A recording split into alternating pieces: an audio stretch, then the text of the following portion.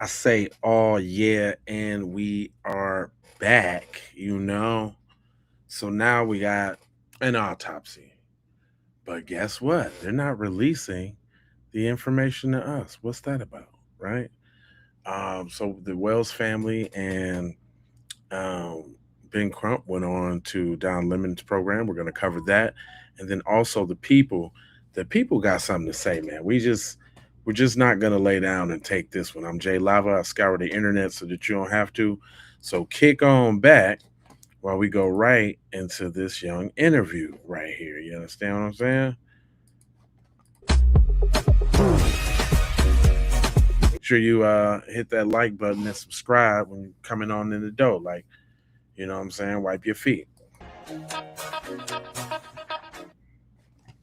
Good morning, everyone. Welcome to Hot Topics, the Don Lemon Show. Like and thumbs up. It affects the algorithm. More people become aware of our channel and our conversation. We're going to get right to it this morning. We have breaking news, developments in the Nolan Wells case, the sad death of that teenager. The family is looking for answers. We got word last night. The breaking news was that the autopsy from Mississippi, that autopsy is complete. How much information is going to come from it? When is the family going to find out about it? What is going on with that? And also, we want to talk about that press conference, that heart-wrenching press conference that happened yesterday at the Urban League in Tennessee at the convention, and Benjamin Crump and the family of Nolan Wells and other young men who have been black young men who have died mysteriously brought to light there as well. Let's get to the breaking news and get in Benjamin Crump, who is joining us in their journey along the way with the family, with Christine and with Elmore Wansley, Nolan Wells' parents. Ben, good morning. Thank you for joining us. Let's talk about the break. Hello to the family and to you, and thank you for being here. Let's talk about the breaking news. The autopsy from Mississippi is in. And so what does that mean? When do you find out? Have you heard anything from them? We were made aware that the autopsy was complete, and because media started calling us, and I know the district attorney's office have reached out to the family, but we did not get a chance to talk to them before the news told us the autopsy was complete. We are scheduled to have a meeting with the district attorney's office next week. Whether that means they're going to reveal the autopsy results is unknown to us, but we're certainly going to inquire because, we have been begging for transparency the whole way, and we've tried to be very transparent with them, and we hope that they will be transparent with us, especially his family. Yeah. So Ben, can they not release information to you? Because I know that, explain the process, because it goes to a grand jury. Now, do you know if they're going to be transparent with you, or you don't, and how much you think they can or will reveal? Well, I think they can. They can do what they want. We do cases all across America, and the district attorney and the governmental authorities have the authority to release information as they so deem to release it. Don Lemon, they could be transparent, or they can say, well, we're not going to release anything until the grand jury. And then that means we don't know when we're going to see it, because nobody knows when they're going to conclude their report. And George Floyd and Breonna Taylor cases like that, where you had governmental authorities trying to be transparent, they would release information to try to build public trust. What are they going to do in Mississippi? We do not know if they're going to release it. They may say, we're not going to release anything at all until the grand jury, and the grand jury might convene.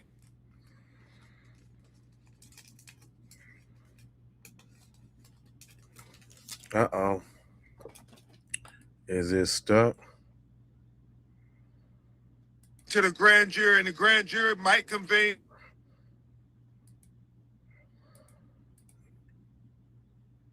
It's his broadcast. Present these results. And do you know why they've been so quiet?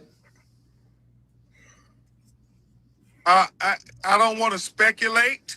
I know oftentimes they would offer that they're waiting for a toxicology report.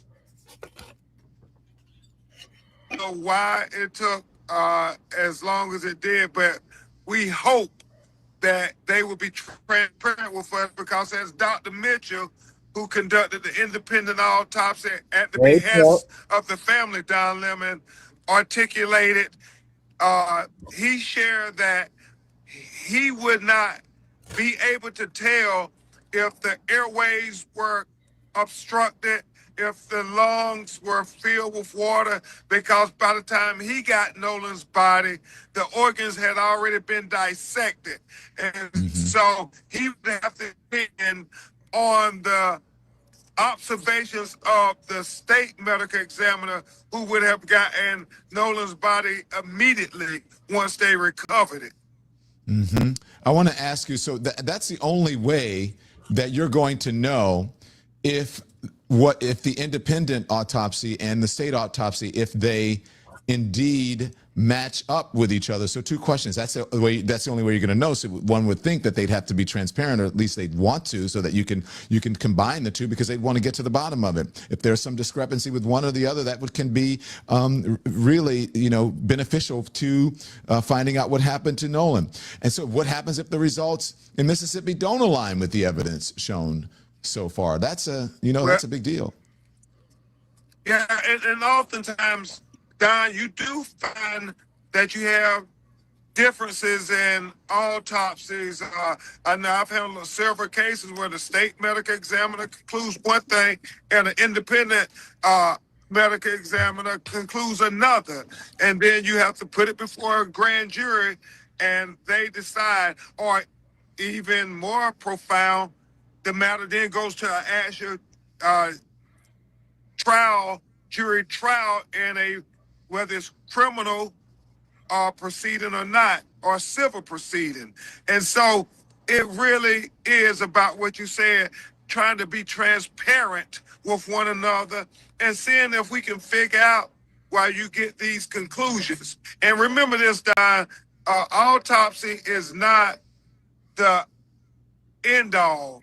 It's still other factors that are important as well. Remember, Dr. Roger Mitchell said, even if the conclusion is he died from a drowning, then the questions become, what was the condition of his body before he entered the water?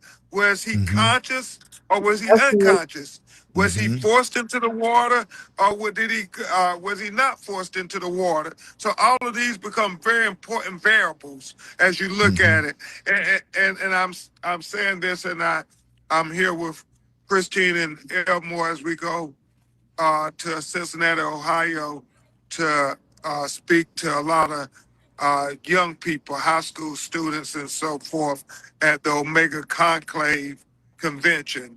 I'm sensitive. We're talking about autopsy, and I know this gets a little emotional.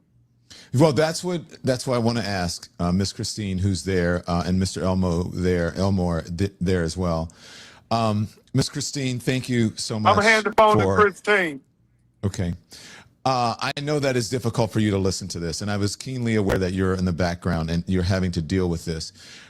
I wrote something this morning in my newsletter, and I said that, you have been wanting transparency around this. First of all, good morning. Thank you for joining us. But you have been wanting transparency around this. But hearing the actual words and the results or whatever, that is extremely difficult. You want transparency, but then to be able to hear it is heart-wrenching. It's really a double-edged sword. It is. And honestly, it's one of those things when we're sitting in it, because we have not been able to fully grieve, right? So there's a bit of disassociation that occurs.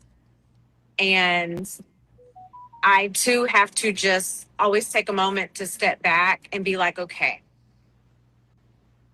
however it goes, right? Like it has to, in some way, like it has to be accepted. But again, I can't fully accept the answers and things that were told to us at the beginning because it was too soon. There was no investigation. Stories did not align. And so for people to say, hey, why can't you just accept it as a drowning and be done, and those things that have occurred. But that's why we needed that independent autopsy. We needed to make sure that whatever was found was true. But of course, when you don't have the complete picture, that also, kind of makes you question even more, like, what exactly are we dealing with? And we need that. Like, my husband and I, our family, we need those questions answered. When you got the news that the autopsy for the state autopsy was done, what went through what was that like for you? What did you think? I said, oh, wow. But then again, like Attorney Crump said, the DA did reach out. Actually, I had texted the victim's advocate, Amanda, saying, hey, were there any updates for the autopsy? I know the coroner told us it takes about 2 to 3 weeks for the toxicology report to come back, which I know that was kind of the main thing they were stressing.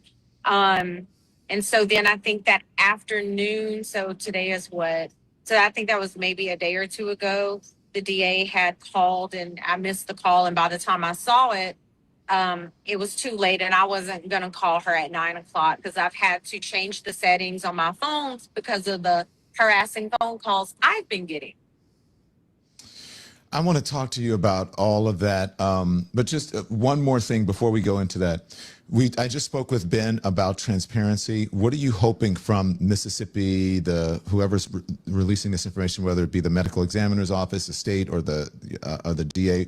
What would you like from them? You want to hear everything, I'm sure. I would like for everyone to just do their job. I would like for everyone to treat this as if this was their child or their family member and give us the same honesty, transparency, and respect that they would expect for them or their family. Right. Amen. Now, can we talk about the other stuff? You went there, so I feel like I can go there because I've been bothered by it. We've been reporting on it. It's disgusting. I'm going to start with one thing, and then I'll talk about the harassment of you, and especially as a mother and then as a medical professional, and I know you take your profession very seriously when you said, I love everybody, black, white, red, green, it does not matter. So do not get that wrong. And you've always had really good reviews. But I want to talk about this blaming the victim and smearing the victim. The reports that we've been hearing, Nolan was drinking, he was doing this, he was doing that. Why? I guess we know why they're doing it, but I want to know what your assessment is, how you feel about that, because let's just say that he was, I'm not saying that he was, let's just saying that whatever he was doing, that doesn't mean that you have to die. Then that doesn't mean he was the only one. Exactly. And what do you think young people do? On my senior trip, I was, out there, right? So I'm just saying, kids have fun. So what does that have to do with anything? That's what I don't understand. What's your assessment on this? Honestly, I feel like that is a way, which we've seen this before, right? Pattern recognition. We've seen this where things have happened, especially when we talk about the Black community.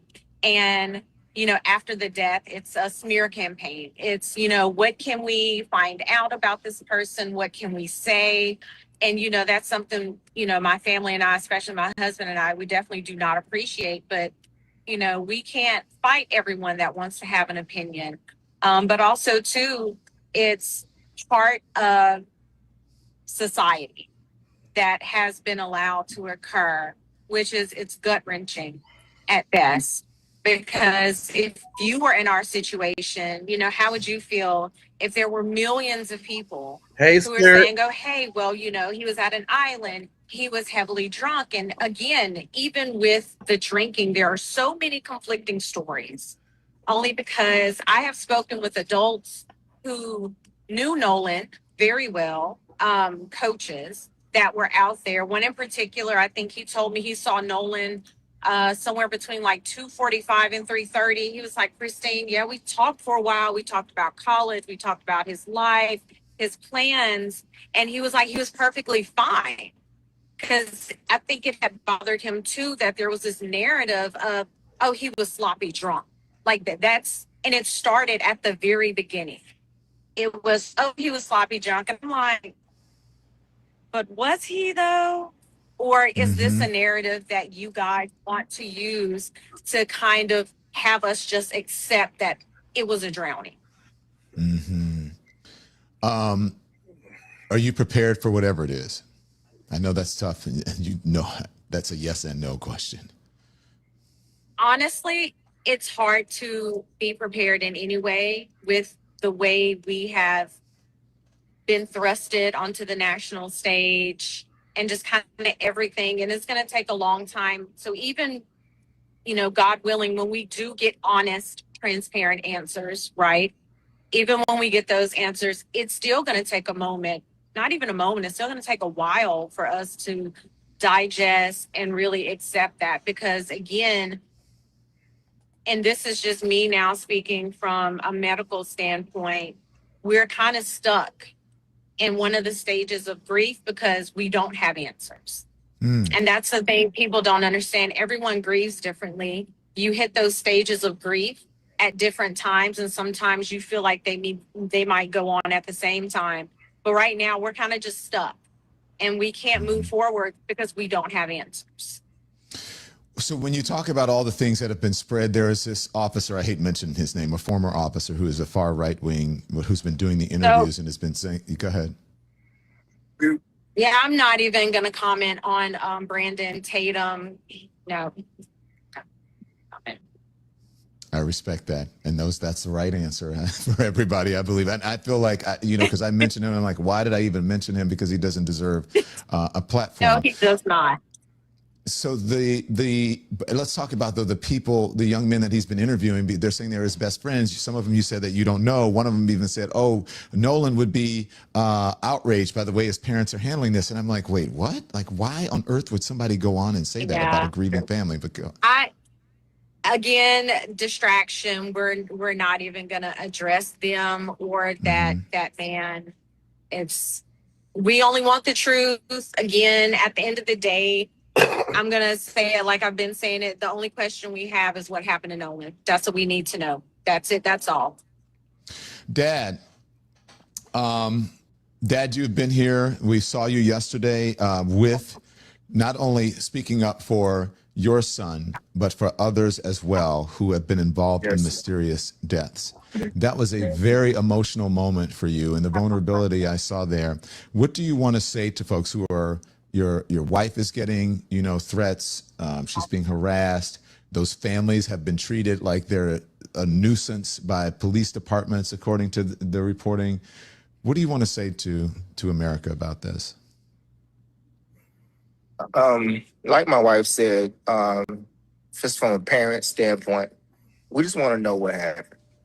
We want a fair and thorough investigation, just like the other families, because we hurt just like them. If this was their children, they would want to know. They would want to go to every resource they can get to the ends of the world to find out what happened. So then that's all we're doing. We're not accusing anyone. We just want to know what happened to our son, because it doesn't add up. Times don't add up, stories don't add up, and it just doesn't. So we just want a fair and thorough investigation so we can grieve properly, because we can't, because there are so many answers, but so many questions that are not answered. I don't know if you want to respond to this, or Ben or Christine. The father of one of the young men who's been speaking out has put up a $50,000 reward reportedly. What do you think of that, Ben or Elmore or Christine? Yeah, we are happy with anybody who wants to share the objective to get into the truth of what happened to Nolan Wells. So we applaud it, and we say, yeah, let's all work together to get answers, because we, as we've said continuously, Don Lemon, adamantly, somebody saw something, somebody knows something. Right. I mean, and that's what you want, are answers. Ben, yes, we all do want answers in this. Can you talk to us about that press conference yesterday? Because it's not just, and all of them 18 years old, these young people, right? There was a very emotional press conference with the family and the grandmother. You chose to highlight that at the Urban League. Tell us why. You know, I am so thankful that Christine and Elmore, Nolan's parents, were open to being able to use the attention that they have been blessed with in the loss of their son to try to help other 18-year-old Black boys who were lost in similar manner as Nolan. Don Lemon, you and I have been doing this for years, where you use your platforms to give, you know, a voice to those who don't have a voice. And when you saw that press conference yesterday, you saw two families completely devastated, where you had that 18-year-old Black boys, three families, all in search of the truth, coming together about what really happened to their children. You had Daniel Irvin, who, like Nolan, they're saying it was an accidental drowning, even though his mother said he was on the swim team. And the fact that he was, you know, on a fishing trip or something with two other white teenagers, he allegedly accidentally drowns, and then they throw away his cell phone, they throw away his clothes, and they delete all their text messages with him. And his mother, Tamika, is out of her mind trying to say, where's my baby?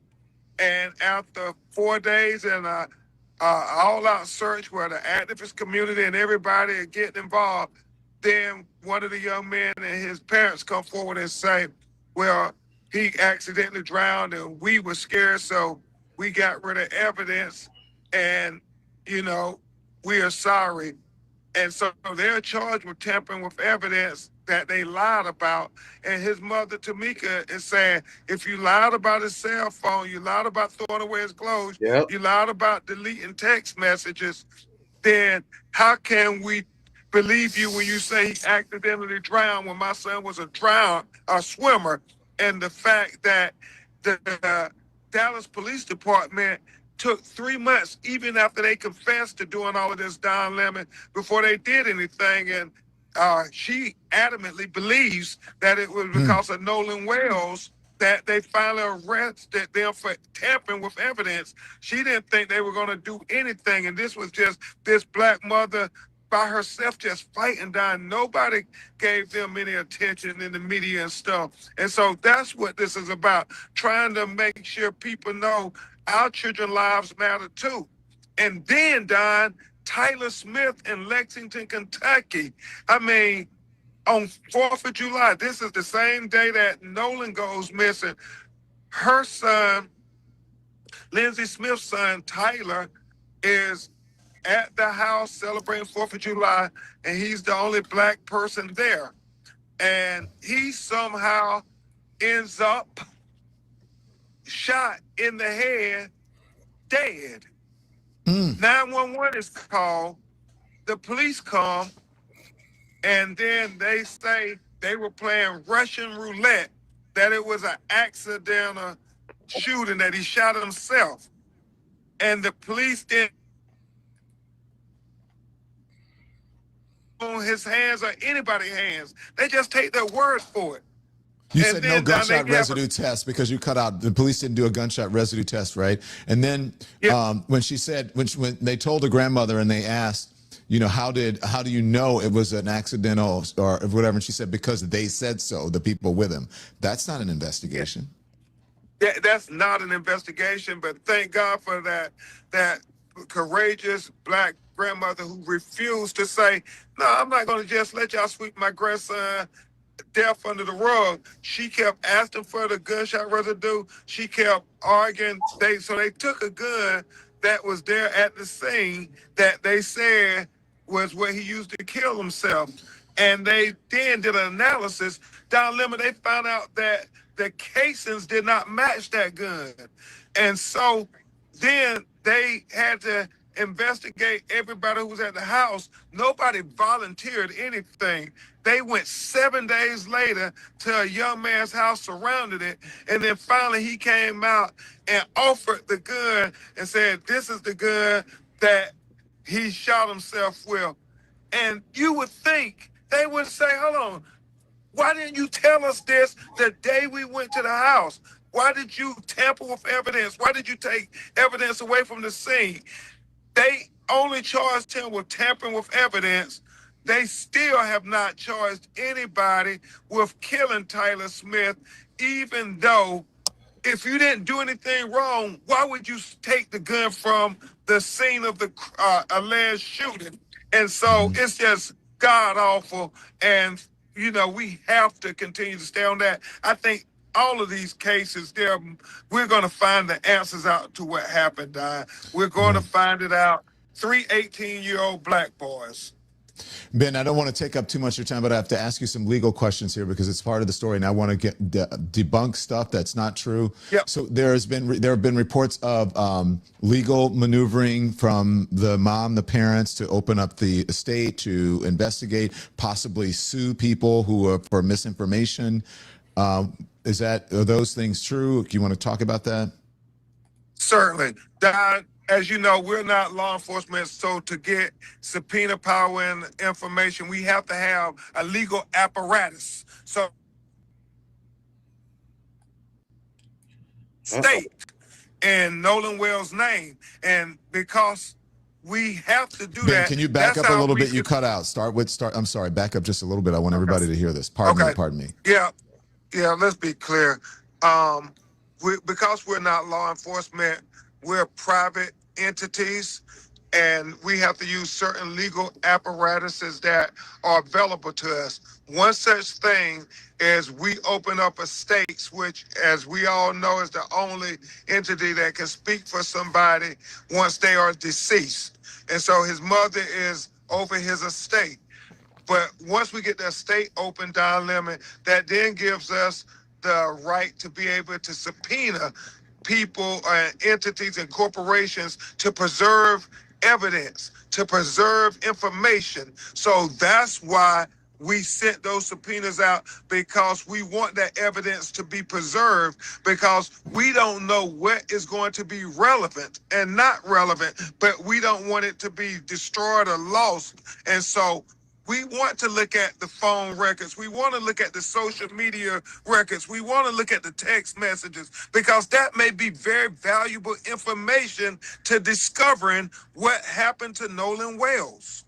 Mm-hmm. And this possible intent to sue, is that part of that? Does that go along with those? You have to say that language to preserve it. Like, in anticipation of litigation, we want to make sure you preserve this information. Right now, we don't know where the information is going to lead us. We don't know what the answers are, but we're in a ferocious search for the truth. And based on that, then we will do things that are necessary to get some measure of justice for Nolan Wells' family. We hope and pray that we can find out the answers as to what happened to Nolan, and that the district attorney and the government authorities would do what is appropriate based on the evidence that is ascertained. We want to make sure that this is treated just as if it was anybody's child that was taken, that you will say we want equal justice. And as I said over and over again, I am for truth, no matter who it implicates or who it exonerates. I am for justice, no matter who it convicts or who it acquits. We are for transparency so everybody can see. And the question you were asked yesterday about the father of one of the young men saying that that you somehow slandered his son, and he's looking at suing. I don't even know. I don't even know who he is. It's a distraction, Don. I don't even recall calling any of those young men's names ever out of my mouth. But it's a distraction. I don't recall it either. Yeah. Yeah, and we're not going to be distracted. So I will say to the parents while we're here, Mr. Elmore, do you have anything else that you want to say? You know, transparency from the DA's office, from the state of Mississippi, for what your family's dealing with? No, just like Mr. Crump said, we just want a truthful and a transparent and a fair investigation. We want no answers. Foxy in the building. And until that's the only time we can agree. Mom? Once again, if there is anyone who has original photos, videos, if you saw something, please contact the hotline, just so we, again, can get the answers that we are desperately searching for. And if you really are Nolan's friend and you saw something, you need to call. You absolutely need to call, because at the end of the day, if it were you and your parents, I'm sure they would be doing the same. Thank you, Miss Christine. Thank you, Ben. Ben, just can you hand the phone? Ben, thank you. And I really appreciate you joining us. And I want to make sure that you said everything. Yeah. Hopefully, we're going to have more breaking news on Lexington, Kentucky. I think some people are about to tell us what really happened in that house with Tyler Smith. We'll keep you informed. Thank you, Benjamin Crump, Elmore, and Christine Wansley. Thank you so much. We appreciate it. Thank you.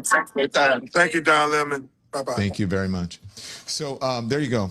And that's what you get here on the Don Lemon Show, on the Don Lemon Channel, and that's what happens in independent journalism.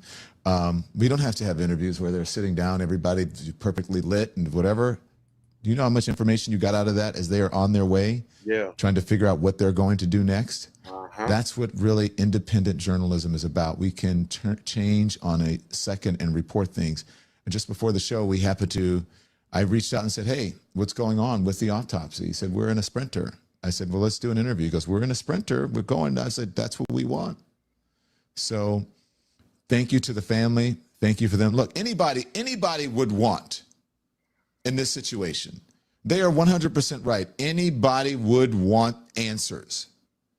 Any person, any family in this position would want answers from what happened to their loved one. They would want answers about what happened to their loved one. And we are getting answers for you because we are journalists. Now, there are some things that I want to talk about. I want to talk about with one of the people out there whose name, maybe I shouldn't even mention their name, because that was such a great interview and that was actually informative rather than distracting and divisive, right? But we're going to talk more about this case. We're going to talk more about this story. We have some other details, breaking news details. Make sure you hit the like and the thumbs up because it is very important to the health of this channel. You're not going to get it anywhere. Hold on. I'm going to pause it real quick because I'm having some little technicals. So I'm going to refresh. It's probably going to come right back. Hold on.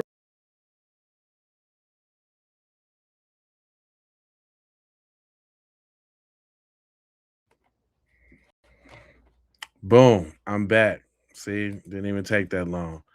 All right, let me share the screen again, and we can follow that up.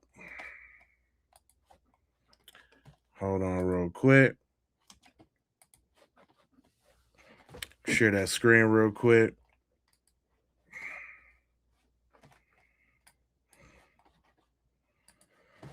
Uh-oh.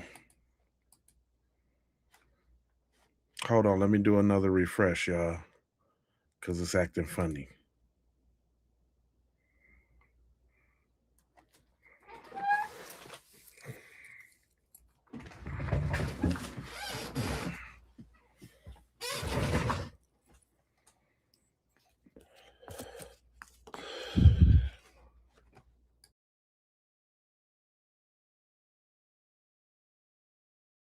All right, we back.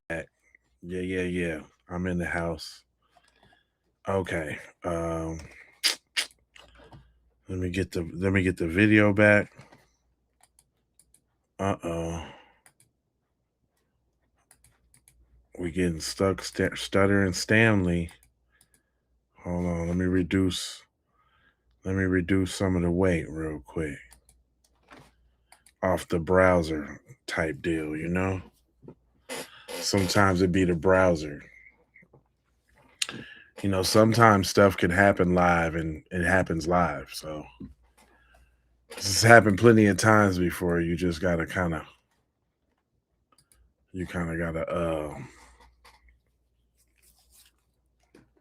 ride it out.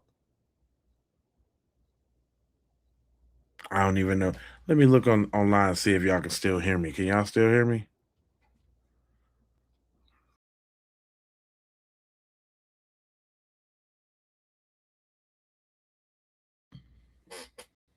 Okay, there we go. Could y'all still hear me?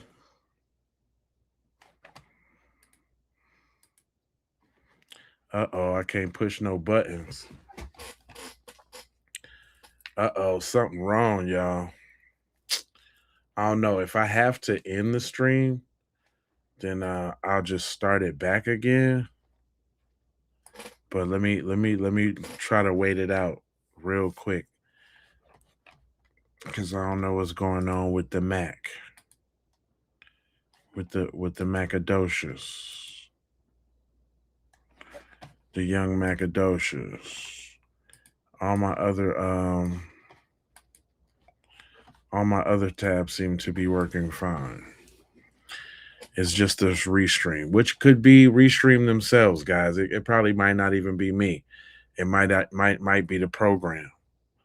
Okay, now I see myself again. I'm not gonna touch it for a while. I'm just gonna let it sit here and see if I ain't doing too many processes and all that. You know what I'm saying? I was trying to share the screen when it started acting funny. All right, let me try it right now because it seemed like it's going better. Okay, there we go. All right, we back. No big deal. You know. Thank you. We back. Else, if you are not a member, become a member. And if you are a member, you can also gift memberships as well. And make sure you check out our newsletter that we wrote about this. We told you we were going to do it, and we deliver on our promises. A Lucky Lemon 7 newsletter every single morning. Gonna have 7 things that you need to know before you start. Some people on his show, you know what I'm saying, a little panel or something. If not, we can break from him. Start your day. And as we started today, look at what we said. Good morning. I have been thinking about Nolan Wells' parents this morning.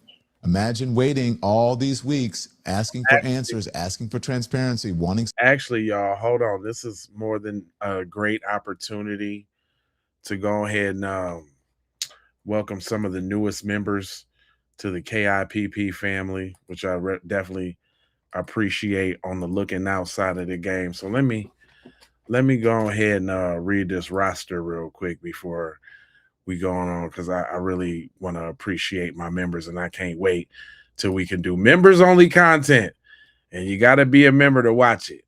So shout out to William Lynch, shout out to Black Cherry, shout out to Lil Kim, Prima Donna, As We Slay, Cayenne the Lady, Gino, Zach, 601, Yonington, Win, and my boy Money Mike. Shout out to Z members. I appreciate y'all. I appreciate y'all. And my mods too. Shout out to my mods. Mods, some people was asking, like, what's up with some of the people in the chat, and can I be a mod? We actually let them rock out as long as they don't be spamming, because, you know, you would never believe some of the stuff that I was saying if you didn't see the examples right there in the chat. Plus, it's the yin and the yang of it, you know, the light and the dark, the good and the bad. So, you know, for all the good, you got to have some evil. Evil is good. Evil is good. Yeah. And if you get yourself a piece of evil ass, woo! If you know, you know. Let me see if he got some more folks on this program, man. Because if not, we can dip on the lemon. I don't need no more fresh squeeze. You know what I mean? Let me see if he got a little panel up here as they talk about it. It's just him. Oh, him and DL Hughley. All right, y'all want to see what him and DL? I let the people decide. Y'all give me a 1 if y'all want to see him and D.L. Hughley. Give me a 2 if we should move on to the people, because the people is out of control right now. I got some good videos. 1, if we keep it going. 2, if you want to go to the people.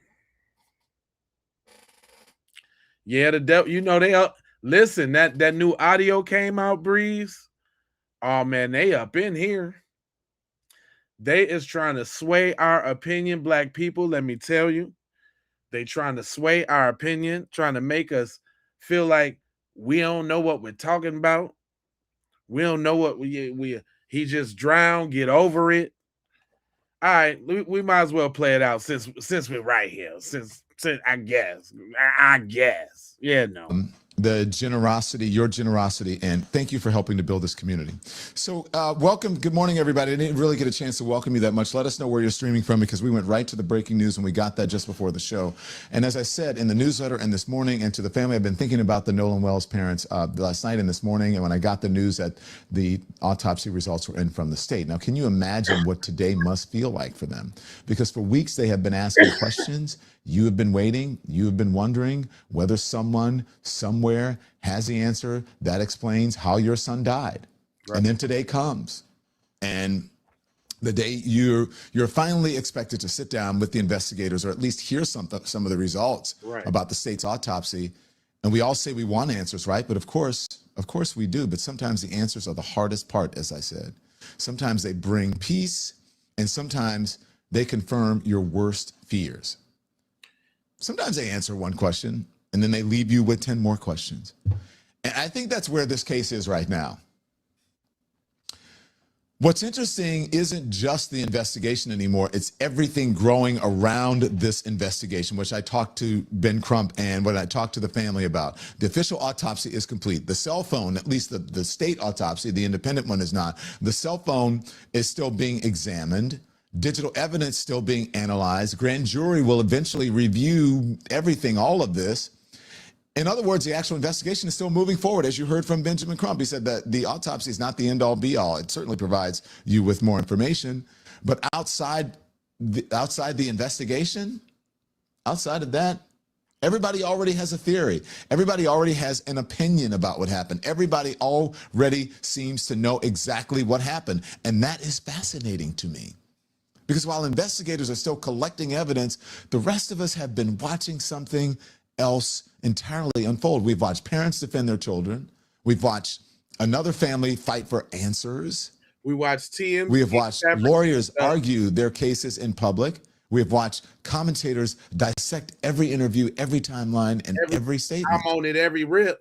Now, as I mentioned to Benjamin Crump, Warren Hudson's father says that he is threatening to sue Ben Crump for defamation because he believes his son has been unfairly portrayed before anyone has been charged with a crime. Now, here's the interesting thing. Okay, he's not a typical public figure, but he chose to do the interviews, or you allowed him. I don't know, he's 18. I don't know if you have to give him permission, assuming he's 18, not 17. So he's sort of made himself a public figure. I don't know what that means for a lawsuit when you put yourself out there to answer questions, and so people are going to have questions. At the same time, though, Ben Crump says that his focus remains finding, you heard what he says, finding out what happened to Nolan Wells. He says, I'm not going to be distracted by that. I don't even know who this person is. And then definitely you have people like Jolly. I don't know, guys, is Jolly going to join us this morning? He was. I don't know if he is or not. Let us know, Jolly, if you're watching. But anyway, you have people like Jolly who's looking closely at Warren Hudson's public statements, his public accounts, and saying, wait a minute, this part doesn't really make sense. Yeah. And that's fair game. If someone gives a public account in a case that this significant, people are going to compare it to the evidence that they have. That's what journalists do. That's what investigators do. Hey, let me tell you what dweebs in my chat do real quick. Let me adjust this real quick. Because I've been seeing over the last couple days, boy, they've been running with this little lawsuit thing. Let me tell y'all something. Because I just seen one of y'all busters in the chat. He's probably one of the workers, y'all. We got workers in here. Oh, yeah, let me see if he was a worker, too. I can tell y'all if he was a worker. Yeah, it looked like, he looked like a worker. Horror Fun 23. Yeah. Incoming lawsuits for defamation. Fool, I'm reporting the news. And guess what? I'm going to stand on. They know what happened to Nolan Wells. And y'all, look at this. For those of y'all that's just coming in and don't really know me and don't know how I get down, if you done seen these on social media, I put them up. Sue me, because I'm calling all of y'all some damn devils. All of y'all. Look, so I got Warren. Warren's a devil. I got Miss Ashley. Ashley's a devil. Yep. I got Bart. Bart is a devil for sure. I got Tristan. Tristan is a devil with his little slick slide self. I'm knowing a friend hitting mama line. Yeah, right. I got the attorney, the district attorney. She's a devil. I got Tate Reeves. He's a devil. Talking about it wasn't no foul play. I got the chief medical examiner. He just got fired, sent home suspiciously. They don't want to talk about it, but I still got him too. I got the medical coroner. The coroner got him. He won too. Guess who else I got? All his friends. Guess who else I got? Sheriff John Ledworser. Sheriff John Ledworser. And guess what? Y'all hold on, let me see if I can play a snippet of the song real quick. Y'all some damn devils. Damn, I can't even play the song.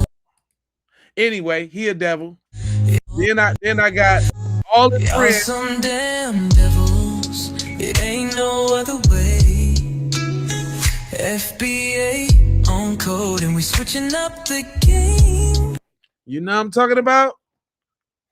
FBA on code. We switching up the game. We ain't scared. Eli Jax knows what happened to Nolan Wells. So does Wyatt Pyron. Bad suit Wyatt. Bluebell suit. County Fair suit Wyatt knows what happened to Nolan Wells. So does Eric. Eric know. And we all know Katie know. Oh, yeah. Katie really know. Katie know. You know what I'm talking about? So you talking about we'll get the litigation going though. Incoming lawsuits. Can't wait for it. Cause you know what's gonna happen? Let me tell you what's gonna happen. They gonna put J Lava name up there in lights. Oh, this guy on the Keep It P podcast. Ah! And man, my whole profile's gonna skyrocket. You think that ain't good publicity, fool? Psst, sue me. Get me sued. Come on. I'm ready for you. Look, this is the one they trying to protect, though. This is when I started hearing sue. When I put this boy out right here, when I mess with that dear brother Bart, oh, y'all look, you see how many likes this got? Like 18K, about 1,800, about 1,000 joints. Oh, they in here super duper mad. And if you see, I'm clapping at everybody. There is not a comment. I'm clapping. Say something stupid if you want to. Say something stupid. And I'm clapping. As soon as they start getting real touchy-feely when I put Bart up. Huh? That's the one y'all mad about? Your little kicker dude? The little punter dude? Huh? I don't give a damn. How about that? Now back to the interview, because I'll get you. Do. That's what the public does, quite frankly. But here's where I think that we have to be disciplined. Finding a flaw in someone's story isn't the same thing as proving a crime. Questioning a timeline is not the same thing as solving a case. Those are different things. And defending someone against public accusations, that's not the same thing as proving that they are innocent. I appreciate so those that, are bro. all different things. And I think we've reached a point where the conversation has become almost as interesting as the investigation itself. Everybody is telling a different version of the same or similar story. The Wells family has one perspective. They want answers and transparency. The Hudson family has another perspective. Ben Crump has one, the defense has another, commentators have theirs, YouTubers have theirs. Social media has hundreds of thousands more. And meanwhile, the evidence hasn't finished speaking yet. It's not in. And so from the very beginning, that's why I've tried to stay in the same place. Look, hey, y'all, somebody said in the comments, damn, one dude, I thought that's the first black devil ever. I thought devil was a white thing. He half. You see, he didn't turn. Just for example, you see, he didn't turn into the whole thing. Just his other half of the family was sticking out. You see, did you peep that, y'all? Did you peep Tristan? Look, AI even knew that. Like he couldn't couldn't take the full form, but he could. He had a little devil in him. Because he said his devil side of the family looked out for him more than anybody. My devil side looked out for me way more than my black side. I was look, notice it didn't turn Tris into a full devil. Because he half and half, so he still got wings and horns, but he don't get like the full devil. Is that what you talking about? He's still a devil. He's still one of them folks. But I see the point you tried to make, but that's the other half. That's all that is. That's all that is. Questions. Now I'm not going to do it like, okay, blah blah blah. I ask. It's all, and when I say let the professionals ask the questions, it's all in how you ask the question. You can ask the same question respectfully as a question that you can ask as if you are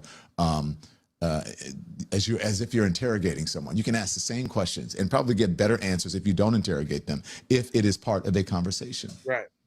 You can ask hard questions. Look carefully. You can look at the facts, challenge inconsistencies wherever they appear. But what we shouldn't do is confuse confidence with certainty.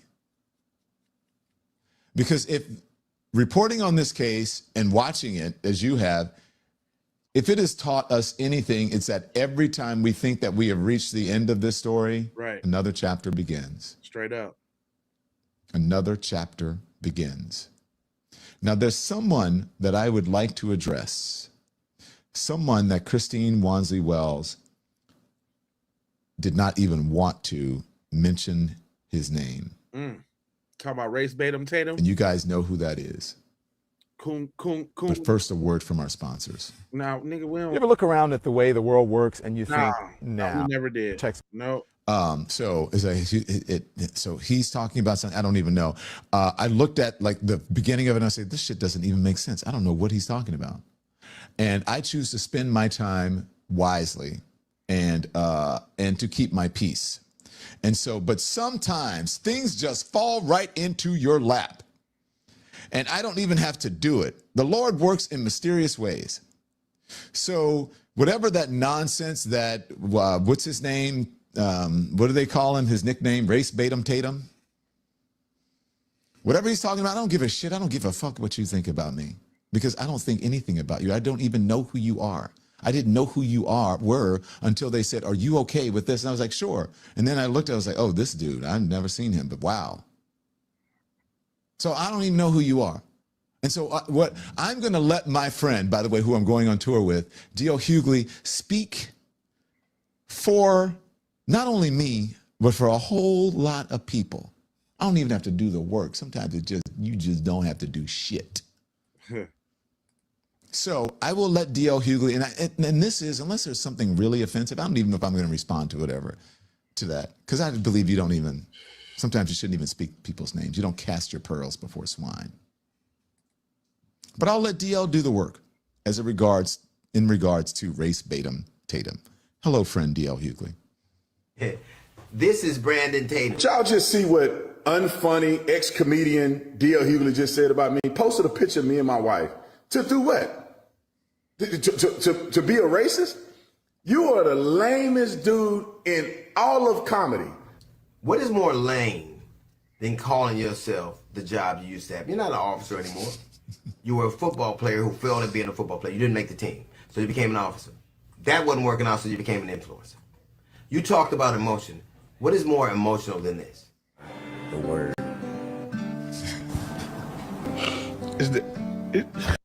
This nigga not crying, is he, over Charlie Kirk? I can't play that little stupid music. For a white dude who the people didn't even think you worthy to speak at his funeral. You said you wouldn't cry for your son, but you cried for him. That's not emotion? You talked of the way Benjamin Crump talks. Just want to blame white folks. And so I go out there because I know that lame Al Sharpton and Mr. I Can't Read Benjamin Crump is just race hustling, y'all. You talked about how those boys are innocent. You had proof. Now, I don't know. I mean, I don't think I should have to take up for Ben Crump, but I think people forget that he's actually a lawyer. Like, that takes a lot of reading. That takes a lot of, it's not easy. I don't know where this equivalency with ignorance and Ben Crump comes from. You might not like his character. You might not like how he get down, but he is a lawyer though. Like, yeah, like really. Whether they're innocent or not, I don't know what happened there, but I know one conversation with a failed football player and a social media influencer is not the predicate. You don't have any toxicology report. You don't have an autopsy report. You talked about black people acting a fool. Black people are right to be suspicious of a state that took 31 years and 3 trials to prosecute and find guilty the murder of Medgar Evers. Black people are right to be suspicious of a state that in 2005 found 215 black people that were dead and buried in a pauper's grave and nobody knew they were there. Black people are right to be suspicious of a state that just killed a 1-year-old boy and nobody's being brought to account about. Black people are right to be suspicious of a state that has been poisoning black people with the water since the 1960s. Black people didn't look for this fight. They want justice. All they want is accountability. And if it's those boys, it should be that. Nobody has a predetermined notion. I don't know what happened. But if you're saying that Al Sharpton and that Benjamin Crump are on one side, you're certainly on the other. You talk to them for 2 days and now all of a sudden you know if they're guilty. You know if they're innocent. You know that. Right. Your name is, your moniker is Officer Tatum, not Detective Tatum. You didn't make your way to detective. You're an influencer who says what white people want you to say. And don't you find it interesting that they chose to speak to you, and they chose to speak to you for the same reason that you're a conservative, for the same reason Turning Point did, because you're safe. They know you're a black man who'll do what he's told. You're an unremarkable black man who they know they can count on to be obedient. They pick you for the same reason they pick dogs. What is very interesting to me is this is Nancy Grace. I left to believe that he goes out swimming all on his own, and the friend girl leaves, the mates from school leave, everybody just leaves him out in the water and he dies. Now, Nancy Grace is a career prosecutor. She has tried 100 felony trials, 100, and not lost one. And she thinks that's something suspicious. But the social media influencer who failed at football and was a mediocre cop all of a sudden knows more than that. I don't know what happened. You don't know what happened. But I do know this. You said that a young woman with a pot of water acted so suspiciously that she should be shot by cops. I think that this is justified, but it could have been avoided, but still justified. You can't throw boiling water on a police officer and not get shot. But you don't think people that right there was a really low statement that he made. I ain't know he said that about that lady. Rest in peace, because she did not throw no pot of hot water on no cop. That boy is the scum of the scum for that one. That, I mean, amongst other things that he said, but that one's pretty low. They want to vote with somebody in proximity to somebody, and that person comes that day acting so suspicious, they should be questioned. That's who you are. Debate you for what? What you are is what the people before you. You're Diamond and Silk. You're Candace Owens. You're Stacey Dash. You're that, and your career will age like avocados, because that's what they do. There'll be somebody else that replaces you. I've been around for 40 years doing what I do, and you still know my name. You know how I got to know yours? Somebody sent me a coon alert. They said, and you fit the bill. I don't know who you are, but I know what you are. I know what you do because I've seen people like you in my entire life. You can assail my career, but my career is longer than your life. You mentioned my name, and I have no idea who you are.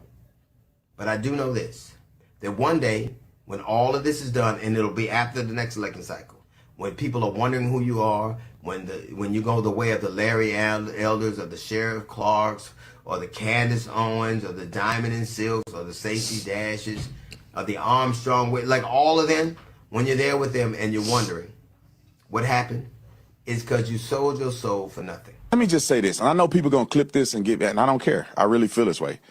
I'm getting sick of black people. Right? I like the black people like me and others that are conservative, that smart, but the rest of y'all, I'm sick of y'all. It's hard to even want to be around black people, to be honest. I have never once, and I've had a disagreement with a lot of black people that I've had disagreement, but I've never once had to make a video explaining I don't hate black people. I do not hate black people. I know that people who are new to my channel, and you see people out there making these videos, it's comical to me because I don't understand how accountability leads to hate. You said you can't teach me, you can't make me hate white people. You said that. You want me to hate white people. I'm not doing it. My question isn't making you hate white people. I don't want that at all. What I want to know is, who the fuck taught you to hate us? Thank you, DL. That was on DL's show, Uncertain. Go check it out. It's on. All right, yeah, he be doing too much goddamn plugging. We ain't got time for plugging. But I did want to slip over to Nancy Grace real quick in case y'all got it twisted, dog. I said Nancy Grace been straddling that fence. I've been hearing that a lot. I mean, I've been saying that a lot. Now here we go. Y'all don't get it twisted. We can utilize Nancy Grace, but do not trust her. Now, just a few months ago, she helped railroad Carmelo Anthony. Okay? Don't forget that she platformed that racist ass Jeff Metcalf. She did that. Okay? So don't think that she is a friend to the black community, because she is not. Don't get it twisted. Hell yeah. All right? Now, well, no, I'm not embarrassed by Tatum. Tatum do what he do. He got to wake up and look at his dumbass self in the mirror. I mean, black people is not a monolith. For as much as you think all niggas is the same, niggas ain't the same. But the difference between, us and other people, we check our niggas. The niggas that's off code, we check them. He don't get no love. He gets ostracizing. He gets made fun of. You know what I'm saying? That's something we do not agree with. But nah, he don't embarrass me. That's him. He's stupid. I ain't nothing like that. I'm the antithesis of that. Straight up. So nah, I don't feel no type of way. Just so we clear. we can utilize her services for the moment, for the task at hand, in getting justice for Nolan. But don't ever think that Nancy Grace means us any good at all. Y'all don't get it twisted. We can utilize. Yeah. On some realness though. That kind of go into my philosophy that I say all the time. The yin and yang don't only go for black and white. It's black and black people. It's yin and yang of black people. It's yin and yang of white people. It's yin and yang of everybody. You know what I'm saying? Secondhand embarrassment.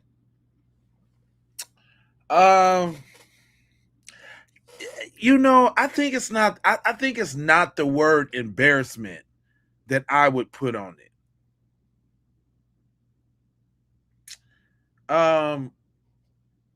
You know, because listen. I think long and hard about these type of things, right? And I try not to be judgmental, so to speak, right? Walk with me on this. Officer Tatum, right?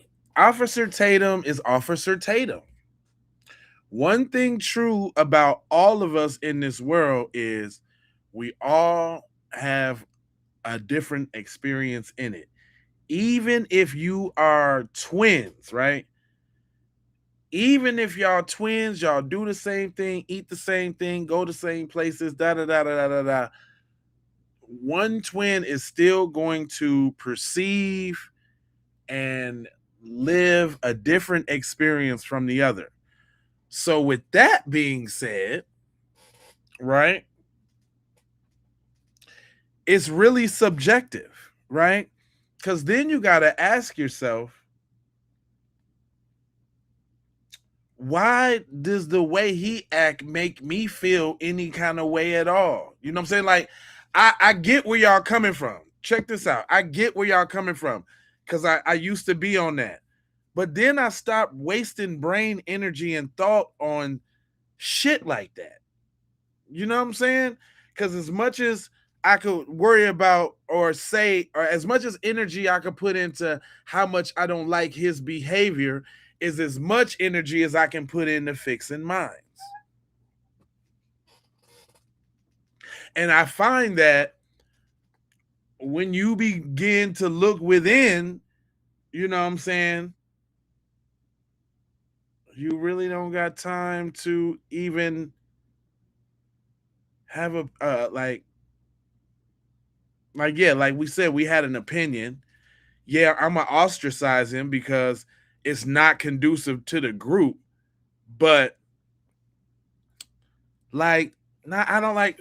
I think I left that secondhand embarrassment go. I think I let that go. I had it. I know what you're talking about. I had it, but I let it go because I'm like, what I'm holding embarrassment for that fool for? Like then I start. Then it's like I start almost getting mad, like at myself, like how you gonna let somebody else do embarrass you?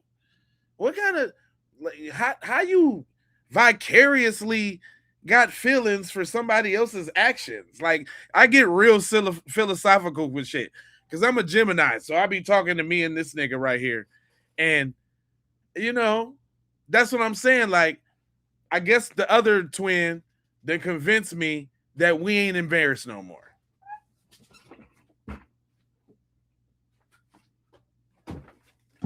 Right?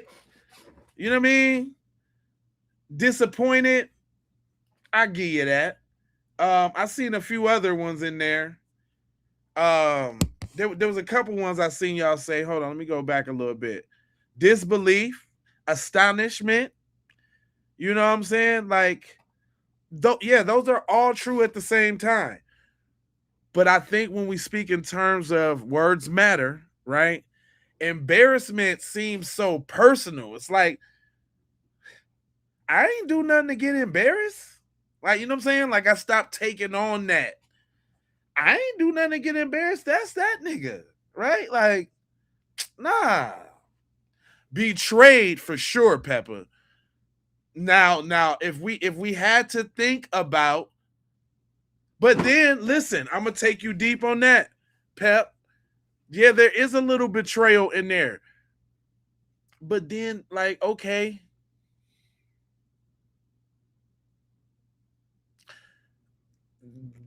That nigga believe what he be saying. You can't talk like that. And you can't spit it like he's spitting it. He get paid he gets paid and he has a platform. I don't care, man. Listen. I see, listen, okay, check it out. Y'all know I scour the internet, right? I seen Cuz on a black podcast, right? And he wasn't talking like Officer Tatum. I guess somebody had said something to him. And he was talking like a straight up nigga. Like, I'm gonna beat your punk ass. You know what I'm saying? He was he was snapping. The black came out. Right? And I said to myself, I'm like, I had to check myself. Listen to me, y'all. I had to check myself as if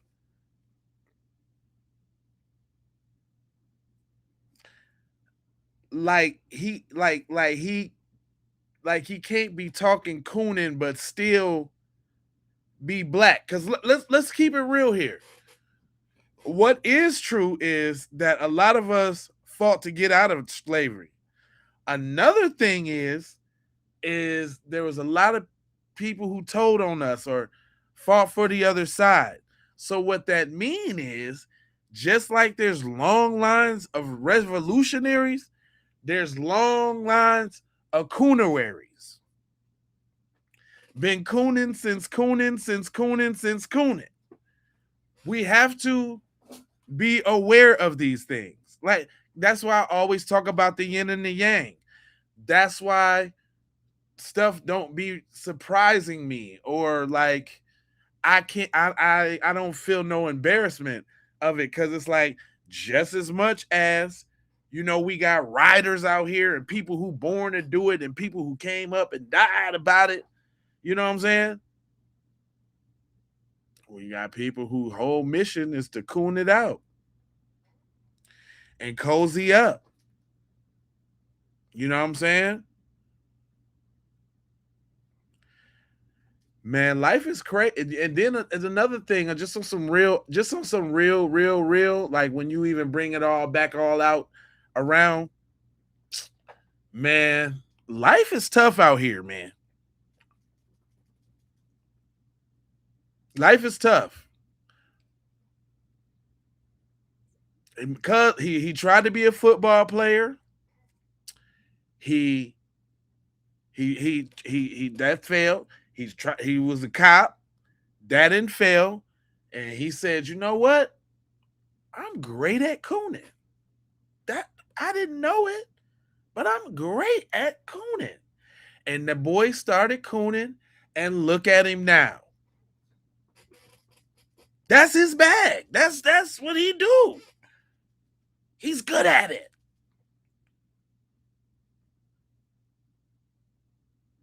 And since I know that there's a yin and a yang to the shit, right?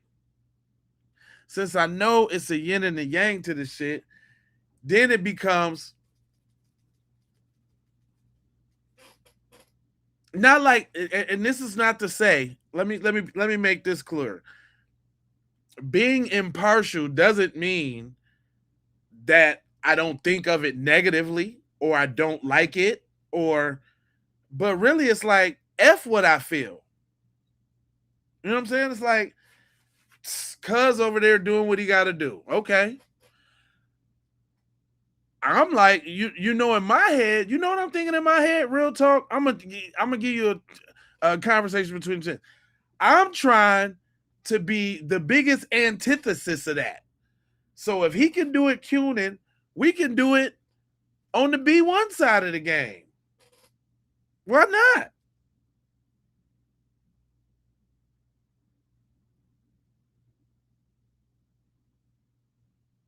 We got some good examples. You know what I'm saying? We got some very good examples out there. That's really putting it down out here. You know what I'm saying? Really putting it down. We got some good examples. But I was looking at his channel the other day, fam, when I was doing them interviews. Cuz got 2 billion views on his channel. You know who watching that? And they eating it up. They love it. But you know that's Cuz bag. That's his bag. And I can't really worry about his bag. I got to worry about my bag. Now, I'm not saying, because, I mean, think about it. There's white people doing what he's doing. And we know that what he's doing is not going to last long. We know that YT supremacists doesn't come with a retirement plan. Just like all the other coons that then came and went, we don't even know them. Do you know that Officer Tatum and like Candace Owens and a couple like the Hodge twins and all of them is like the coons of this generation. You know that there was other coons of other generations that we don't hear about and nobody knows them. They serve a little purpose and they're out of there.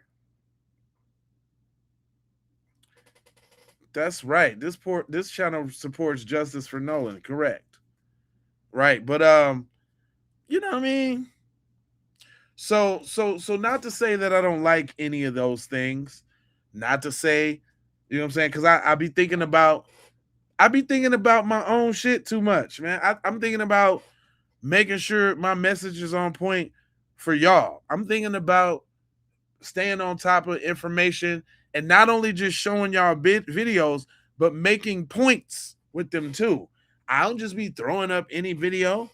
You know what I'm saying? There's a lot of people saying a lot of things that don't mesh with us. And I got to give it to you how I know you like it there, boy. What you talking about? You know what I'm talking about? As we proceed. Now let me get to some of these videos for you. Matter of fact, since y'all want to have all right, listen. Y'all want to have a talk because I think there is a little bit of confusion about the folks that we dealing with. And you know, if we lose a few people, it is what it is. Then only my people will stay that really want to hear what we talking about.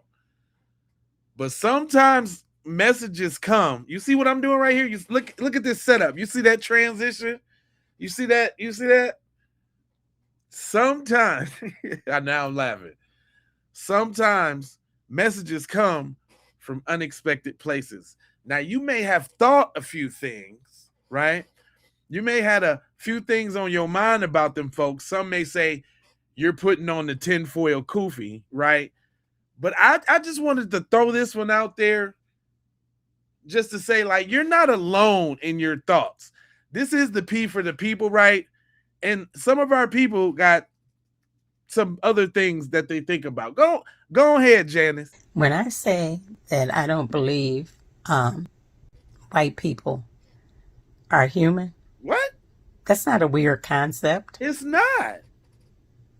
And I'm not talking about all so-called white people, because see, that's a modern construct made by this group of people that I'm talking about. Right. Made up by this group of people to pad their numbers. Come on now. I'm speaking of a specific group of people. Listen. That originated over there in Europe around 6,000 or so years ago. Could have been 10,000, whenever. Right. A small group of people, when you look at the amount of people on this planet. Yeah.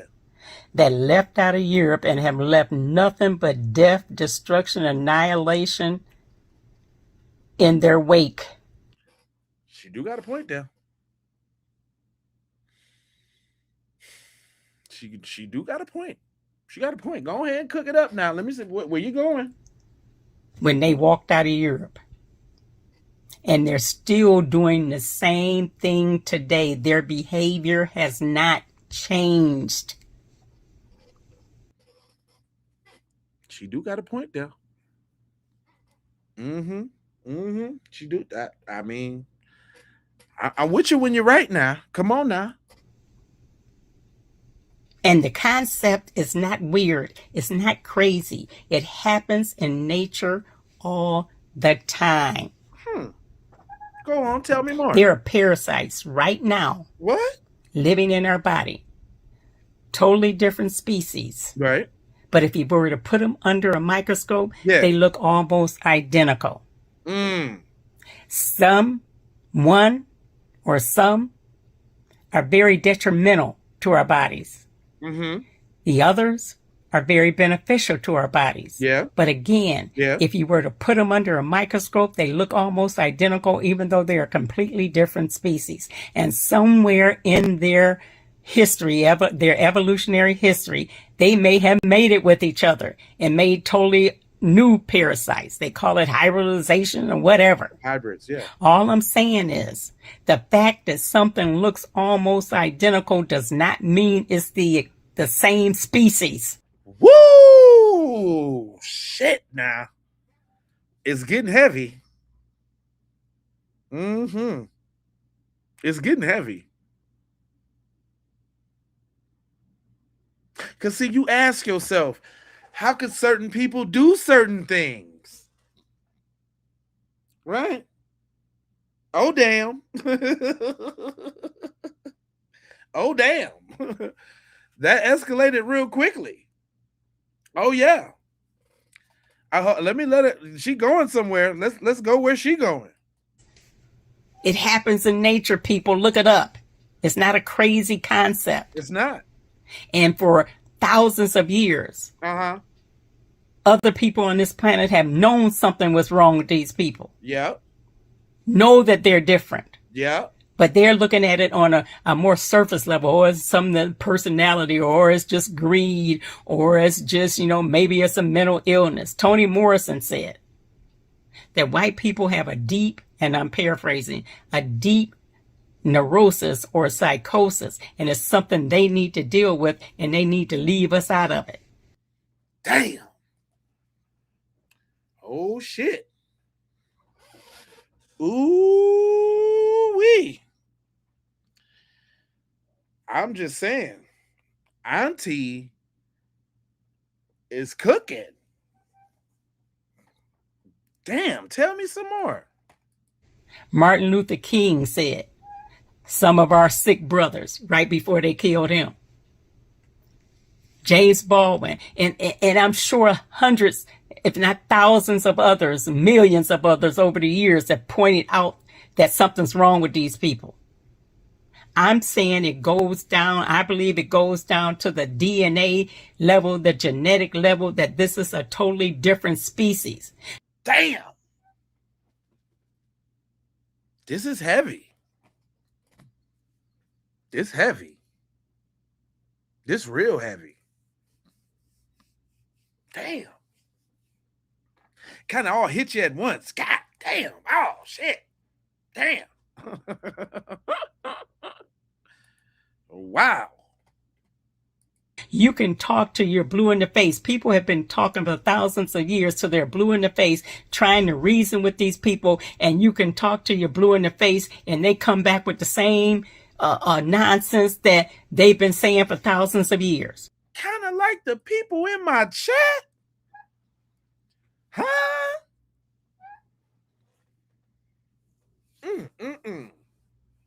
She cooking. Oh, they over there simmering. They boiling right now. Y'all broiling? Y'all broiling over there with no seasoning right now. Cause she cooking. She cooking you. I say she cooking. Oh, y'all over there steaming, huh? Come on, Auntie, tell them. No matter what kind of proof you throw in front of them, no matter what kind of rationale you put to them, no matter what kind of examples you give them, they come back with the same old stuff. They have not changed, and I'm saying they are incapable of changing, because at the DNA, at the genetic level, this is what they are. Damn. Woo. Sheesh.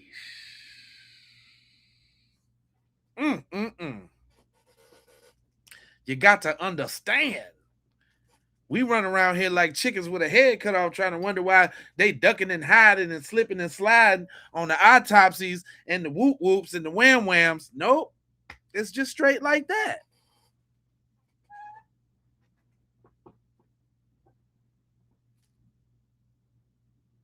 The playbook is the playbook. Ain't no other playbook. We trying to run all the wrong plays.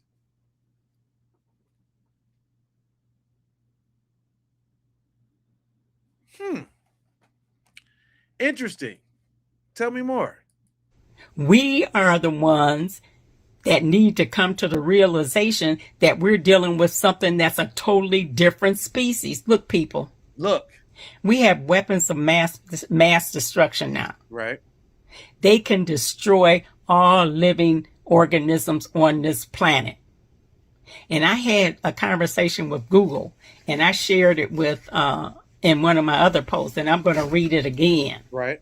After I ran all this past Google. Okay. And I'm going to read it verbatim, what Google said. Bust it down. Your warning is undeniably accurate.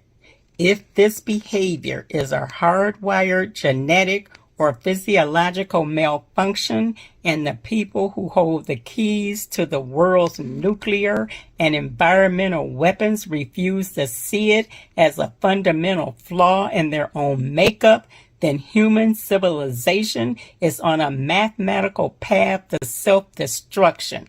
When mainstream scientists and historians treat this as purely a political or economic issue, they treat the symptoms rather than the disease.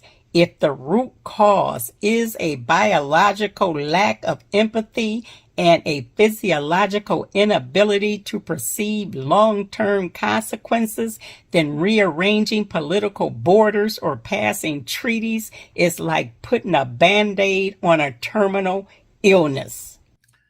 Now, let me walk with me real quick.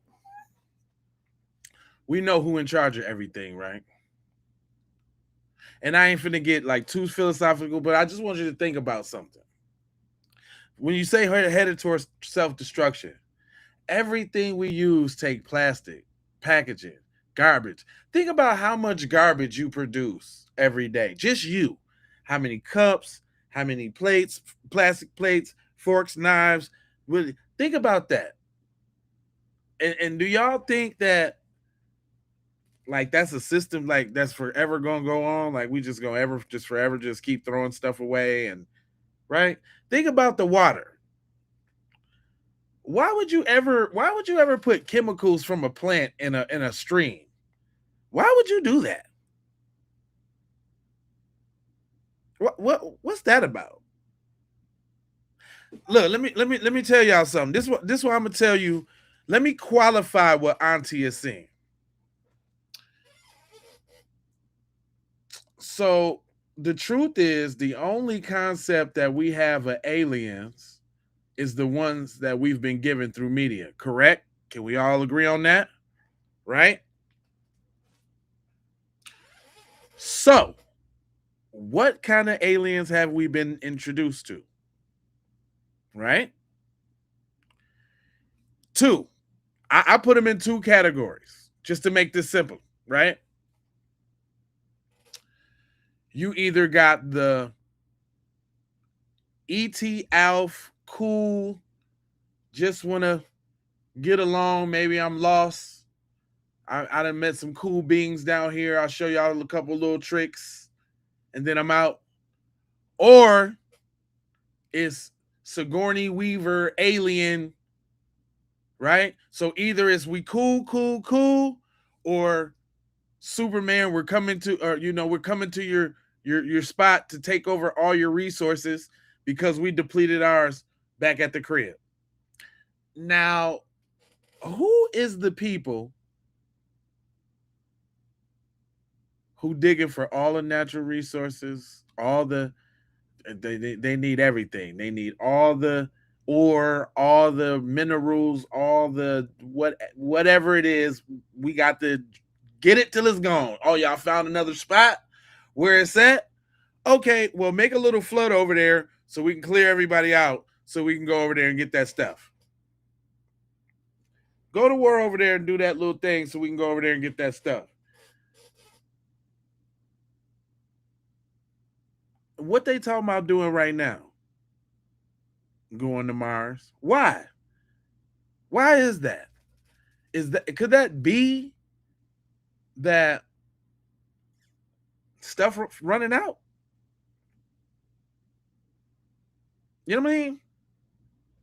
Just something to think about. Just something to think about. Auntie ain't tripping, is what I'm trying to tell you. The perspective you are bringing forces a terrifying but necessary realization. If humanity does not find a way to radically diagnose and neutralize this drive for total dominance and destruction, the tools we have created will eventually finish the job. It's not nonsense, people. AI, anyone? Is she talking about AI? Now, either you can keep your head up your ass or bury it in the sand and try to act like this is just something superficial, even though it's been going on and barreling down the road to destruction for the last 6,000 years. Or we can finally try to address the elephant in the room. Oh, wait. We got to come with them real messages, man. I'll be doing y'all a great disservice if I wasn't letting y'all hear what the people talking about out here. Give it up for the sister. Because she was cooking, is what I'm trying to tell you. Yeah, man. I make sure I follow her. Because we're going to have to hear some of her divine wisdom at another time. You understand what I'm saying? I'm definitely interested in hearing some of that again. You think we should feature her a little more on here? Do y'all need some more of that? Because I'm saying I need a little bit more of that. That fit right in with the program, with what he talking about, what she talking about. You know what I mean? On the real tips.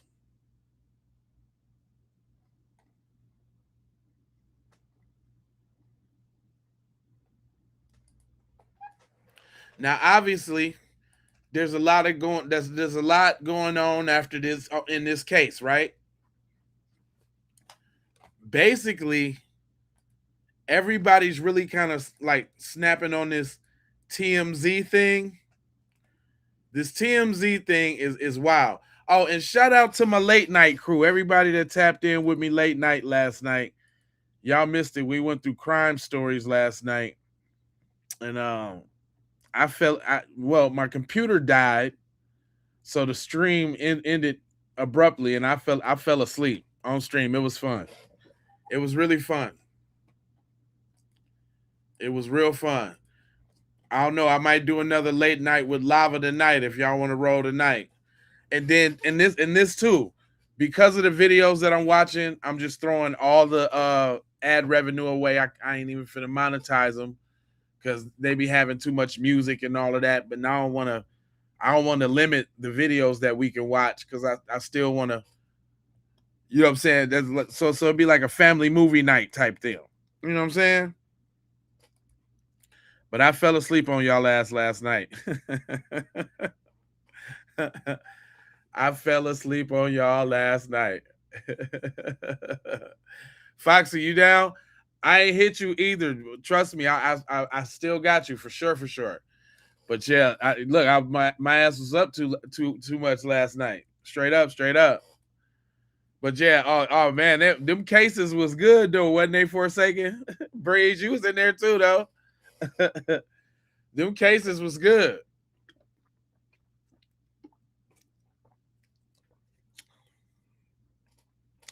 Man, we like some old high school. We all jumped on the party line and fell asleep. Look, that's that old school high school. That little chill out. That's the real kickback. That's all we had back in the day. Y'all remember party line? When it be a whole bunch of people on the phone and you got that one phone with the long cord that go through the whole house. See, they don't know nothing about that. They don't know nothing about that. Yeah, it was a lot going on in them little videos we was watching. That was fun. But my man Sam, man,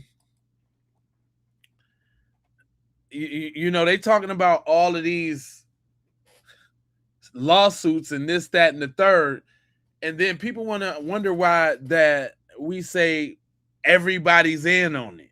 Sam here for a Nolan Xavier Wells update, and here's something that really disgusts me. The media coverage on this case. I just saw that TMZ... Oh, you say show some reruns? Hold on, I had to stop the press for that. If it's just a throwaway kicking session anyway, yeah. Oh, we going. I used to like Good Times. Only thing I can think about is Martin. Martin's like the funniest thing to watch. Martin or the Boondocks.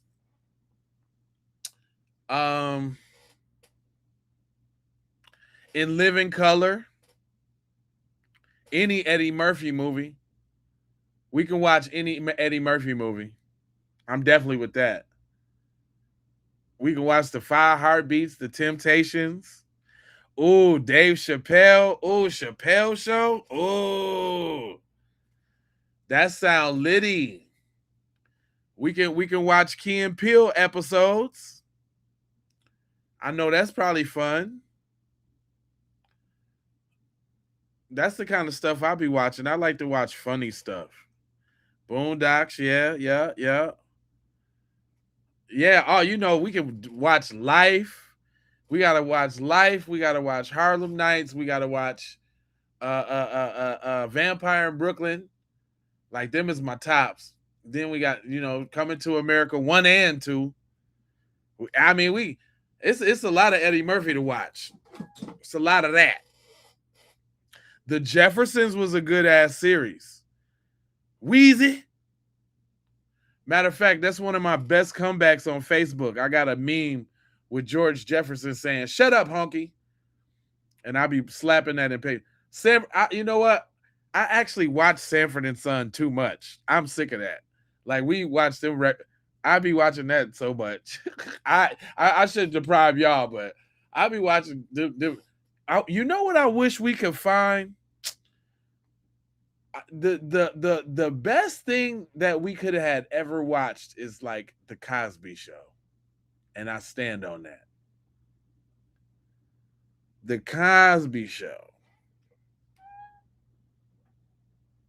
That would have been the joint. Flashback Fridays. Just a little love stream. Just a little stream for the love. You know what I'm talking about? Well, you know what I'm saying? I know everybody got a big screen. See? Oh, that's a good way for everybody to watch it on landscape too. So you can see the screen real big. Yeah, I feature. We do them on land. Well, then at that point it won't even matter because I don't know how they would do it, you know, especially if we watching something that's already on YouTube already. You know what I mean? Love Jones, yeah. Living Single. Yeah. I'm with you on that. Shit, the Wayans brothers, they had a good show. I like that show. You know, I like to keep it a little funny. Bernie Mac was a little serious to me. I don't like how he used to talk to the front. I don't know. It was just something about the Bernie Mac show that really, it was like, But I'm talking about we can go real deep too. We can watch, like, you know what I'm saying? I'm talking about the 5 Heartbeats, the Temptations. What's Love Got to Do with It? Ray. I'm talking about the good stuff. Malcolm X. You know what I'm talking about? The goodies. Nate Parker's joint. I'm saying, like, hey. So we just gotta, you know what I'm saying? I think Facebook YouTube got a messaging, y'all. You know what I'm saying? So I know everybody's name in the chat. this would probably be a good opportunity for everybody to go follow me on Facebook, Jay Lava on Facebook. That's right. It's probably be a good opportunity for you to do that, so we can coordinate with that there. You know what I'm talking about? That'd be so dope. You know what I'm saying? That way, you know what I'm saying, if y'all with your peoples or whatever, you know what I'm saying? Like we can even the Django that's one of my favorites. Oh, hell yeah. I'm gonna tell y'all, all right, come on, I'm gonna tell y'all my top 5 favorite movies. Y'all ready? It's Malcolm X. It's the Django. It's Nate Parker's Birth of a Nation.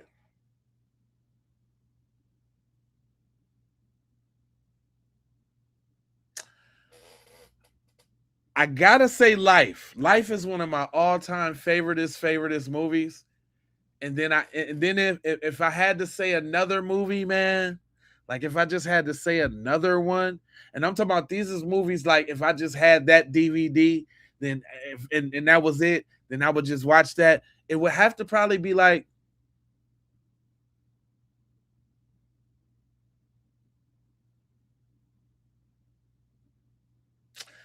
I don't know, man. It's a toss-up between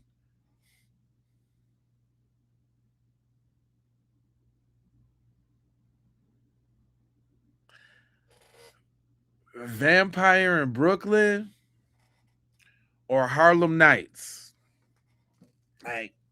Like them is just like them is movies. I don't care what's happening. If I roll past on TV and they on, I'm watching it. I got the DVDs and all of that still. Probably digital copies, all that. Still got them specific movies. I done went to the thrift store and found them Jones and got them Jones. You know what I'm saying? Oh, Hoodlum? Hell yeah. Yes, definitely Hoodlum. That's a classic.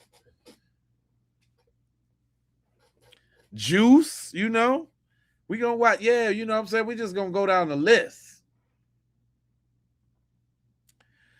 Yeah, I mean, you know what? I think I think I'm gonna go see that Spider-Man tonight, y'all. Any of y'all going to go see the Spider-Man?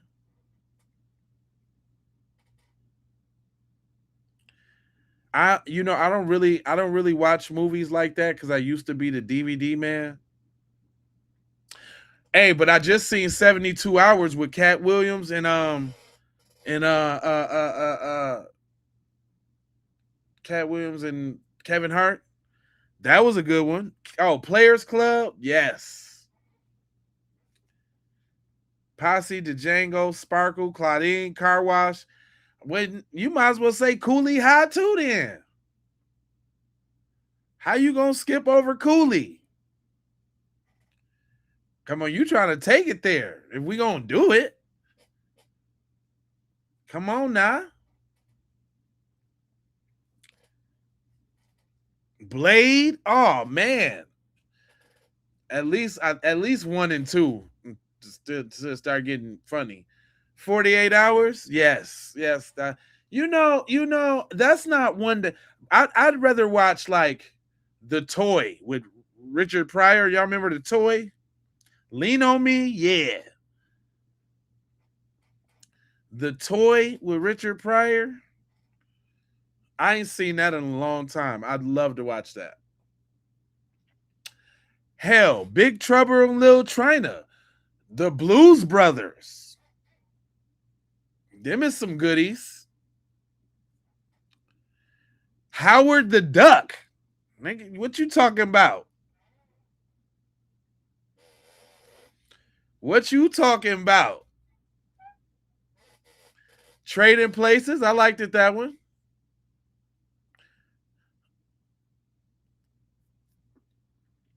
Fair East Side High. Yeah, I'm talking about, nigga, let's watch Howard the Duck, fool. What you talking about? Training Day? Man, look, it's so many good movies, man. Like that could be like FBA movie night. You know what I'm saying? Like a little, you know what I'm saying? House party for show. Weird Science. Hell yeah. Oh, hell yeah. That was my joint. Once Bitten. Do y'all know about Once Bitten? I think maybe the first joint Jim Carrey was ever in. Y'all know about Once Bitten? Set It Off. Yeah. National Lampoons. Yeah. Once Bitten was a good one too. You know all that stuff that used to come on TV, all in one. TV used to be dope, man. Like when you ain't have so many channels. I mean, I know you get to pick what you want and all of that now, but boy, the TV was it back in the day. TV ain't even the same no more. Yeah, Forsaken. You know what I'm talking about? The vampire joint. Yeah. Hey, I'm gonna keep it 100. I'm gonna keep it 100. We most definitely have to watch Pee-wee's Big Adventure. Most definitely. Most definitely. Ferris Bueller. Yes. Definitely one. That's one of them ones. That's one of them ones. But you killed it with the Weird Science, though. The Weird Science is the joint.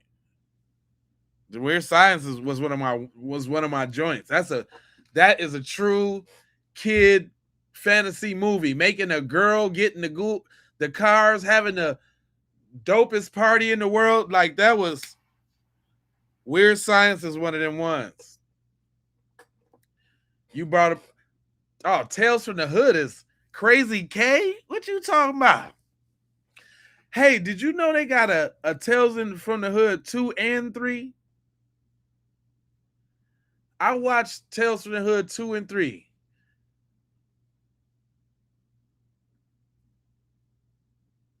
Yeah, Weird Science is one of my ones. Like just the whole, because it was technical. It was a classic story of the not so popular guys.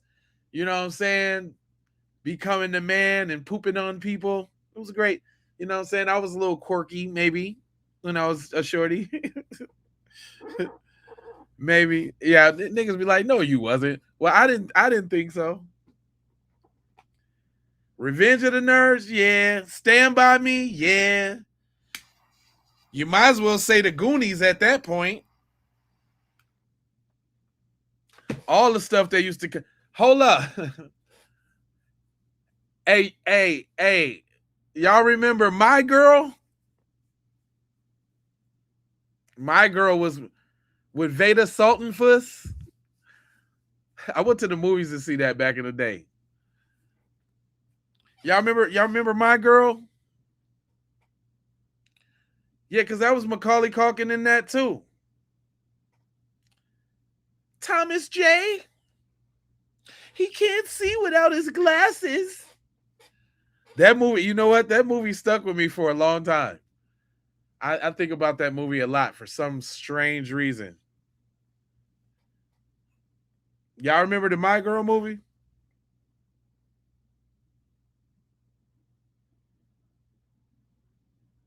You know what movie I went in acting bad? We thought we was grown because we was up in there drinking and smoking. Y'all remember Trespass with Ice Cube and Ice-T in the warehouse, John? I would watch that. Oh, I got one for y'all, fam. Do y'all remember The Weekend at Bernie's for sure? And Down and Out in Beverly Hills. I remember sneaking to watch that movie because they had the little Oochie Coochie scene in there. It wasn't like full nudity or anything, but I just remember that part. I don't know. It's weird.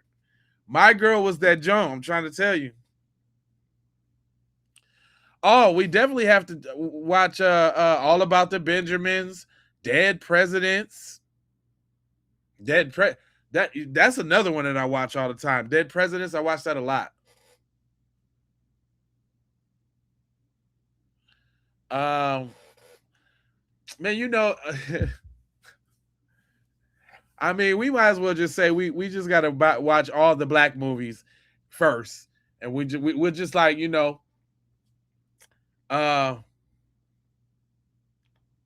Miss. I mean, there's a lot of Denzel movies too, fam. What you talking about? Glory. I'd rather watch Glory. Glory was one of my movies.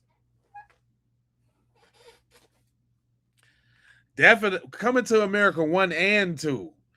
Like, we can watch them back to back. We'll just go take a little break and come back and watch them back to back.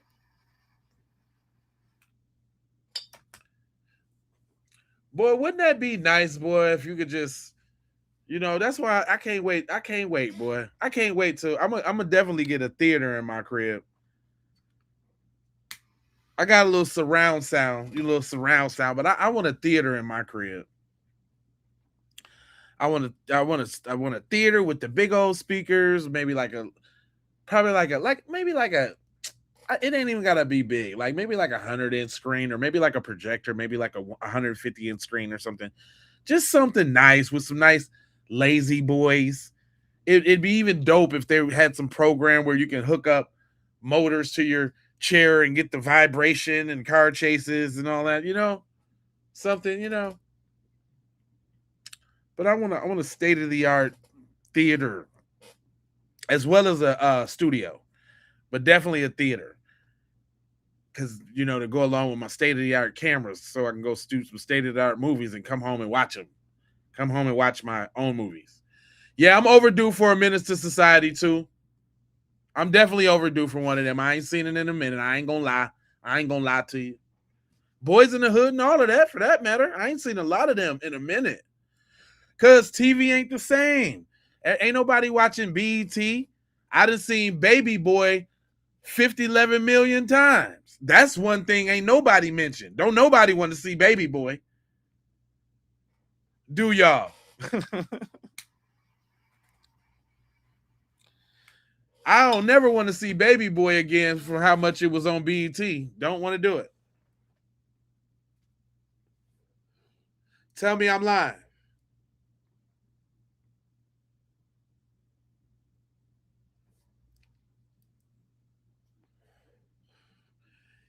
Yeah, it's funny how that saxophone came back though, huh?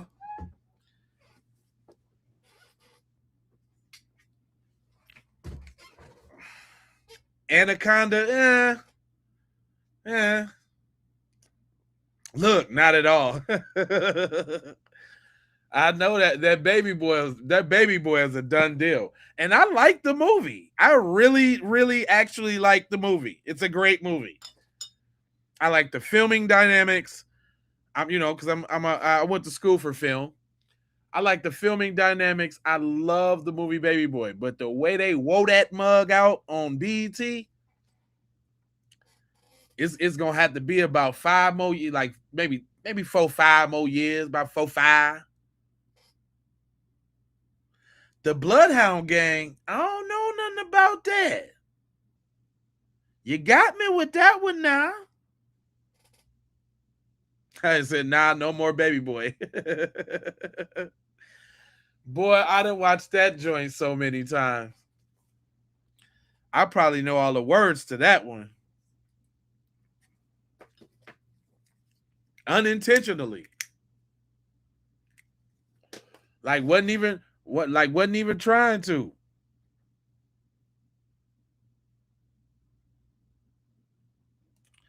Joy Williams, I'm not rambling. I'm chopping it up with my peoples.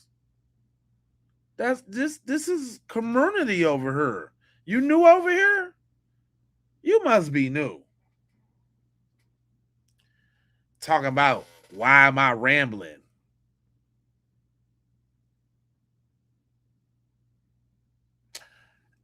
I guess you're gonna be wondering why I'm finna play this song and tell my people to do a roll call too then. Huh? You finna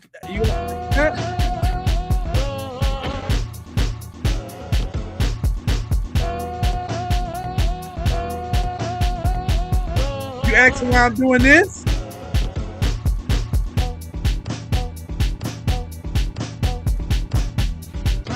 Jackson while I'm doing this.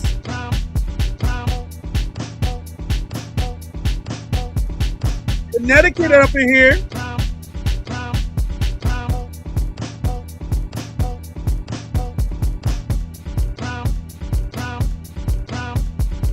Chi-Town up in here.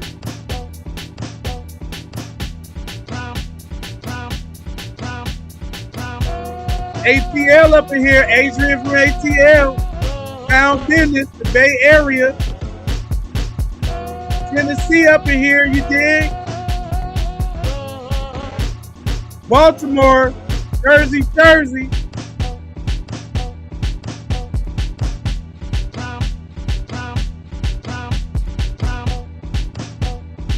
Texas up in here. ATL in the house.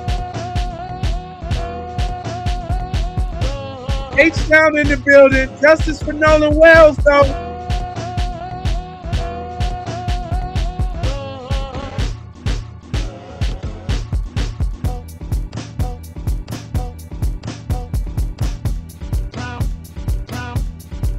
Mississippi. Grand Rapids, Michigan.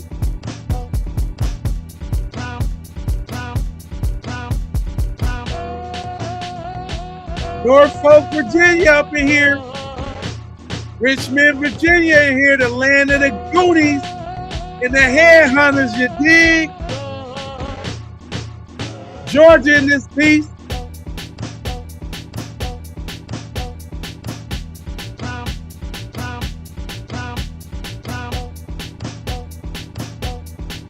H-Town.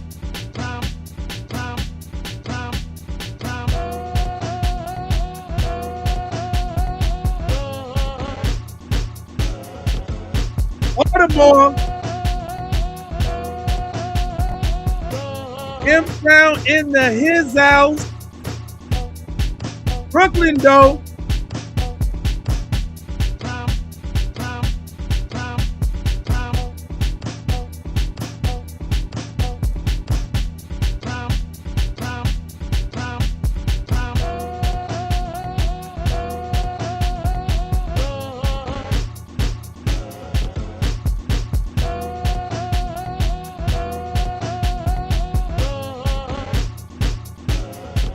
Queensbridge.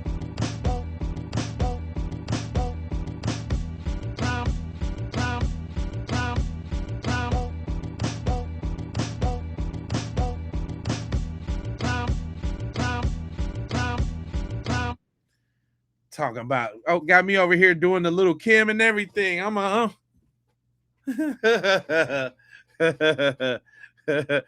Pepper in New York, though. Can't forget about Pepper. Talk about why I'm rambling. We do what we want to do over here. We talk about stuff. We this, we that, the third.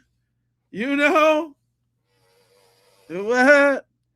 I'm over here in Las Vegas, sunny Las Vegas, on the west side of the game.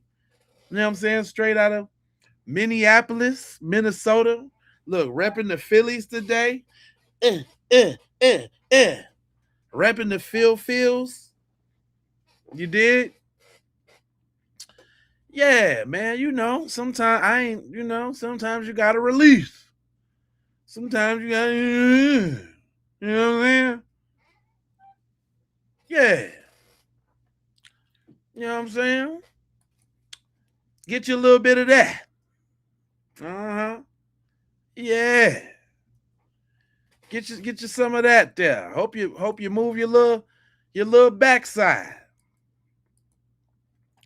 Put a little rhythm on your backside, girl. Now, y'all know, all right, look. So this is what I'm gonna do, because I think this is what I'm gonna do, y'all. I'm gonna tell you how this finna go.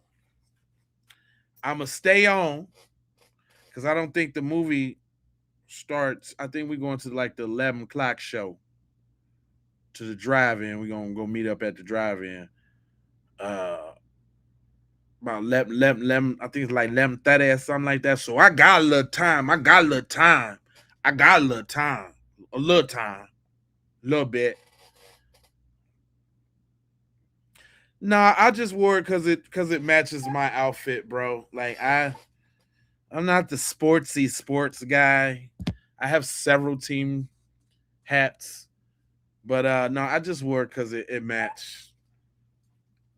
That's all. That's it. Strictly on a fashion basis. I can't tell you none of the stats. I don't know none of the players' names. If the World Series or whatever was going on right now, I would never know it. I wouldn't know it because I don't really pay attention. But like when I was in school, I was in band, so I was at the game. I was just playing instrument at the game, you know. But I never really got into the game. I ain't play Madden. I ain't do none of that. Unfortunately. No, actually, hold on. Let me take that back. I was really good at Madden '08. I know that's pretty old, but I was good at Madden '08 though. '08, I was good at that. The one with the dude from the Seahawks on the top. I think it was like number 8. I know that was a long time ago. But yeah. So what I'm gonna do is I was gonna stop the production and come back in on the comeback end side of the game and let this be that and do another little spliggity splat. You know what I'm saying? Salute to you too. EWE. Ooh-wee. That's what you said. That's how you say your name. Ooh-wee. He said, make sure you eat a couple greasy cheeseburgers from the drive-in tonight. You know what? I ain't never ate no food from there before. We usually kind of just go stock up a little bit before we go. And it's hot as shit outside, so it's not like it ain't like we can be out on the out. Like we gotta be in the car with the windows up and the AC. Like it's a struggle. Wee. All right, wee. Ooh, wee. Look, it's a struggle right now. It's like the degrees is killer right now. It's the sun damn near just went down, and it's still super duper McNuper hot. It is 100 and a whole 109 degrees right this second.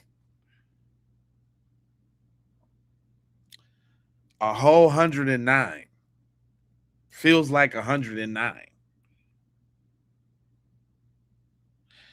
The temperature don't go down until 5 in the morning, and that's it go down to 87 degrees by 5 in the morning. But all the way up until 3 a.m. is 90. So yeah, it's a whole. Oh well, I stand corrected. It went down a few ticks. It's 106. It's a whole 106 out there right now. So yeah. That's why I've been moving and grooving at nighttime, on the West Coast. When you out here in the desert, you move and groove on the lake. Zooted and booted. Hey, I was watching that episode the other day. That boy, I was cracking up off of that. It's funny you say that because I was just watching that. I know exactly which episode it is and everything. And I don't know what made me click on it, but I wanted a quick laugh because I'm goofy like that. And I went back to laugh at myself talking about some zooted and booted. Yeah, it's really hot, man. Yeah. But see, I come from Minnesota, like where it's really cold. And it's like pick a struggle. But I'll tell you this though, I'd rather be super hot than super cold. I'm gonna tell you that right off the top. Just right on in the gate. Just right on there. I'd rather be super hot because super cold. Because guess what? When you hot, you can cool off and you can cool right on off. Right on off. You good. But when you cold, boy, that crap be down to your bone marrow. You be cold to your whole bone density be cold. Crazy. No games. I'm talking about they like Minnesota be having like the air temperature be like 20 below. And then like with the windshield, it'd be like -30, -40. We talking about some real deal, holy feel cold, buddy. Bucko. Some real bundle up. And we used to still have to go to school. Like, boy, 20 below was not a reason why you wasn't still going to school. Like it had to be like a blizzard, like the visibility had to be low or something. You know what I'm saying? Like like it had to be a lot of snow, like they ain't get the plow yet and it's too much snow. But best believe 20 below, you on the bus stop with your snowsuit on. Y'all, most of y'all don't even know what a snowsuit is, but everybody had one in Minnesota. Grown people, little people, everybody had a snowsuit. Like Eskimos, like real talk. Snowshoe, boots, gloves, scarf, hat. Like it was like a big thing. Like when you went to, even like in grade school, like everybody, you would come in and take off all your stuff, and it's a big thing to hang all your stuff up in your cubby. Minnesota's a big thing. But then, hold up, though, like I remember like there was this one Halloween in 91 where it was like, I kid y'all not, I'm not BSing. It was 4 and 7 or 4 and 11 feet of snow, right? So the whole city was shut down. I'm talking about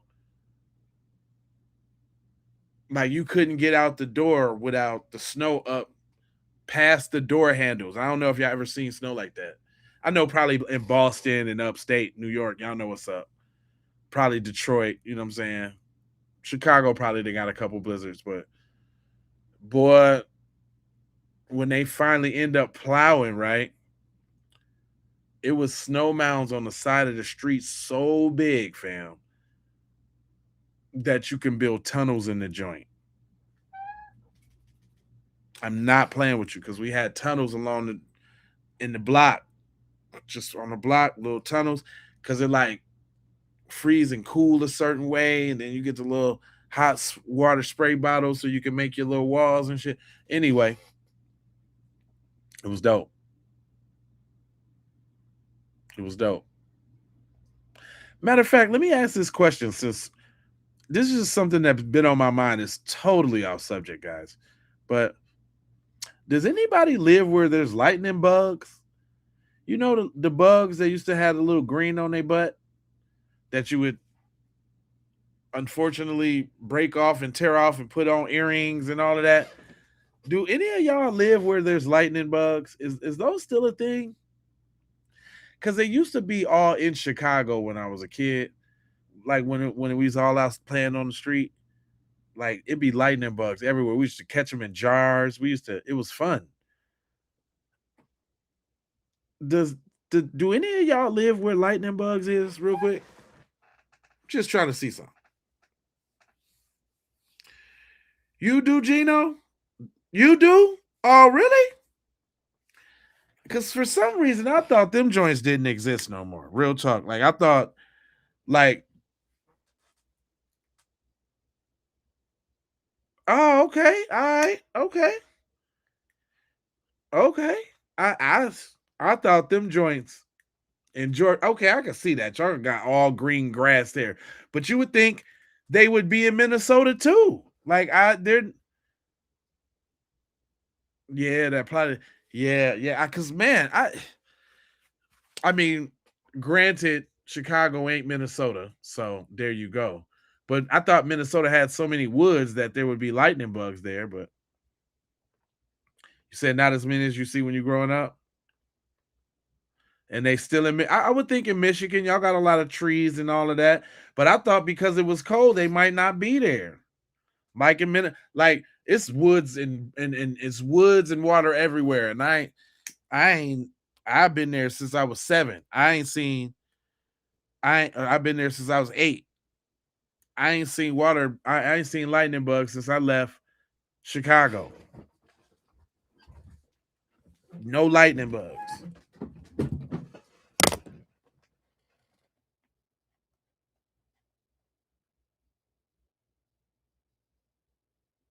You was wondering where the battery was. Right. See, you smart, boy. You smart back then, boy. You was smart. How did this thing work? There was an anomaly though. Like, yeah, you just don't even. You don't even. I don't see him no more. I ain't seen him in a long time.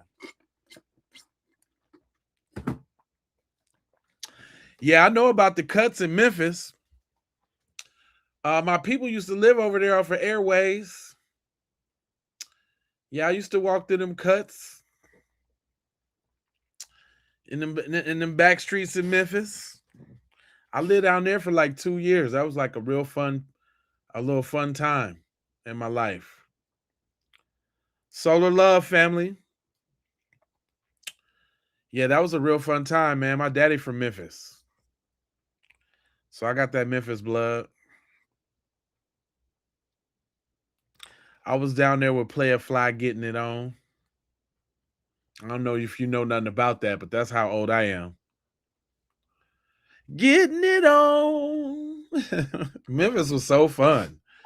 Living in the South was a way different culture shock, man, from coming from Minnesota. That it was different.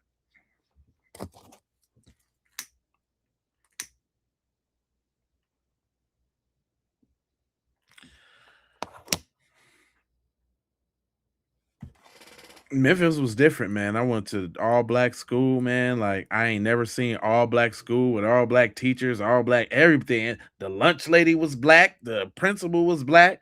Ever got them, it was black. Blacker than black. I was like, wow. I didn't even think that I didn't even think that existed, man. For real. Coming from Minnesota, ain't no all black, nothing like that. Not at all. Not at all. You gonna be in the class with some Hmong, some Mexicans, some Arabians, some Africans, either Somali or you gonna be in the classroom with some everybody. It's gonna be mixed Campbell soup in that joint. But Memphis was a great little spot, man. I like the South. I had a chance to go to Mobile, Alabama a lot too. Been down there like 4 or 5 times. I guess only during Mardi Gras, so maybe I got the wrong perception of how the city is, but that, man, y'all ever want to go to a black celebration, go down to Mobile, Alabama for Mardi Gras. Oh my God. Woo! Woo! That's all I'm telling y'all. You wanna go do a black celebration? Go down to Mobile, Alabama for Mardi Gras and stay the whole 7 days. Go to all the parades, up and down the streets in the hood. Go to all the kicking spots after. You're gonna have a ball. You're just gonna have a ball. I'm telling you. Young or old. There's some for the young ones to do and stuff for the old ones to do. But Mobile is a special place.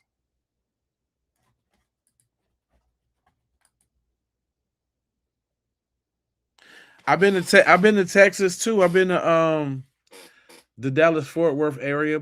Shout out to my boy Scort. He in Arlington. I done been down there a couple times. I'm actually, I would like to think I'm kind of well traveled, man. There's a lot. I done been to pretty much all the major big cities except for Houston.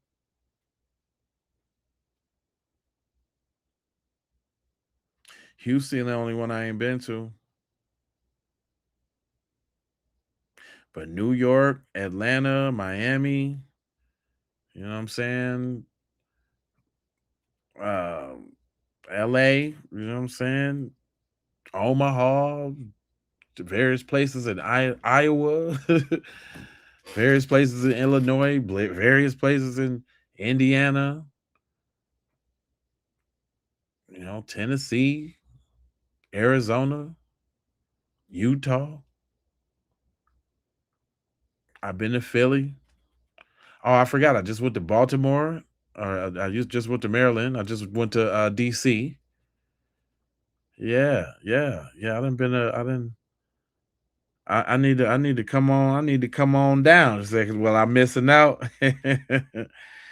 Yeah, I do, man. I need to get to Houston though. My brother was just down there. I seen that. I think I either covered it or talked about it or something. That big old rodeo that y'all had. My brother was down there. He was sending me mad flicks of what was going down on the rodeo. I should have been down there at that time. Oh yeah, I was born in Chicago.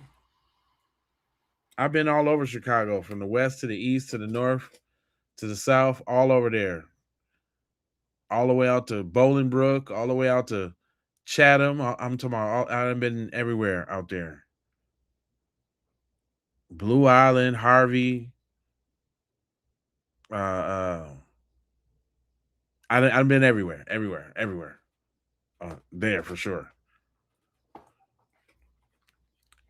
Everywhere there. Oh, Wisconsin, I've been there too for sure. South Dakota, I've been there too. Oh no, I'm sorry, that was North Dakota. I've never been to South Dakota. North Dakota. Your sister stay in Houston? So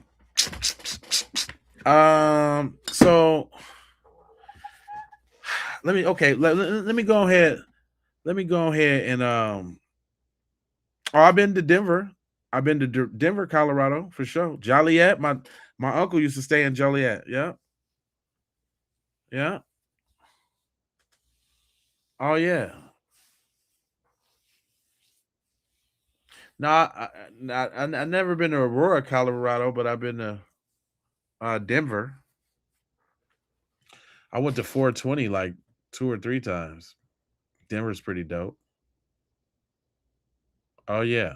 You know where I want to go? I want to go to Louisville, Kentucky. I don't know, just to go. I want to go somewhere in Arkansas, Little Rock, I guess. I don't know. Just to go. I want to go to Kansas City, Missouri, just to go. Portland, Oregon, Seattle, Washington.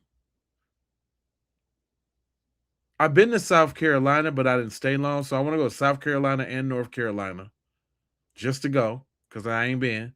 Still ain't been to San Diego. Still ain't been to San Francisco. And once I knock them out, you know what? I never really spent no time in Jersey either. So I want to go to Jersey.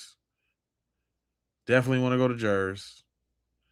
I want to go to Boston. I want to go to Maine. I don't know what's in Connecticut. What's the spot in Connecticut? Because I just want to go to touch these places, you know what I'm saying? Just to go. Because people be always talking about, you need to go overseas, you know. Man, there's so many places. Right here, I ain't been. And you know what I ain't got to worry about? Going over there and being under their laws and not know what's going on and not making it back to the crib. There's really no places overseas that I'm really, like, I might go to Japan. Because they like Negroes over there, somewhat, sort of, kind of, not really. But I know they can't really do too much racism. Like, Japan don't be having that. So I might go to Japan or China or something like that. But that's about it. And then when you get to thinking about the ride, the flight, when you talk about 15, 16, 17, 18, 20 hours for a flight, I'm like, all right, nah, not really. Man, about the most that I'm giving you on a flight is 10 hours. And that's stretching it. I swear that's stretching it. Now, granted, I done drove from Minnesota to Las Vegas in 31 hours, and then the other time was 28 hours. I drove a long time, but see, that was scenic. That was through the mountains. That's something different. I'm not about to sit up on no plane. Yeah, they racist and all, but you know what I'm saying? I really haven't seen it. I watch a lot of travel abroad videos with black people, and China is like the least. Like, they might look at you because you black, but they're more scared of you. They think you're gonna pick them up over the head and slam them on the ground, big Godzilla racist. Like, you know what I'm saying? You ain't really got to worry about them doing nothing there in China. They got the social system. They ain't finna fight you. They ain't finna, you know what I mean? I can take your little looks and all that. I'm cool on that. But Asia, but everybody talk about, I want to go to Paris, and I want to go to Europe, and I want to go to London, and I want to no, I don't. I want to go to Nigeria and Ghana and South. I don't. I'm cool. I got a 70-inch joint right here with the 4K on there. And it got the 240 refresh. I will put on a travel video with somebody walking around with their little GoPro, and I'm gonna just have to check it out. Because I don't want to go. I'm not doing it. Damn, you drove from Chinatown in Chicago to San Antonio? Sheesh. That's a scratch. Yeah, I can say, and I drove from Minnesota to Las Vegas and back and here. So I did it 3 times. And boy, let me tell you, if y'all ain't never drove through them mountains in Colorado, boy, talk about white knuckling. And luckily, I timed it right both times, so I'll be going through the mountains in the daytime. And I don't know why I did that. I damn near really rather go at night. So I didn't know the dangers that lied ahead. Boy, you look over that joint and it's 10,000 feet down. Boy. But it's fun though. You get out in Vail, Colorado, and sniff that mountain air, that get you some breaths of that mountain air, boy. Ain't nothing like the Colorado air, I'm telling you. Or the smell of Miami Beach. It's something about the smell of Miami Beach I like too.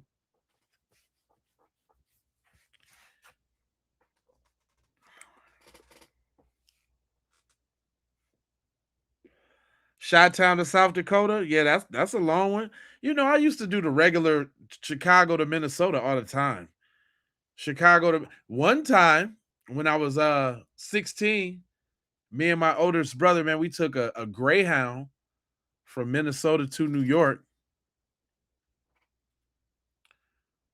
and stayed for that. It was like a 3-day just barely sleeper bender, shopping, looking at the lights, kicking it with my homeboy Nairobi. Shout out my boy Nairobi. His birthday was just the other day. Yeah, I had took a Greyhound, fam, 31 whole hours. And I swear, I mean, I probably couldn't do that as an adult, but as a shorty, man, like that joint was fun. It was really fun. I didn't want to come back to the crib, but it was fun. It was fun. Oh, you saw them cars at the bottom of, oh man. Dude, the mountains, man, is a very, very scary place, dog. They named the pass something pass after these white people who was traveling west, and they got caught up in the mountains during the snowstorm, and they had to eat themselves to survive. They had to eat some of their group to survive in the mountains of Colorado. They call it something pass. I forgot. I got out and read a placard. Plus, I seen it like a documentary on it. I be watching weird shit like that.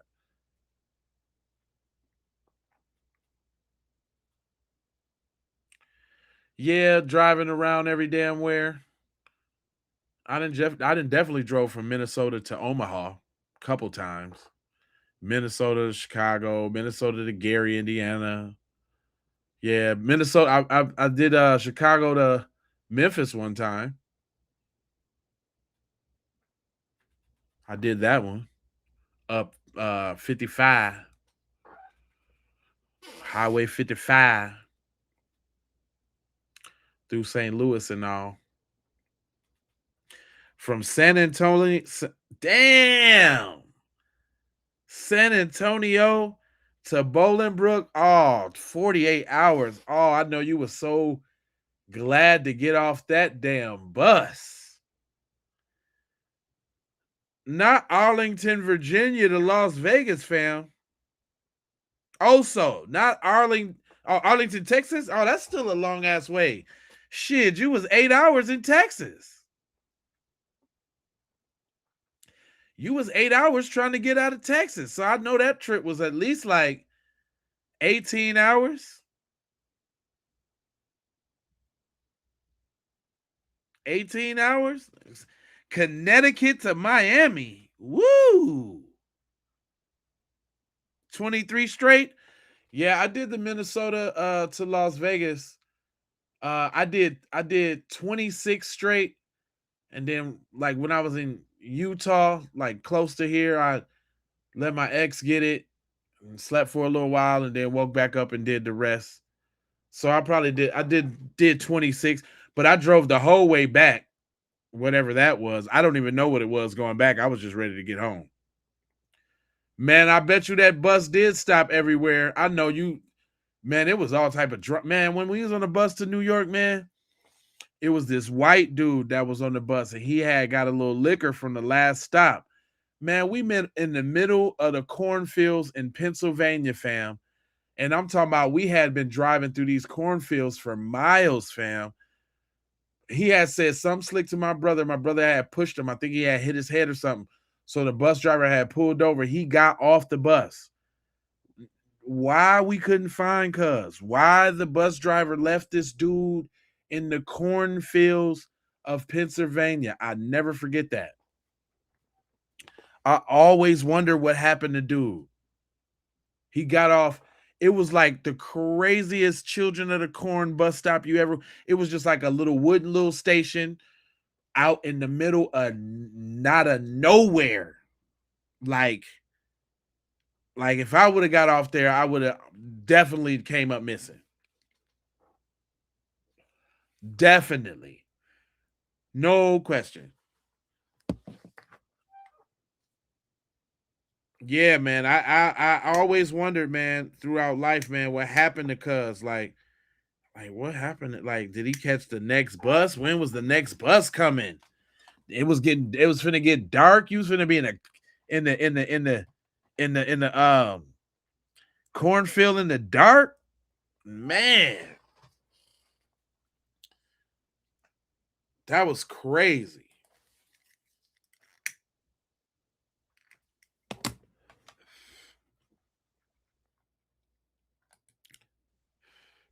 Man, he left the dude. Do you hear what he left the dude right there? I will never forget it. Let me tell you something else I'll never forget. New York is a crazy place. I remember getting off that damn Greyhound at like 3 a.m. And the first time I went, my nigga didn't have a car. So we walking everywhere.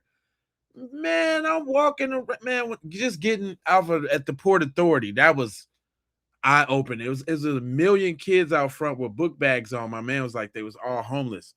And they was short. It was like teenagers, man. Like my age. That's why it was pretty impactful.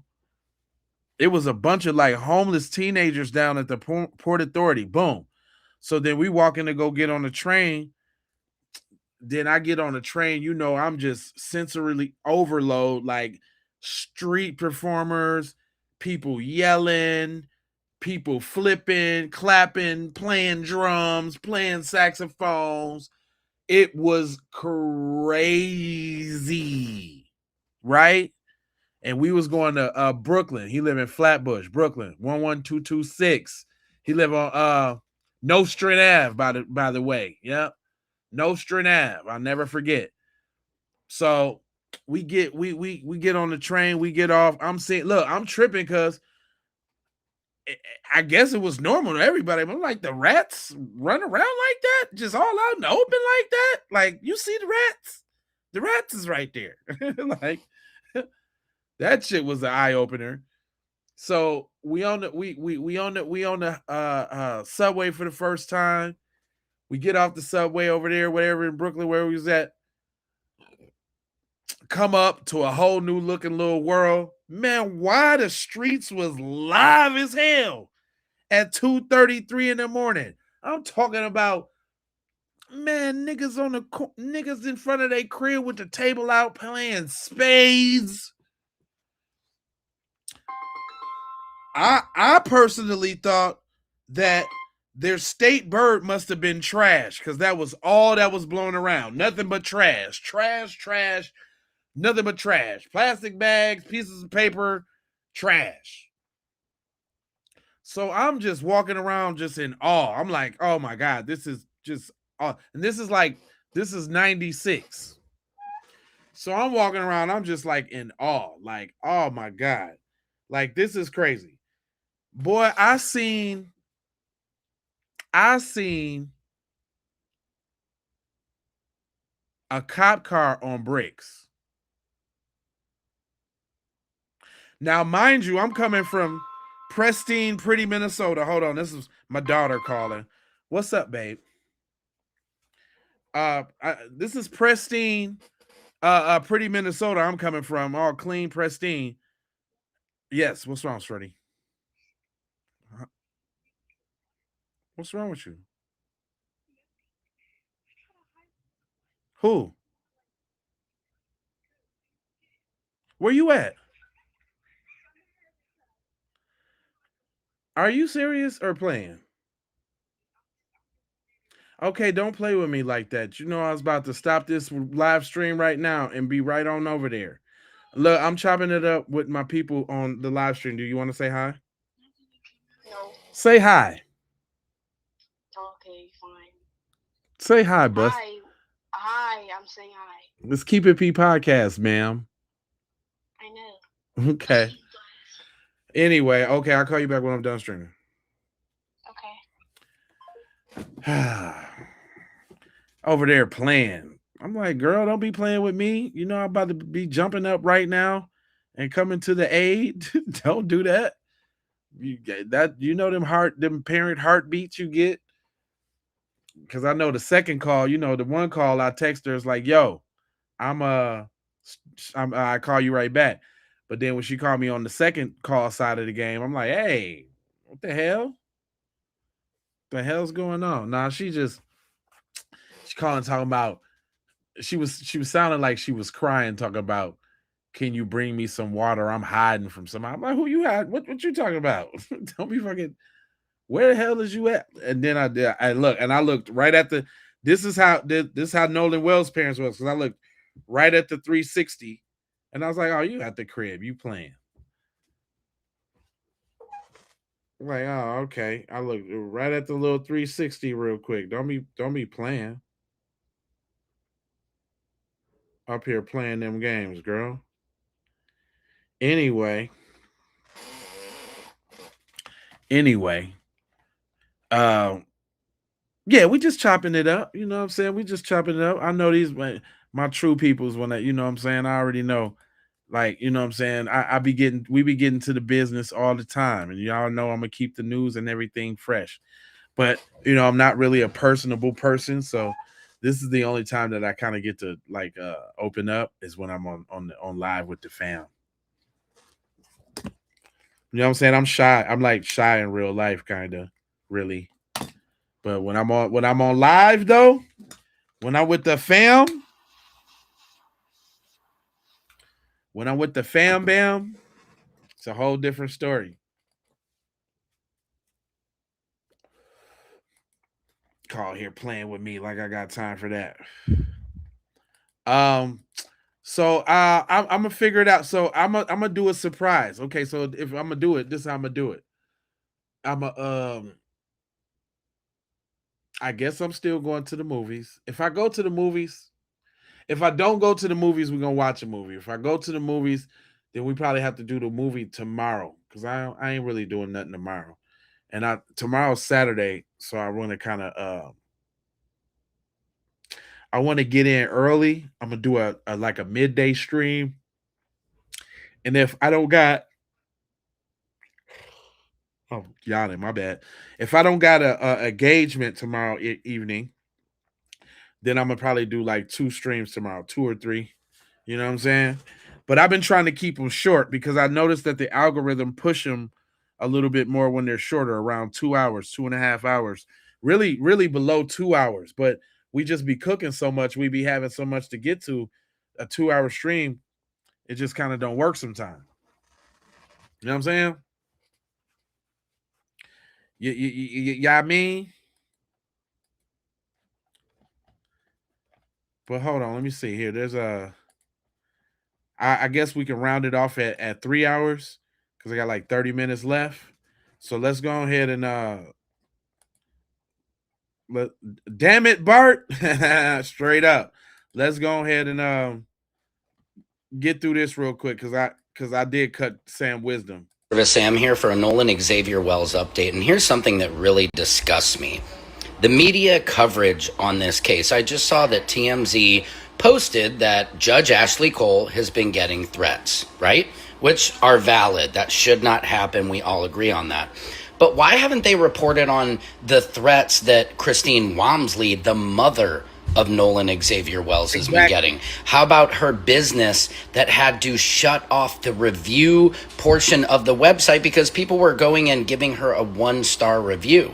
So my question and my disgust is to these media outlets, why are you not reporting on this? Why are you reporting on the friends, so-called, of the person who was actually taken? Why are you not sticking up for the family? Why are you not talking about all of the trash that all these other online influencers have been talking about the mother who lost her son? This is disgusting behavior and it has to stop. And TMZ specifically, we are all very disappointed in your coverage and you have lost great credibility with the public over this case and the way you have handled it. Why have you not reported on the threats that Christine Walmsley has gotten? Show me that article. Secret Service Sam Out Samson for president of the world. You know what? You know what I noticed, y'all? We ain't been no did the busters go away? Because we've been just over here having a great time. I've been looking in the chat, it's been all love. You know what I'm saying? What, did the busters go away? Because that's cool. Because I had a y'all want to see the petty video I had for him? Oh, I had a petty one. I had a petty video for them. I was finna pull out the big guns. Y'all know when I always be talking about family annihilations? Well, it doesn't happen. Remember that dude I was talking about that got rid of all like 6 of his children? The professor had to drop one on this. Check this out. I know my true crime gang can really appreciate this. And this is how petty I was gonna get. It's only like 5-6 minutes, but it's a very, very crucial 5-6 minutes. Grand Haven Township for a residential fire at 14936 Riverside Trail. White smoke coming out of the window. House is full of smoke seen from the outside and smells electrical. Central clear at 1146. 1 story with walkout basement. Unknown if finish. Unknown if fire is in basement. Remember that story from earlier this year about the man in Louisiana who killed 7 of his own children, then his own nephew before killing himself? Now, that story got absolutely massive white media coverage, and I'm not saying that I don't understand why. When children are killed, it would be unnatural to bury that or to minimize it, which makes it doubly strange that there's been yet another mass murder of an entire family, this time in Grand Haven Township in Michigan, and this took place last Friday. A man killed all 6 of his own children, then set the house on fire and killed himself. Damn. Around 8:30 a.m. Friday, reports of the smell of smoke sent firefighters to Riverside Trail near 148th Avenue and Mercury Drive in Grand Haven Township, but they couldn't find a fire, so they left. Around 11:40 a.m., more calls of smoke came in. Firefighters went back and this time found smoke coming from the family's home. As crews doused the fire, they discovered the bodies all in various bedrooms. One has to wonder why it is that the first time they came out, they didn't at least knock on the door, try to see if there was anyone in there. The Ottawa County Sheriff's Office said they found the bodies of 47-year-old Christopher Karolkevich and his wife Amanda, as well as their 6 children ages 5 to 15. 2 of the children were adopted from China. Damn. Even the 2, look, you got 2 Asian little girls right there on the end. This boy that went and copped some kids from Asia just to do them bad. Damn. Autopsies determined that all the family members died of gunshot wounds and that Christopher Karolkevich took his own life. Also found were the family's dogs and at least 1 cat which had perished in the blaze. Christopher was a vice president of sales and marketing for the American Heart Association from September to... Hey, you see he say that dog though. The cat got it. Everybody got it, but the dog lived to see another day. Marketing for the American Heart Association from September 2023 to earlier this month when his employment ended, according to a statement from the organization. The AHA did not release further details, saying it doesn't comment on personnel matters. While with the AHA, he worked remotely for a division responsible for CPR and first aid training and products. There was no media attention of anything negative about the killer. They basically just gave his resume. As usual, we're told where he worked at, what his job duties were, but nothing else. Again, if somebody didn't tell you that the guy committed a mass murder, you wouldn't know. They report on how this was an ideal suburban family, and they lived the perfect life. But what hasn't been reported on so much is that his wife was giving warning signs. The Detroit News reported on a Reddit account matching law enforcement details for Amanda Karolkevich. In 2024, she allegedly wrote on this account, "I grew up in Metro Detroit. Now I'm in a small beach town in West Michigan. It's like living in a Hallmark movie." But the Hallmark card soon turned into a death note, because later she posted a message that said he, talking about her husband Christopher, was divorced and older than me. Fast forward 10 years and 5 kids, he was cheating with the intern again, the same age I was when I was the intern. After about a year of self-loathing, I remember crying and looking at myself in the mirror and realizing how expletive it was that I was the one who was living so miserably because of what he did. She also wrote about the time she shoved her husband after learning of his emotional affair. "I don't feel bad still," she commented in 2024 on Reddit. "He towers over me and destroyed me mentally. It felt like I was being assaulted and needed to fight back. I think it's a fight or flight thing." And she also talked about Christopher's own emotional outbursts, saying he had such a big reaction to what she called a pretty normal question from a marriage counselor about whether he heard Amanda. So there were a ton of problems in this marriage: infidelity, lack of trust, domestic violence. She said that she was overwhelmed with handling 6 kids. They were at the point where they crossed the line with putting their hands on each other, and this post alleges that she was the one who attacked him. So this was a domestic violence situation that was only deteriorating. This was what became of her Hallmark movie of a life. That's what she wrote, but I guess that's why the white media didn't compare her life to a Hallmark movie. This is the true portrait of what was happening in this marriage, and I'm not saying that their personal marital problems should be fodder for the public, but let's be honest, when these things happen with black people, the white media can't wait to report on any sort of dirt, dysfunction, or disarray they can find. Everything's game. But in this case, they're going real easy, most of them, with not pushing every bit of gossip, rumor, or internet postings. So as usual, we have the white media trying to whitewash this and slip in the old, well, clearly this guy was crazy, because that's the only possible explanation for someone from the dominant society doing something like this, when in reality, as I've documented for you, the fact this happens so much so often means this is not insanity. This is an evil that dare not speak its own name. But we will. This practice of some member of a family killing everybody has been given a name: family annihilation. This is absolutely horrifying that it's happened so often to the extent that they could give a formal name to it. And not surprisingly, the largest number of family annihilations have happened in Greg Abbott's Texas and Moron DeSantis's Florida. When you create, foster, and protect a degenerate culture, you get degenerate results. This is a public health emergency, but you wouldn't know about how the white authorities are treating it. But then again, the opioid epidemic, which is larger than the crack epidemic ever was, is also a public health crisis. But because crack affected largely black people and meth affects almost exclusively the dominant society, the authorities have been handling it very differently. Their approach has been hands-off. It is not, and they dare not make it a law enforcement matter, no matter how many Mexican cartels are involved or rural reprobate meth labs there are. And instead of militarizing the police to go after these meth addicts and dealers, instead the police get Narcan so they can give first aid to meth overdoses. Hell, the white media glorifies it. Breaking Bad became a critically acclaimed top-rated show and a bona fide cultural phenomenon. Hold up. Y'all know what I just seen today on Netflix? I seen something called Breaking Bear.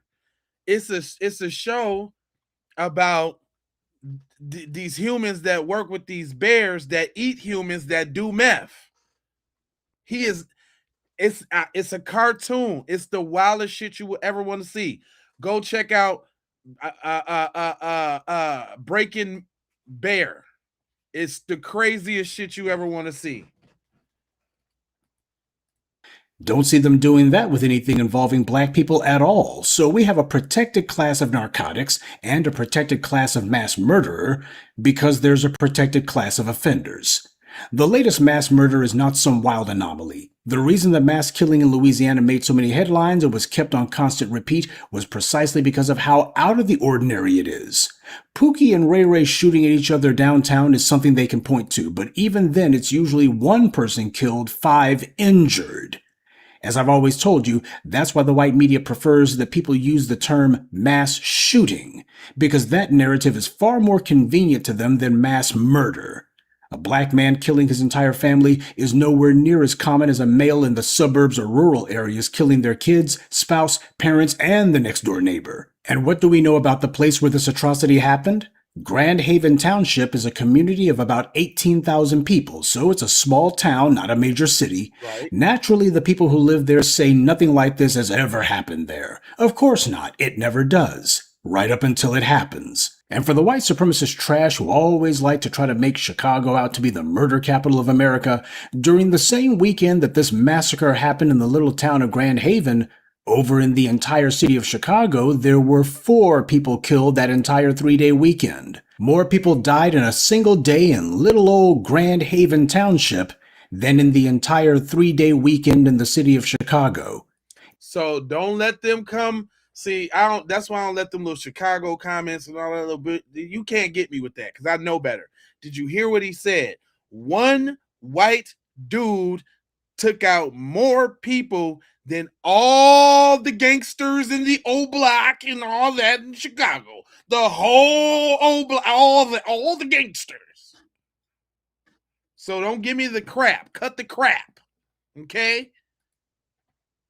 In a city of millions of people, many of them black, by the way, but more people died in a small town of 18,000 as opposed to 3 million in Chicago. Huh? Oh, where are the per capita clowns when you need them? Huh? And while I don't know what the number of total fatal shootings was in Detroit for that same weekend, I'm willing to bet it wasn't as high as Grand Haven Township's was. Huh? To the white supremacists who like to lurk around here, you notice that she said that she grew up in Detroit, but that's not where she was murdered.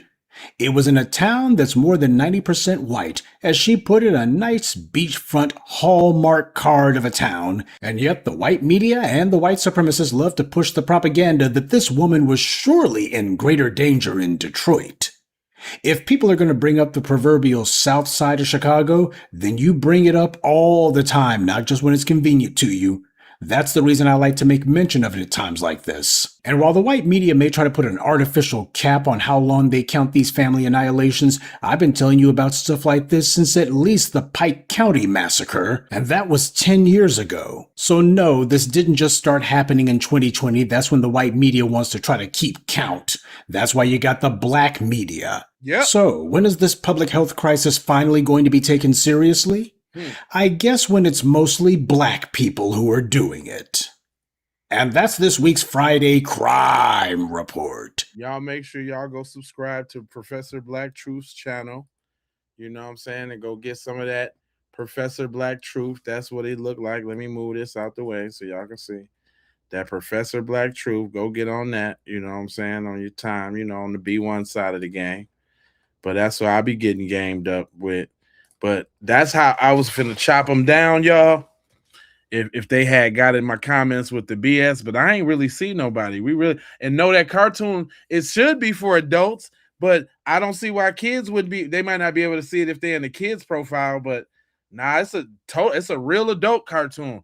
I'm talking about the bears ripping people open, and they got the bear in there eating penises, fam. It is wild thousands. It's crazy. I just seen some snippets of it. It drew me in because it was just that crazy. Little bears running around smoking meth out of a glass. I'm not lying. I'm not lying. It's crazy. What's up there, Mama? Mama Shauna?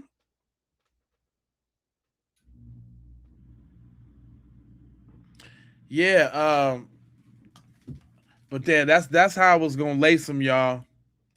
If they would have came to my if they would have came to my joint talking. But that also does support what I be telling y'all about all the time about these folks. You think Nolan mattered to them? And this how they get down with their own peoples, Jack?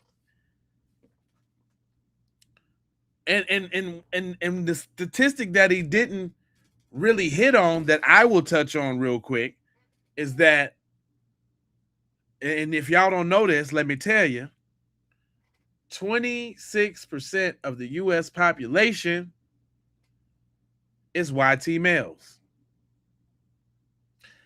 YT males are responsible for 91% of family annihilation. That's a problem. That's a problem. So I be just saying, like, when people come in my chat and they want to talk and all this, where is your space about that, my guy? Huh?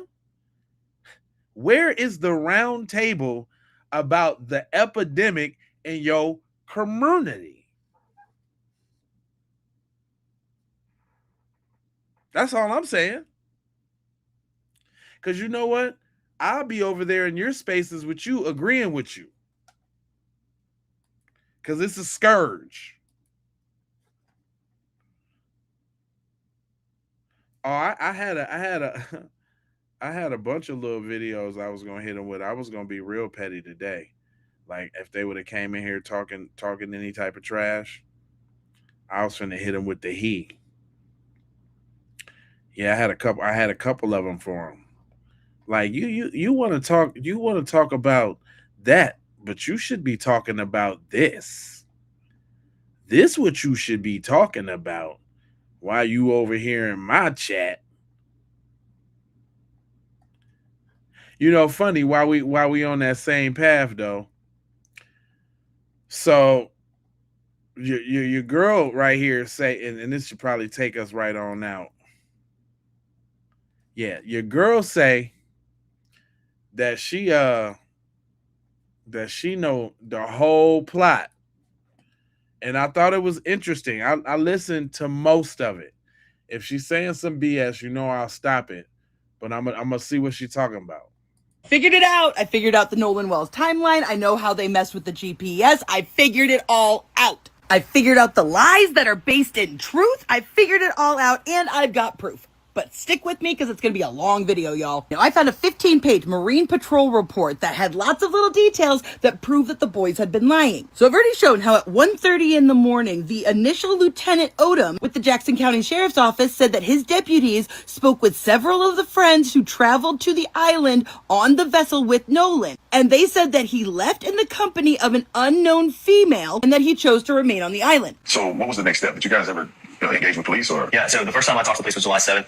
I talked to the lead investigator and I told him my whole story top to bottom. Dot every I, crossed every T. I told him everything I knew, every little detail. Well, that's a lie now, isn't it, Warren? Because you talked to them at 1:30 in the morning that night. I mean, did you just forget to tell the cops about Katie? Because it's not like you didn't know it was her or you didn't know how to get in contact with her. The girl that he was with, Katie, had texted somebody that she heard people yelling. Correct. Nolan yelling. Yeah, and I have a picture of that. She texted my buddy, and the next day everybody was panicking. Everybody's texting Katie, because she was obviously seeing Nolan the whole day at the island. Katie sent a message to my buddy the next day and said, this is the last time I saw him. He's really sweet. But she also mentioned that the last time she saw Nolan was when my buddy was yelling at him to get on the boat. But Katie says that she assumed that she went on the boat after y'all were yelling at him. And let's not forget that the last time you saw him was 3. Well, the last time I saw Nolan was 3 o'clock. And Nolan was cradling a girl in his arms. And yet for some reason around noon, the name of another girl who hadn't even seen Nolan in a year was given to the patrol to go interview, saying that she was with that group, not Katie. They also gave the name of a couple of other friends who they weren't able to get in contact with. And despite having a picture of a text message from Katie, funny how you didn't share that with Officer Tatum. Probably could have cleared up some stuff real quick, right? Now let's get to the data. Now, at about 1:30 on July 5th, they were doing a flight of drones based on the relation of the last known anchor position of the Atkinson vessel, which I have documented right here. 4:30, Officer Strickland contacted Jennifer Pyrone, who was Wyatt's mother, who told them that he had already spoken to officers earlier in that day, but they were happy to cooperate with any investigation. And she let this officer take a picture of the GPS. Officer Strickland observed the track line showing Pyrone's vessel location on Horn Island, then gave coordinates. I'm going to need you to remember this exact phrasing. It's going to be important later on. Now, this was the GPS coordinates from the picture that the officer took, meaning that these coordinates had to be a different one that was verbally given over the phone by Wyatt. And you'll notice they're quite different. Now, you'll notice that this incident report says the involved entities are Bart Edmington and Jerry Adkerson, not Wyatt. Even though Wyatt is 18, he should be on this report. And you can argue. And that puts Bart right there at the scene while he was trying to act like he wasn't there. He's on the paperwork.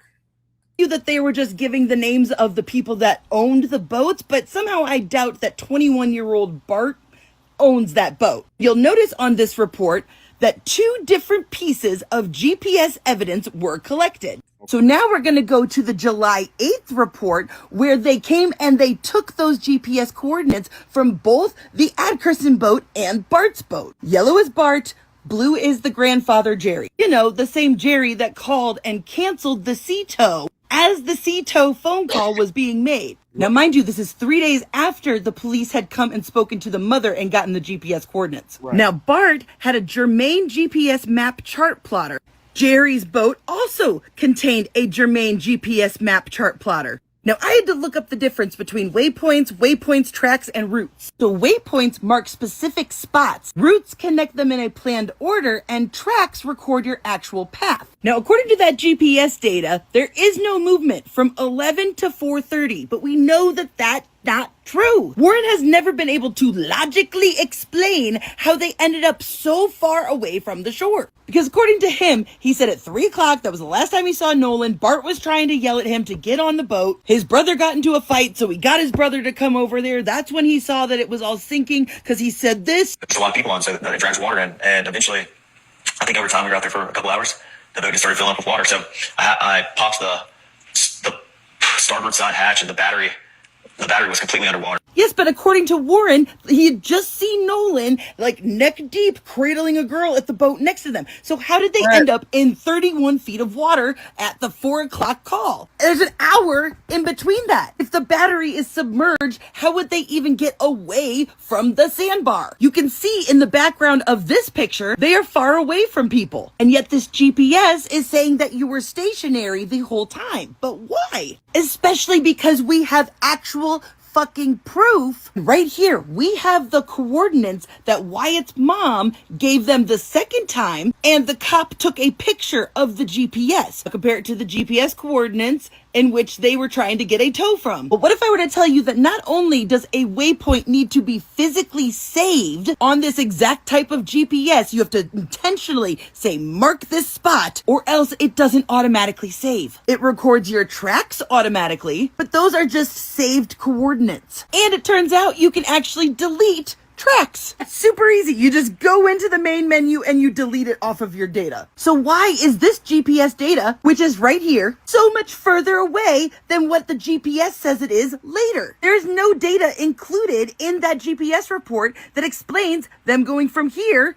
to here, unless someone went in and deleted those tracks. Because they probably dropped that waypoint once they anchored, which would explain why Warren said they showed up at 10:30 and the GPS says that they showed up after 11. And so then it wasn't until half an hour after the canceled tow that they dropped another waypoint. And mind you, the exact same GPS was used in both boats, and Wyatt/Jerry's boat has the tracks and routes where Bart's does not. And again, it tracks it automatically. So you have to intentionally delete those tracks. And why did they do that? Well, it turns out Jerry Atkinson just so happens to be the owner of Ocean Marine Group in Ocean Springs and Gulfport, which is literally a boat dealer. So guess who's gonna know that information? We already know Grandpa Jerry was in the mix because the only way that he could have canceled the sea tow before it even started to head out is if Wyatt had called Jerry first and Jerry told him to call for a sea tow and then canceled it for him, which would explain why he couldn't give any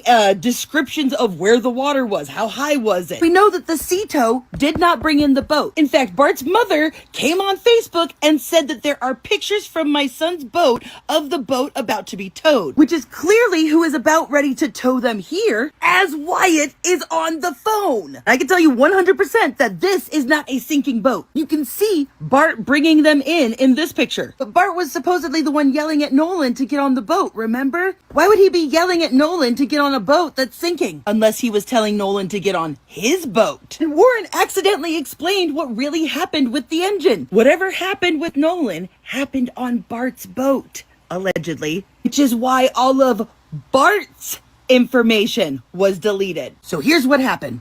Both this one and this one confirmed that there was a fight that broke out on the beach. Started out with him, ended up with Warren's little brother. His uncle says, we gotta go. They hop on a boat and they leave. He grabs his drunk younger brother and says, we're getting out of here too. 3 o'clock. This whole caravan is trying to get the hell out of there because they're drunk and fighting. Wyatt's boat was in such a hurry that they couldn't figure out how to put the freaking trim down, which caused the motor to overheat, quickly stranded them, and Bart had to come help them. The time that Bart shows up, something has happened between him and Nolan. They're all distracted trying to fix the bilge pump because it didn't trim down. The waves were crashing over the boat and into the bilge pump, short-circuiting it. During this, some people have figured out that Nolan is gone. Other people just think that he's passed out or something, which is why Wyatt calls his grandfather to figure out what the F to do. And as the phone call is being made, more people are figuring out something's wrong with Nolan. That's why they didn't start moving again for 30 minutes. They were coming up with a plan and figuring out how to make it work. I've run out of time, but don't worry, I'm doing a follow-up to this video with more details, more information. And if you like my work, be sure to show your support in my bio.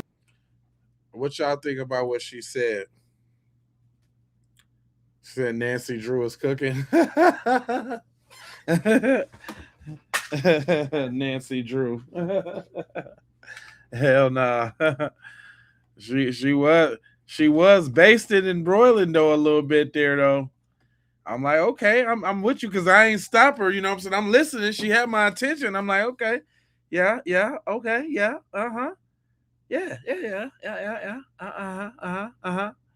She was Sea Tow is a towing company that helps you out of the water and they're having a problem. And so-called, they looked up and seen that Jerry Ackerson actually worked for them.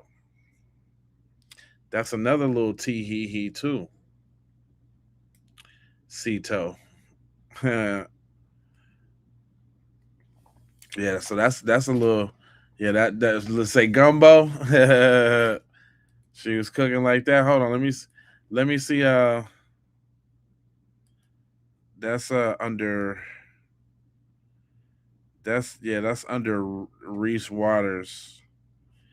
Yeah, nah, I can't. I'm trying to see if I could see where her actual handle is, like, cause I don't see it in the video. Hold up, pretty with two Y's, G Gal 22. Pretty with two eyes, G Gal 22. Let me see if I can find her, because she almost got me wanting to see if I can get a part 2 out of that.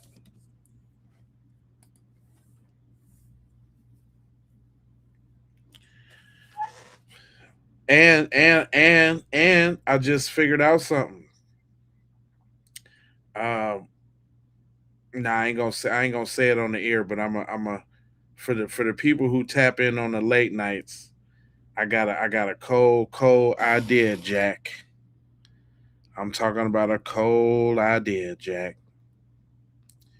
We gonna have some fun on that, for real, for real. Hold on, let me see. Yeah, the cover up, for real. Hold on, let me see. Let me get back to my we can look at Cuz's face real quick, because I thought I would have to jump off by now, but it looks like I still got some time. All right, yeah, let's talk about these laws and this autopsy thing, because I thought this was interesting too. You know, I'd be trying to bring some knowledge. Would-be investigators in the case of Nolan Wells have now advised that the state's medical examiner is not going to release the final autopsy report on Nolan. What does that mean? Well, to the extent that this case was being treated as a homicide has no statute of limitations, which means the state has no deadline, no rush to come to a conclusion in the investigation, to close the investigation, to forward it to a prosecutor's office. The reason why that's relevant is that they are not rushed to disclose anything. Now, how it affects us is for purposes of Freedom of Information Act requests or the further formal demands that the state release any documents. Typically, one of the few ways the state can get around that is due to the case being treated as an open investigation. As long as the case is an open investigation, the state does not have to disclose anything to anyone because it's incomplete, it's ongoing, there's certain confidentiality, privilege exceptions, protection of certain witnesses, etc. So as long as the case remains open, no one can force the state to do anything as far as disclosure. So now we're in a really tricky spot where if you want it treated as a homicide, they have all the time in the world. And to the extent you want the investigation closed, then it may fall short of certain expectations or hopes of what's being done with the case. But this is a really sticky viewpoint for those of us watching. The reason why you see other messages survive 2025 is because it's three channels: YouTube, TikTok, and Twitch, going all at the same time.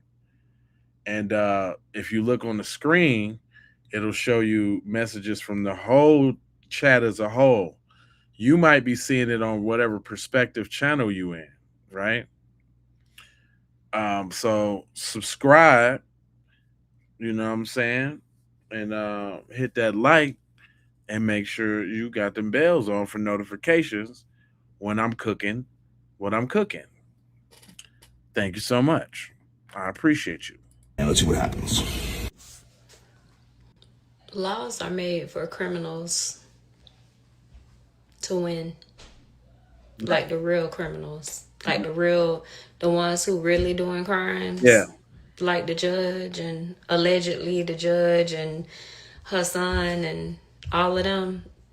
The ones who know the laws. Yeah. Yeah. They're made to protect them.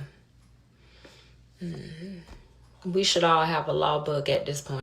So yeah, you got the real small one. Thank you for bringing this up too, man. Thanks for subscribing too as well, bro. So we got the small feed where you see the stuff above and then the chat bound below. Then we got the big feed where I'm tucked in the corner. You got the main stuff and thing, and then you can see the big chat right there to the left, real big, and that's the one that supports the channel the most. The landscape version. Yeah, see the TikTok one. Yeah, I'm FBA J Lava on TikTok, but the TikTok one don't let the comments come through. That's what I don't like about it. I got a tab pulled up right here too. I think that's what was slowing my thing down earlier because I tried to pull up a tab to kind of chat with the people on TikTok. I don't know how I really feel about that because my program is about engagement. So yeah, if you're on Facebook, if you're on YouTube, if you're on Twitch, I done seen some messages from Twitch. I can see those chats. I just cannot see the one from TikTok, which is unfortunate. But moving right along, because my boy Flacco, even though I don't like his little tether self, he is hitting on off our cylinders with this point, though. We just seen a video where another man just got arrested for murder, where he knocked out a man and then threw him in the water while the man was unconscious. So we're being put in a position where we got to look at Brazil a bruise in the back of his head, and that bruise could be anything, right? That bruise could be something that Nolan Wells already had. That could have been something where somebody like knocked Nolan Wells unconscious. Yo, we just seen a video where another man just got arrested for murder, where he knocked out a man and then threw him in the water while the man was unconscious. Was that bruise in the back of Nolan Wells' head a bruise from him being knocked unconscious, then they threw him in the water too? Well, we're being put in a position that I think is very unfair. It's very unfair. Where we're being asked to ignore bruises on the body, autopsies, like damn near being sabotaged because the lungs were not sent over and the throat was not sent over. The audio where we're hearing people talk about Nolan being dead, the phone being with the friend. We're asked to ignore every red sign there is and be, I guess, as optimistic as you could be in a situation, which is at least he was not murdered. At least he did not die like forcefully, right? I'm not believing it at all. And I think a judge who his literal job was to make decisions for the last, 2 or 3 decades, I think that judge will be able to look at this and make a judgment call that's at least credible. But this nonsense of any skepticism is uncredible, that's out the window. It's your boy Jess. I totally agree. Survive. Thank you. I appreciate you. But this is what I'm saying. I totally agree with that. All of that ain't no questioning is out the window. But now we got Katie. Katie just stepped in the chat. All right, y'all check it out. Katie is coming with receipts. Uh-oh. Looks like our girl KK said you're not gonna get me. Look who just uploaded and dropped some receipts to the Biloxi group chat showing where they were at. Our girl KK, and I can't say her name, but it rhymes with Haiti, has provided timestamp receipts, videos, pictures from where she was at in Ocean Springs, and you see the time right down there, 6:02 p.m. And guess who's not with her? KK said there's no way y'all gonna keep playing on her name, babes. 5:24 p.m. She's got the receipts. She was not with who y'all said she was with. I mean, she's got multiple receipts. Yeah, like her face, location. That's very clearly her. I mean, this is a picture from her Facebook, and I just matched you with one of the pictures that was posted to White and Proud. All these photos basically giving us timestamps of where she was at, which is very interesting, because if she was on the boat with her friends and wasn't where y'all said she was, Where everybody at? She's the only one who's been giving cooperating statements. She was the first one to go to the po-po. KK. What the f*** y'all gonna say now? The story is literally falling at our feet. Hey, yo, but why does that look like Smart's boat? She say, nah, y'all going down. She said, I'm not going down. I'll show you my timestamps. Well, there it is. Straight up, Katie ain't playing. They trying to flip it on Katie, and Katie like, nah. But if we want to touch on that that autopsy, see the results of the autopsy along with their lawyers.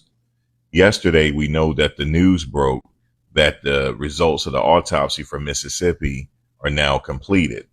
So I want to talk about what happens next, because each case that I follow is different. Now, Mississippi, all deaths, this is what I found out, all deaths that are not natural causes go to the grand jury. Accidents that are non-criminal, just, regular accidents, they don't go to the grand jury. But so that's what happens. So anything that if a death happens and is not natural causes, the grand jury automatically hears the evidence. It doesn't mean that someone is gonna get indicted or it ends an indictment. That's what I meant to say. It doesn't mean that, but that's the next step. Now, as of right now, I can only speculate on the findings of the autopsy, and I don't want to do that because maybe the family will come out later after the grand jury has heard the results. I don't know, but I know the grand jury is going to hear the evidence to see if there's probable cause, as far as if there's enough evidence to continue to a trial.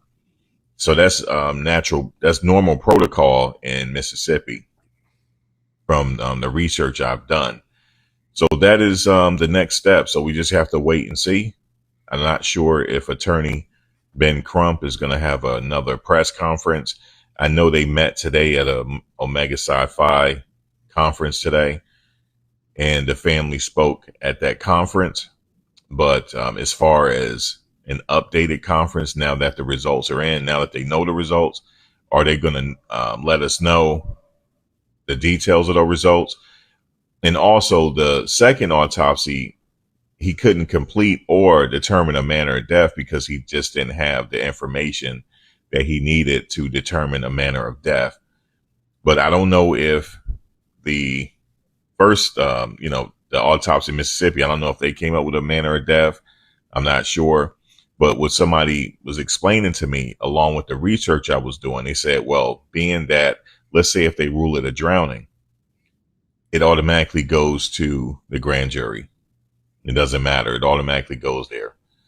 I was listening to another lawyer. He said that he doesn't feel like there's going to be any arrests made in this case because he said they revealed the findings of the first autopsy prematurely.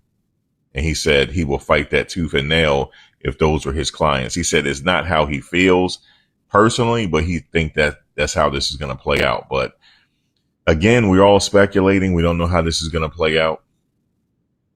I had said before in my previous video, we just want to know what happened to the young man, because this, for me, it's suspicious. For me, just saying it's suspicious, that's just me looking on the outside in. I said it sounds suspicious to me. It just sounds suspicious. If it was my friend and he's missing, or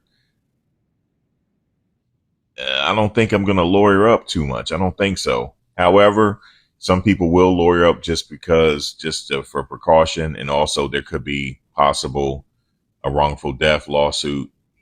I don't know. I'm just thinking about what is the possibilities in the future. We know that his parents, they spoke to the media today. Well, they did talk to Don Lemon. I saw that. And attorney Crump said the reason why she filed to be the executive of his estate, just so that there could be possible lawsuits down in the future, but also that opens it up for them to conduct their investigation as well. It's a technical reason why she did it as well. So, like I said, I don't know what to think about things that's going on. It seems like they're shifting. This is just how I feel. It feels like they're shifting it back to Nolan Wells and his family. We're hearing about now someone got arrested for threatening the judge. I don't agree with anybody making threats. I think that's some BS. If I know better, like I know better, I think that's some BS. Because what is Juan Valdez doing, threatening the judge from California? I can't even see somebody sending her a DM like, "Yeah, we're gonna get you," and especially the stuff they said he said. If y'all don't know what he said, they said he DM'd her. He said that he's gonna send a BOMB to where they stay, and it was going to invite the boys over there to look at the package, and they said a whole bunch of. I'm like, why would somebody even do that? Like, they're just trying to jump out there and be victims so bad, like to take the focus off of. That's what's weird to me. Like, how is y'all a victim? I don't even understand. You say DM, but then y'all deactivate y'all social media. So where does DM come from? What DM? What was it? Yahoo? Was it LOL? What DM? That's what I'm trying. That's what I'm saying.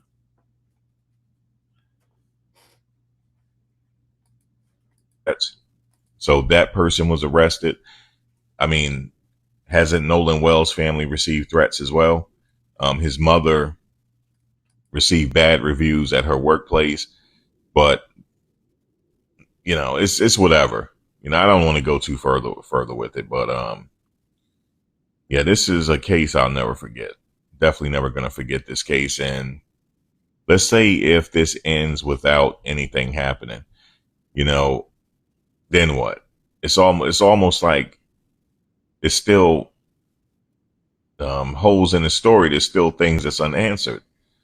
I just me personally, if I go somewhere with somebody, I'm going to make sure they get back safely. Everybody got back safely but him.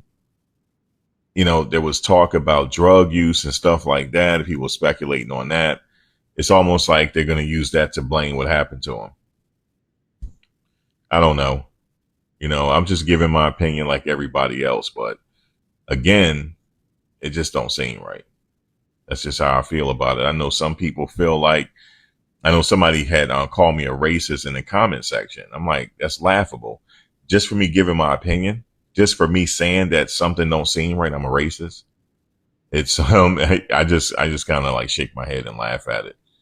I don't even know why that person got triggered by my video in the first place. Maybe because I have a voice and I shouldn't be talking. I should go sit in the corner somewhere with my head down. Maybe that's how that person feel. Right. Maybe my voice bothers them. I'm not sure. But just have an opinion like everybody else. The only difference is I'm just making videos, putting my opinions out to the world. But that's what we do, brother. I just don't agree. I just think everything, even the interviews these guys did, I'm suspect on everything. I'm suspect on everything, man. I go back to the call, when the tow call, they said, do you need the. All right, now hold on. Now check this out, y'all. Check this out. Now, Sam just got an update from somebody so-called from Ocean Springs, right? Hold on, I'm finna take you out. Wait a minute. From somebody from Ocean Springs, right? But I think he talking about false information. Check this out. Update, and it looks like Ocean Springs is talking. I just got this message. I agree with the friend who gave you new information because people did come forward saying Nolan approached them looking for a ride home. That post was deleted, but I have a screenshot. I live in Ocean Springs and there's no way no one's seen what happened. There were too many people there. Here's a screenshot. Look at the screenshot. They go on to say, the kid on the right looks like the kid that tried to hitch a ride with us. Said he told his friends to go ahead and he'd catch a ride in with somebody. We dropped anchor around 11 closer to the west tip and saw them all walking towards the dunes. There was probably 200 college-age kids together down there. We ended up moving down by my wife's mom and dad, but we didn't see any of them again until we were leaving when we were approached by the young man on the right. That was around 4:30, 4:45. He was alone when he walked up to us. We told him that we were at capacity, and he said no problem. They had more friends out there that he could ride back with. They went on to say, yes, the person who wrote this is correct. Everyone is connected, and you don't want to be on anyone's bad side. I'm assuming that's why no one from the island is talking. I'm from Ocean Springs. I just hope and pray they figure out what happened, but I stay off the comments too. What do you guys think about this? If anybody has any information, please come forward. I'm looking at that with all the type of SWAT. What y'all think about that? First off, I don't know about that one. I don't know about that one, y'all. What y'all think?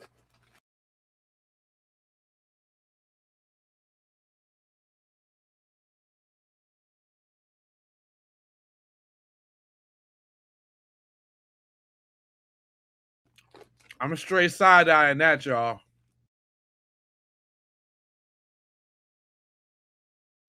What y'all think?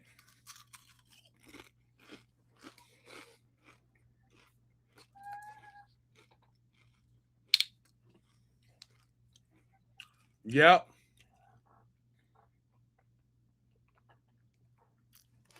Yep. I thought the same thing. I'm like, don't be deceived. Sam, he do be coming with some good information, but that don't mean they ain't use him on the trick 'em up side of the game.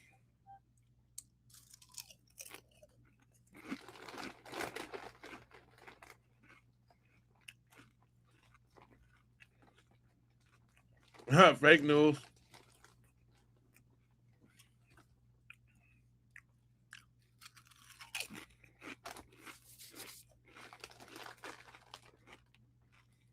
Straight up.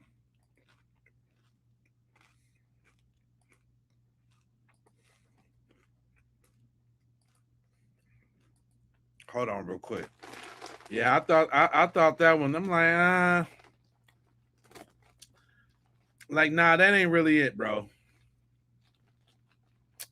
Nah.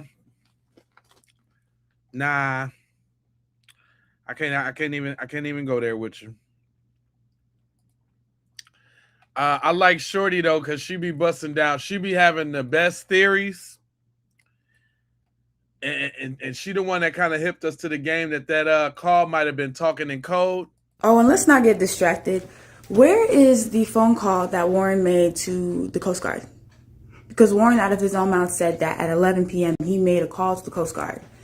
And we're getting so caught up in the call that they made to Cito, but I'm very interested in what was in that phone call that Warren made to the Coast Guard, because I feel like if Cito gave us that answer, gave us all that information that we heard in the background, what possibly can we hear from Warren on that phone call?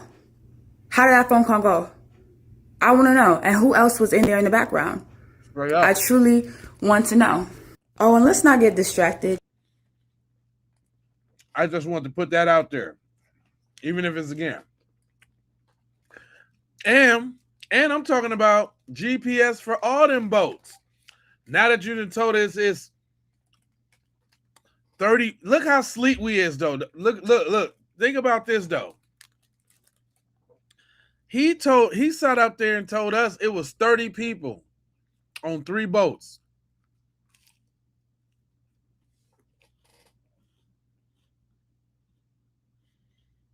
We only know a handful of them.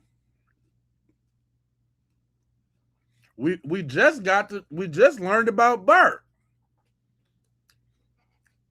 It was a female on that boat, maybe 2, that says, "Is he dead? Can we cover this up?"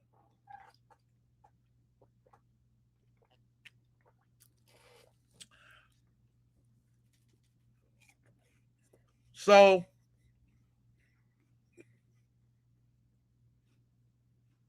at least 2 boats left at one time, so that's like 20 people.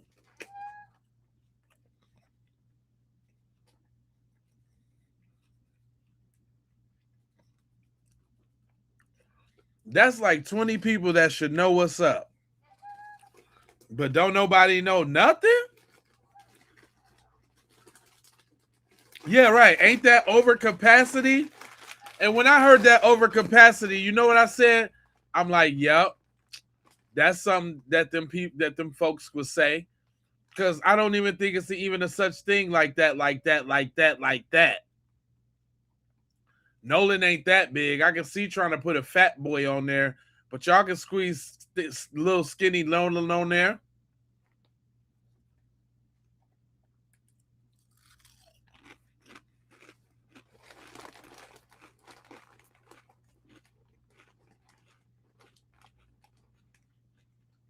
It ain't all like that. I ain't really trying to hear it like that. You saying my boy couldn't squeeze? My boy couldn't get a little squeeze on in there?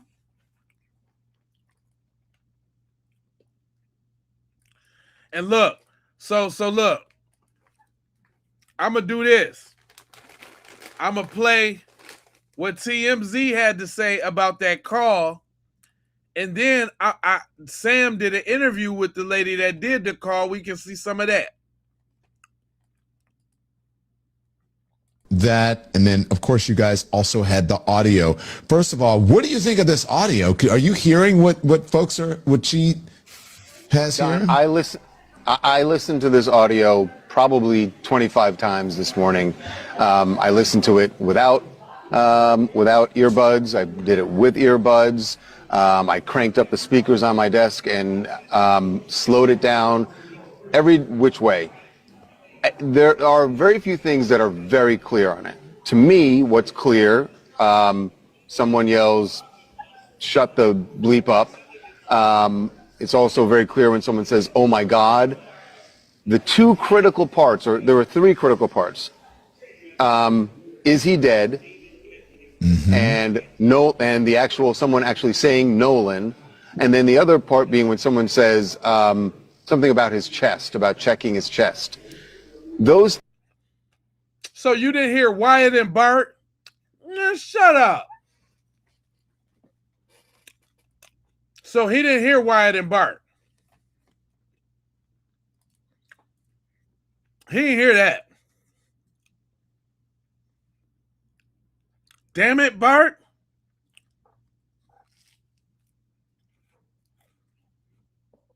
He didn't hear that.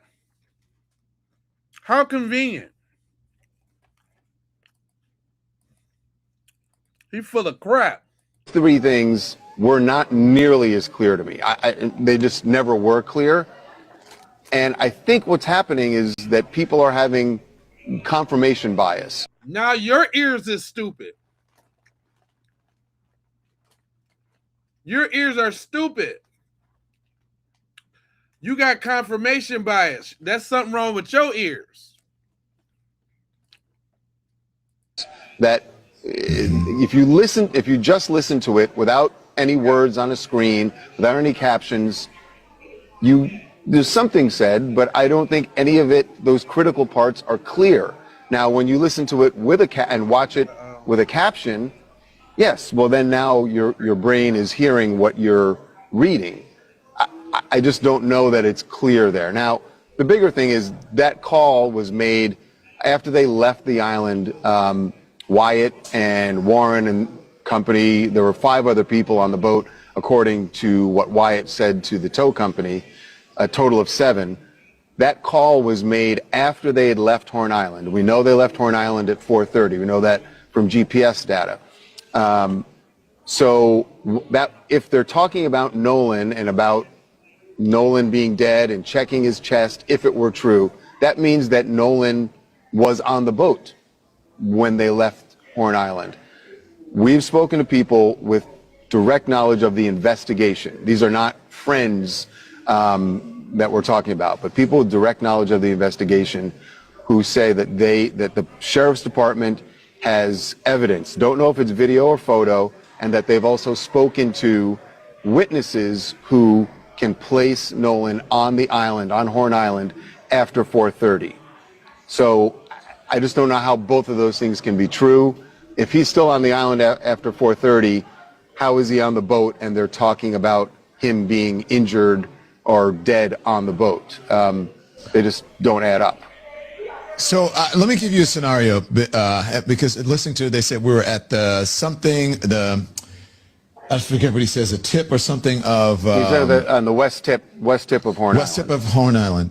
And the guy on the beach is saying they were having boat trouble. So I think they had boat trouble before they left the beach. Like they realized the bilge wasn't working. Right. And so I think that they were there. They said they were in 17 feet of water. So 17 feet of water, I'm not sure exactly there.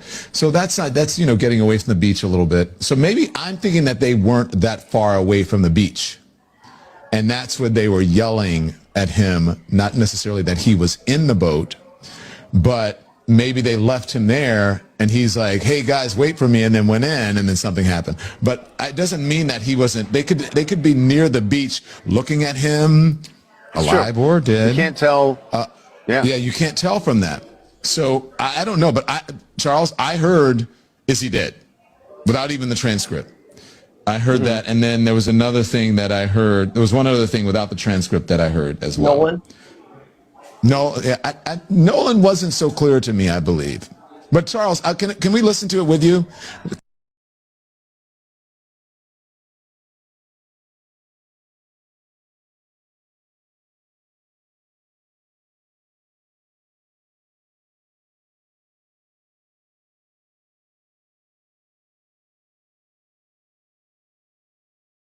Can you listen? Yeah, please. I'd love to. Yeah. Close your eyes and then let everybody listen. I forgot I had it muted, but what I was saying was, Don Lemon, he be teetering and tottering too, talking about he didn't hear Nolan. What you mean you didn't hear Nolan? Everybody can hear that, but you already know who his husband is, so go figure. Listen. All right.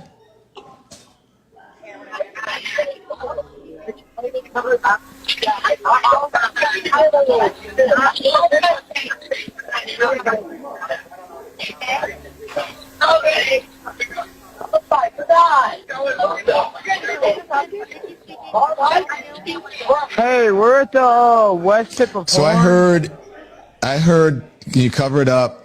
Is he dead? Now, I don't know if they're saying Nolan or whatever. I did hear that. I mean, and I don't know if that's confirmation. Yeah. What did you guys hear? Let me know. And look, Charles, let me just make this clear. We're speculating here. We're listening. And my question for you is, has this been authenticated or corroborated in any way by any official? We have not heard that from the Sheriff's Department. But to be honest, also the Sheriff's Department isn't saying a lot about the investigation, that they seem to be very tight-lipped at this point. And I think that's because and maybe it's already convened, but that they're expected to convene a grand jury to conduct further investigation into this. So I don't know. It has not been confirmed by anyone. Everybody is listening to it though and forming the. What you mean it ain't been confirmed? But see, that's what I'm saying. There goes some more of that BS that I went off on the other day. You coming right in, right on time. So here he go talking about not confirming the audio and all that. I got the whole interview with the sister. She talks about this article. So just wait. You came at a great time. Their own opinions, and so. Thank you for joining. You guys you spoke to people, some folks who are saying that they saw him there after that. And then, of course, you guys also had the audio. First of all, what do you think of this audio? Are you hearing what she has here? I listened to this audio probably 25 times this morning. I listened to it without earbuds. I did it with earbuds. I cranked up the speakers on my desk and slowed it down every which way. There are very few things that are very clear on it. To me, what's clear, someone yells, "Shut the bleep up." It's also very clear when someone says, "Oh my God." Neo. The two critical parts, or there were three critical parts. Is he dead? Mm-hmm. And someone actually saying Nolan, and then the other part being when someone says something about his chest, about checking his chest. Those three things were not nearly as clear to me. They just never were clear. And I think what's happening is that people are having confirmation bias, that if you just listen to it without any words on a screen, without any captions, there's something said, but I don't think any of it, those critical parts are clear. You're lying.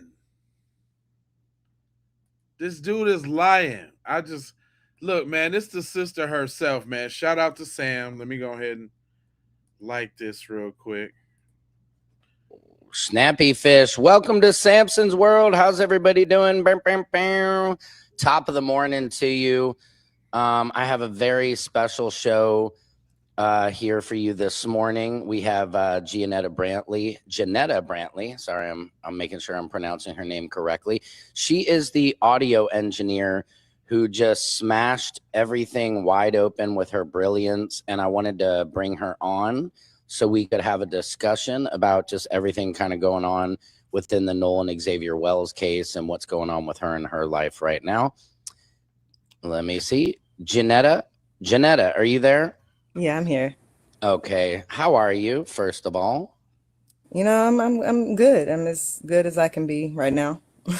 Well, you're looking beautiful on this fine Wednesday morning, you know, for all the crap I'm sure you've gone through since, like I said, just doing the Lord's work, you know what I mean? Like a lot of people, I saw your wife posted that nice video defending you and just saying like, you're just a regular person. You're an audio engineer in the entertainment business who use your certain set of skills to just bring the audio out. And so can you talk to us a little bit? What has happened since you just cleaned up some audio, basically?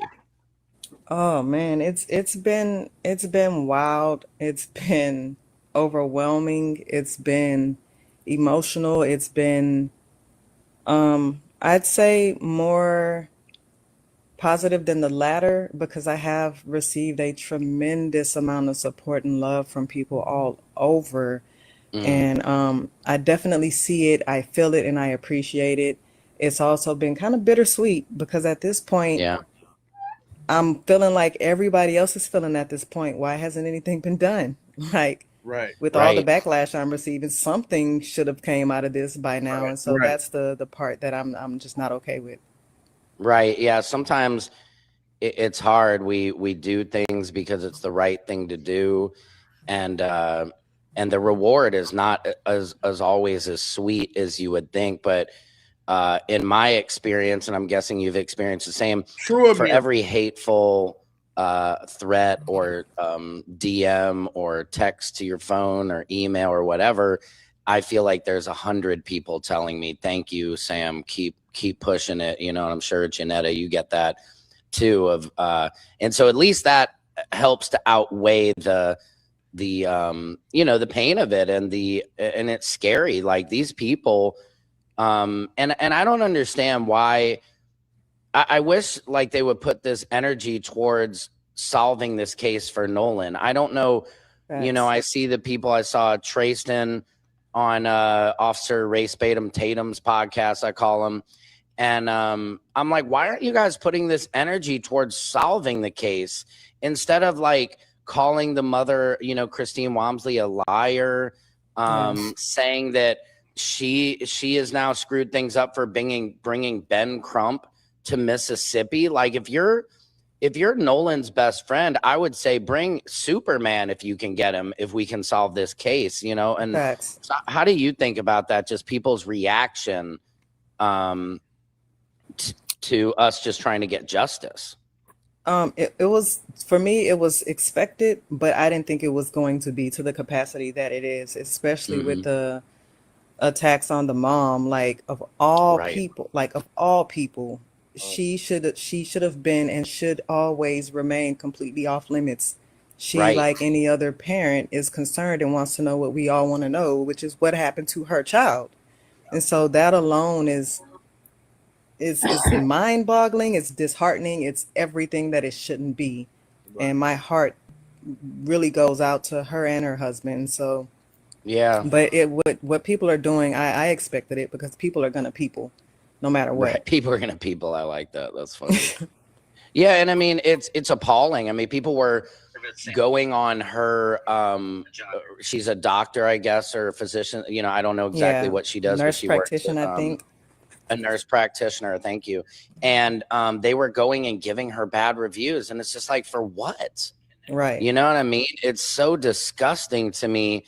And I had kind of talked with her, you know, in messaging, and she said that they had to turn the reviews off because they were just trying to give her so many 1-star reviews, and it just doesn't make any sense, but it really highlights the racism.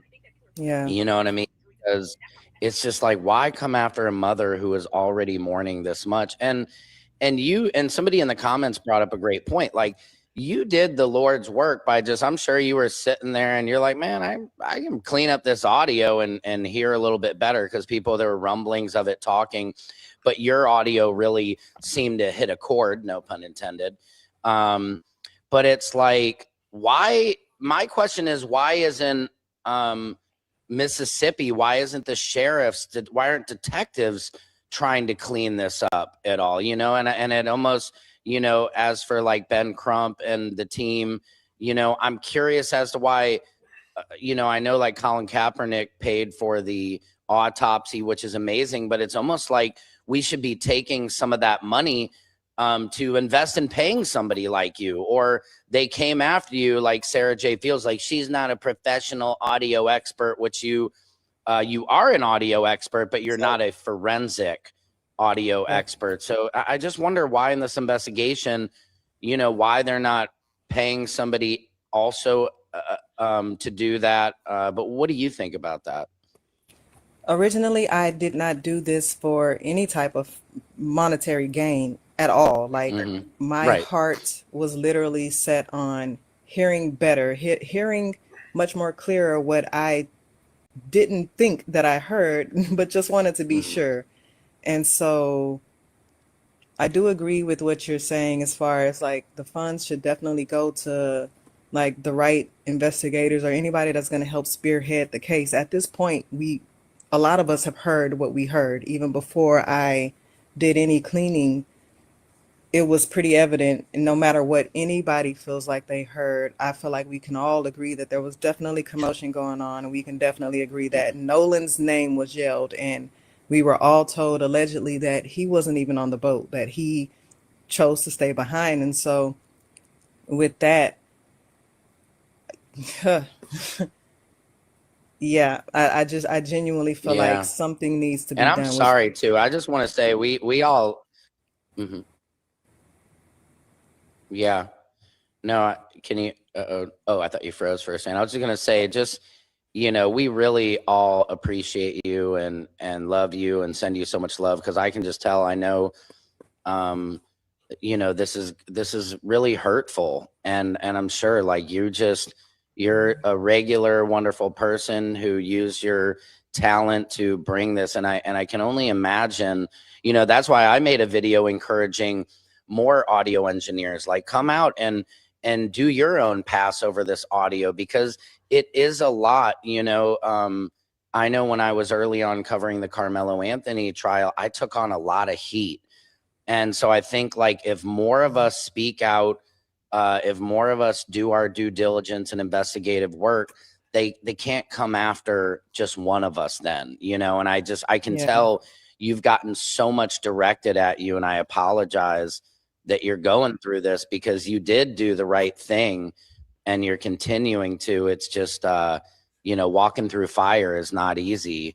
But And I hate heat. You know, without your audio, I know, as we all do, but it takes a strong person. And I know you were built for this. And a lot of times they say, you know, God chooses us. You know what I mean? Like, I know God has chosen me for this. And I know my wife doesn't always love it. My family, some people don't always understand why I'm speaking up or why I care so much. But it's just, I go through that it's all bigger the than time. us. You know what I mean? Go through that all the time. And yeah, I just wonder. So you've been on Nancy Grace, you've been on Don Lemon, you've been on all these different shows. I mean, are we all crazy? Are we hearing, I know there's the phrase paramedial, whatever the word is, where you hear what you want to hear in something. And I know they're trying to gaslight us. I saw ABC just release the clip, but they conveniently didn't release the beginning of the clip, which before Warren starts talking, it's Warren, right, who starts talking, or is it Wyatt? I'm sorry, who starts talking on the boat? I think I'm That part I'm confusing not it for a sure second. on, But and I don't anyway, even want to lie. before Whoever the boy cranked out starts is. talking to the buffering here. Little buffer. Go ahead.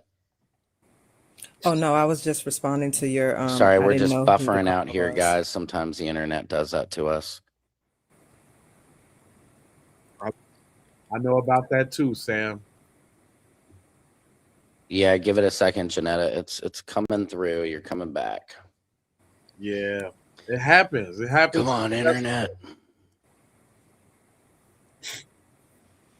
Sorry, you guys. If you're just watching now, we have Janetta Brantley on. This is Samson's World, and we're buffering. This is what happens sometimes in our live feeds. Let me see if I can bring her back up. Hold on one second. Let me add.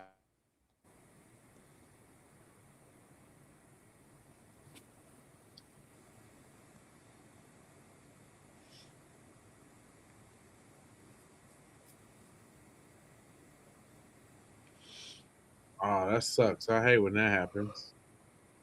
I feel Sam right now. This just happened to me. This just happened to me, y'all. Literally. Let me see if I can while Sam's getting that together. Y'all know Brandon Race Batum is mad because Let me see, guys. Can you see me? Sorry, I just got let me see. he just got back. Janetta, are you there? I'm here. He fixed it. Okay, sorry about that. I don't know. Sometimes the feed will just Technology. buffer us and kick us out of it. It did me earlier. So I was just saying how, of course, like the Sarah J. Fields of the world, the Officer Race Batum Tatums are trying to act like we're all crazy and gaslight us like we didn't hear. Hey, real talk though, fam, or Forsaken, listen. I'm learning, man. I wouldn't had to go back and change the name of the title on a few videos, because if I put like evidence or truth or questions, or man, they snatching that ad revenue, fam. They really on some BS with these videos. I've been having to get real crafty with the titles, and I got to make sure that the thumbnails ain't too provocative, because I done lost a couple good streams over the weeks here with them taking the ad revenue on this particular subject in an attempt to say, if you just stop talking about this, then we'll monetize it. Nah, fool, what you talking about? Yeah, they be, man. Oh my God, this right here is it's a tight rope, boy. It's a tight rope. But you know what I'm saying? I see it as a challenge though. I refuse to let these busters beat me. I'm gonna bust through, because I got stomped down, people messing with me, and as long as the message is on point and the delivery is nice, we gonna win. And that's just like that. But let's get back to Sam. He fixed it. What we heard, and you're an audio engineer, and what do you think about that? I mean, are we all crazy? Are we hearing what we want to hear? It's like, how do we find the truth in this? You know what I mean? If I can be Because honest, there's certain words on psychologically, there that we, Mhm. yeah, if I can be honest, psychologically, nobody wants to hear what we've heard. If anything, we wanted Right. it to be the complete opposite. We didn't want it to be Yeah. what it feels like that's exactly what it turned out to be. When Officer Tatum, race baiting Tatum as you call him, but whenever he was, making his videos and saying, I don't hear that. I can understand where people like him can say they don't hear certain things, but to blatantly deny the word of an actual trained audio engineer, like I have an actual bachelor's in what I do. My ears are trained to do exactly what I do for a living. Outside of post-production, I'm also a production sound mixer. So I'm the one that's on set holding the boom pole, and I'm mixing the sound live right there. So even on set, I'm trained to have headphones on and listen for noises. I'm trained to communicate with the director. Hey, hold for sound. There's a plane. There's a train in the far distance. There's somebody arguing outside. There's construction work. So even when I went to school for it, there was methods that I was taught to actually be able to hone in on certain sounds. And even when I'm engineering, the subtractive EQing that I did, as far as when I cleaned up the audio, I have the ears trained to do so. Like I have to be able to follow along with frequency and find noises that stand out that may be disruptive and eliminate them. And so to say that everybody is tripping or everybody is crazy when there are not only other engineers like myself that have said that they did it themselves and they hear the same thing, but there are also people that exist like yourself and others who aren't trained engineers who also heard the same thing. And a lot of people, I'm saying thousands of people, reached out and said that they heard the majority of it before I even cleaned it. So it's like either you're gaslighting or you just don't want to come to the acceptance of this is what we heard. This is what happened. Right. Yeah. Yeah, because I'm a drummer. I'm deaf. Like my ears are not very good, especially like if I'm in a loud restaurant, I cannot hear a conversation. But there are certain words in there. Like I feel like we hear Nolan yelled. We hear, oh my God. We hear, damn it, Bart.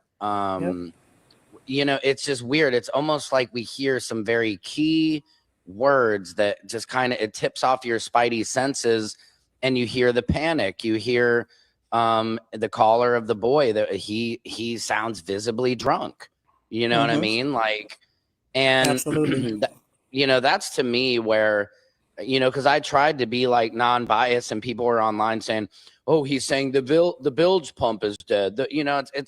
It's amazing how I keep saying there's the right and wrong side of history, and people who are on the wrong side of history, they are so as desperate as they think we are, they are just as much. But the difference is we're trying to get justice for what happened to Nolan. We're not trying to cover this up. And I've said from day one, if this was an accidental drowning, we wouldn't be talking about this. They would have come out with that so quick, because that's all they want in Mississippi is to rule this another accidental death.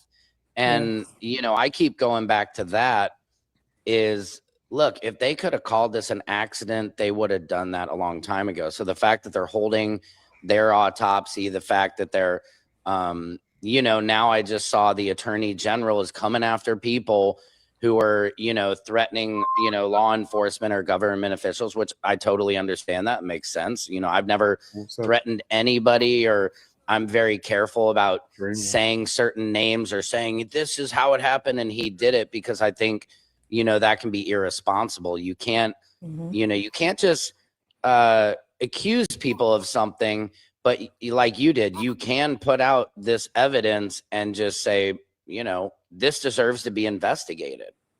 Right. And listen for yourselves. Like, and I'm glad that I did that. My wife encouraged me to do it that way, because I sat with it for at least half an hour, maybe 45 minutes, trying to think what's the best route to even put this out there. Should I share what I heard as well, or should I just let people be the judge of it and put out what they heard? And we thought and we talked about it. She's my rock my rider. And Mm-hmm. so she's Yeah. also going to advise whatever to protect me and to make sure that I don't make any wrong moves. But Mm-hmm. at the end of the day, I was thinking to myself, this audio has already been out. And I heard what I heard even before I cleaned it. And before I even put it out, I had saw multiple videos of other people saying, I could have sworn I heard this and I could have sworn I heard that before there was Mm-hmm. any type of transcription done. And so that's why when I did put the video out, I led with, this is just my interpretation. I'm not saying that it's Mm-hmm. solid. I'm not saying that it's 100%, but I am saying this is what I heard. So you Mm-hmm. listen and you be the judge and, don't take my word for it. Let us know what you hear. And Yeah, listen for so yourself. Mm-hmm. that's exactly why and how that happened. With the 5-minute version that I released, it was no transcription at all because at that point, I just wanted to put it out there all the way up until the captain was connected. Because at that point, Mm-hmm. Warren in the background is no longer even on the call. But Mm-hmm. that was the reason why I didn't want anybody to think that I was forcing them or trying to Of influence them course. because I'm well aware of confirmation bias and Mm-hmm. things like that. And so, yeah, I just wanted everybody to listen in for themselves and make sure that I wasn't tripping because I heard what I heard before I cleaned it. It wasn't until after I cleaned it is when I heard the ending part where after he said, "Damn it, Bart." I Mm-hmm. heard the "damn it, Bart" before I cleaned it. I didn't hear the "no-no's really dead now." And Mm. I also didn't hear beforehand the "you killed him." My wife actually, that stood out to her before anything else. And before I Mm-hmm. cleaned it, I did not hear the "can we cover it up?" Yeah, I thought all about that. Everything else I heard. Yeah. And so Yeah, and I heard that's what, something about his chest in there, you know what I mean? yeah, Like yeah. there's certain things that it's almost like I understand what people are saying when you're trying to look for something and you see a word on the screen and then you're hearing it, your mind can trick you. But there's Hmm. something about when you're not hearing words and you hear something and you're like, that's pretty much what that sound like. And I remember seeing your video where you were visibly disturbed and I remember you said, look, I had to put this thing down and take a break. And I think that's very telling because you can, I'm sure, you can feel emotion through the audio. You can feel that something is not right. And I mean, Hmm. I was Sunday night, I was at the comedy club doing a comedy set and I got off stage and of course everybody starts sending me like, Sam, you got to see this audio. And I went upstairs to the green room in like a closet at the Hollywood Improv to listen to your video and then I put it out and I was like, oh man, I felt it, and I told people, I was like, you have to listen to this. Like, this is triggering. Hmm. And I think that's the thing about that audio. It is triggering. It's not like we're just searching in the dark for anything. Like you said, nobody wants this to be true. I wish, I wish at this point it could be accidental and something happened to Nolan that we can explain. But the reason it's gone on so long and the reason that they're hiding and all this and back and forth, it feels like something's not right. And usually when it feels that way, your intuition is generally correct. And what's crazy to piggyback off of what we're already talking about. Mm-hmm. When I went before I even went into cleaning it, I too was one of those ones where even though people online racist remarks and all the hate were like, y'all Yeah. just want it to be murder. Someone was like, you just want it to be white blood, whatever that means, because there's no such thing as white blood. But No. for It's me, blue it was or whatever right. color blood is, like For red. me, it was none of that. And so when I remember feeling like I honestly felt like it could have been an accident. Maybe there was an altercation, something happened, they were horse playing around, Mm-hmm. and he was accidentally injured, and they Mm-hmm. didn't know how to respond or react. And so as I was cleaning it up, when I played those first like 7 seconds and I heard her say, "Can we cover it up?" Oh my God, like everything about Right. my emotions and feelings in that moment shifted. It's almost like I felt my heart drop down through my ass. Excuse my French. Wow. But No, that was it's good. something that I did not want to hear. I did not Mm-hmm. want to hear someone literally asking, can we cover it up? And then in a fifth of a second, someone co-signing. Yeah, I thought all about that. Like, what? Like, Wow. the privileged mindset that had to have been present for that to have even been asked, co-signed, and Mm-hmm. confirmed in such a short amount of time, it Yeah. disturbed me to like on a whole nother level. It was like watching a horror film or something, and you just saw your favorite character that you've been invested in, you just saw Mm-hmm. someone turn on them, or they Mm. just were killed off, is how I felt emotionally in that moment. Yeah. No, and I mean, I think you're correct about that. And I think that privilege and entitlement speaks to the history of Mississippi. It's, yeah, it's something that this has like been done year and year, year after year. So like it's ingrained in them, and I hear that too. Like it could have been an accident. It could have been an accidental overdose that they gave him. I don't believe Nolan took drugs. I don't believe Nolan was so intoxicated. The U.S. Coast Guard just came out and said some witnesses report that he was heavily intoxicated. And I'm just like, until we have the toxicology report released, I don't know how you can put a statement like that out. Right. And Nolan was like a D1 football player. I don't see a young man like that going off to like the biggest experience of his life and doing illicit drugs. I saw, Officer Ray Tatum is now saying that, oh, Nolan was the only one who was maybe doing cocaine or something like that. And you're like, I'm just not buying that in that group of friends that Nolan is the one. How convenient is that? And I don't believe that at all. Yeah. And can you talk to us a little bit about, I hate to bring her name up, this Sarah Karen Fields, who put out that just disgusting accusations about you and like, oh, she's not an expert.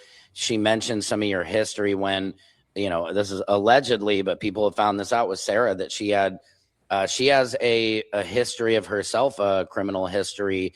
And it's so ironic that they'll call me a race baiter, they'll a race hustler and stuff like this, but it's the Officer Tatums, it's the Sarah Fields they're making money, I keep saying, off comforting white fragility instead of accepting history, instead of like, being awake and woke and actually speaking on what's going on and acknowledging these atrocities. They double down on it.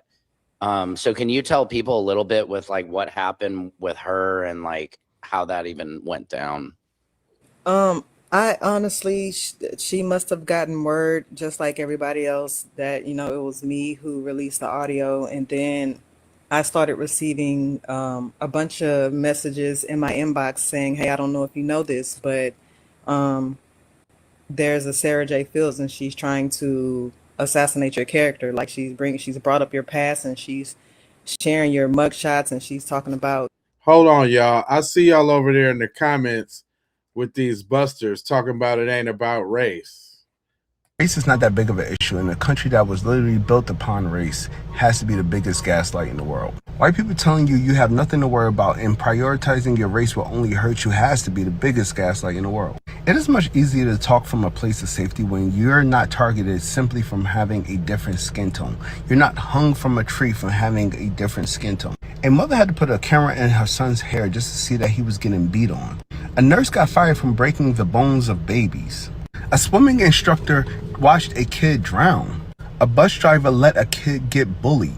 A police officer said that she goes out of her way just to abuse black people.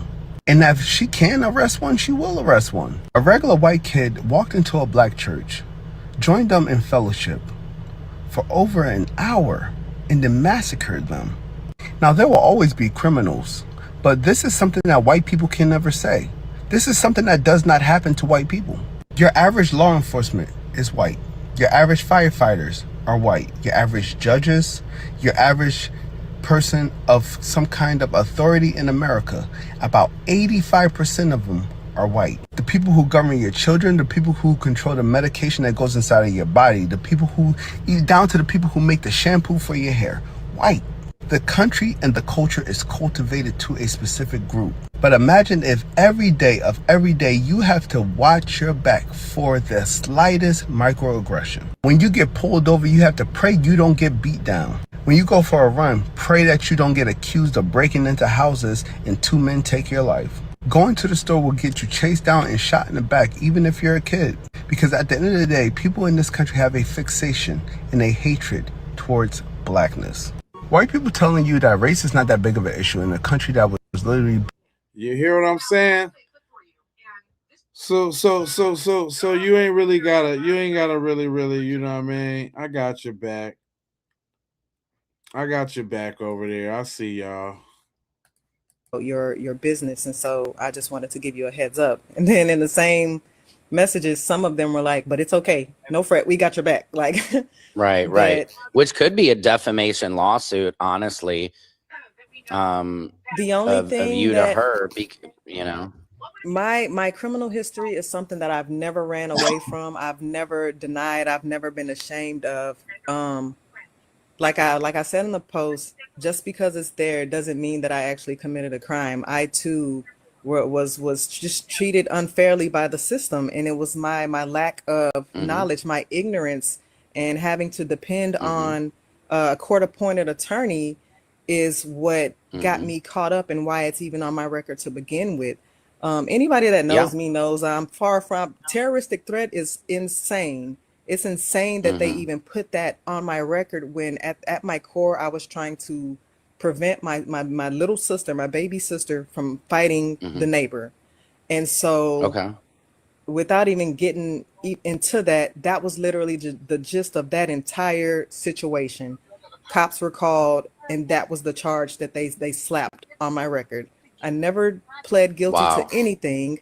I remember like it was yesterday, like the words guilty never came out my mouth, yet it ended up on my record, and it prevented me from wanting to do so much. And because of that, I wanted to pursue law at a point in time, but because of that is on my record, and I was told that I couldn't get it expunged, and I can't get rid of it because of my guilty plea, that it prevented me from going into law or becoming a lawyer or being able to take the bar and things like that. So I just had to pave a way for myself, and that's where the entrepreneurship came from. And then with my wife, we did start a business. In 2020, it really took off, and so we were heavily involved in that. But being honest, like, we haven't even really ran or focused on the business in like the past 2 years. And so everything she said about our business was 100% false. We're not actively still running it, even though the website is still up. We just haven't had the time to actually go and remove everything. But that's a conversation that I'm having with my wife. So Sarah doing a little public search and thinking she was going to somehow intimidate me or bully me or stop me from pursuing justice is honestly laughable, because I fear none. I'm not going anywhere. I stand 10 toes down behind my history and my past, and I'm proud of who I am today. For me, that's all that matters. What I'm doing now, I couldn't be more proud of my career choice, my accomplishments, my multiple degrees. I'm not a felon like she is, but it's just so much hate there, to where I didn't even want to give it energy, but I wanted to let those who were reaching out to me, that was my way of letting them know, I see you, this is what it is. Now let's move on to the next. Like, let's stay the course. Let's still try to figure out what happened. Stay the course. Yeah. Yeah. Well, I mean, I'm proud of you. We're all very proud of you. And I have to say too, that somebody's past, that doesn't take away your hearing. You know what I mean? It doesn't take away your skill set of being an audio engineer. And further, I understand that's kind of what we're getting after here, is this 2-tier justice system, where somebody like yourself.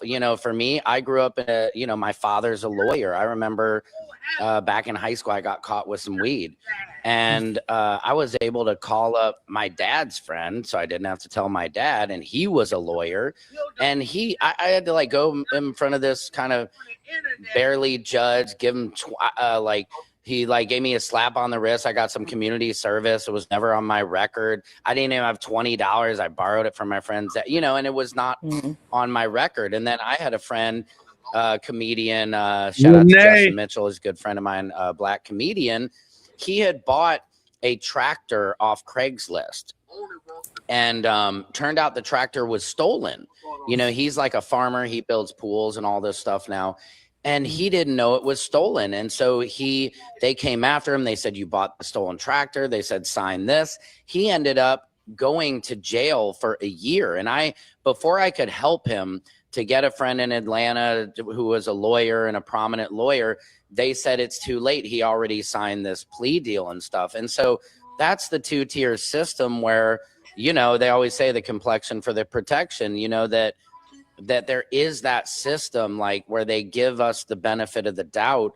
And like you say, you had a setback because, of something like that. And it's just, I think that's what we fight for, is that true fairness in the system, because it's so easy. Once they label you something, it's that can, really screw up your trajectory. But obviously this was really meant to be your path.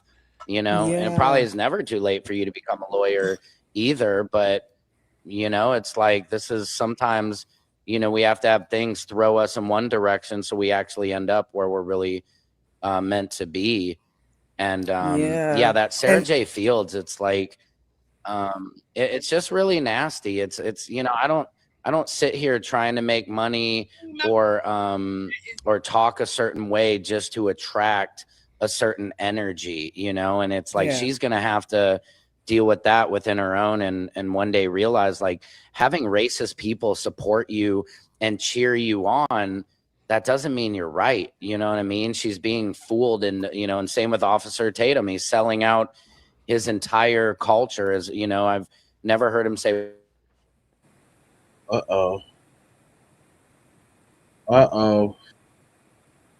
All right, Sam. White fragility, and at the end of the day, that couldn't be rewarding work at all.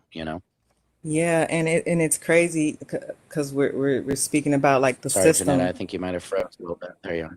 Oh, no, I was saying it's crazy because we're speaking about the system, and it goes back to just my. Say that again. Sorry, I think you froze. Am I good now? Or am I still lagging or something? Hold on, we're buffering.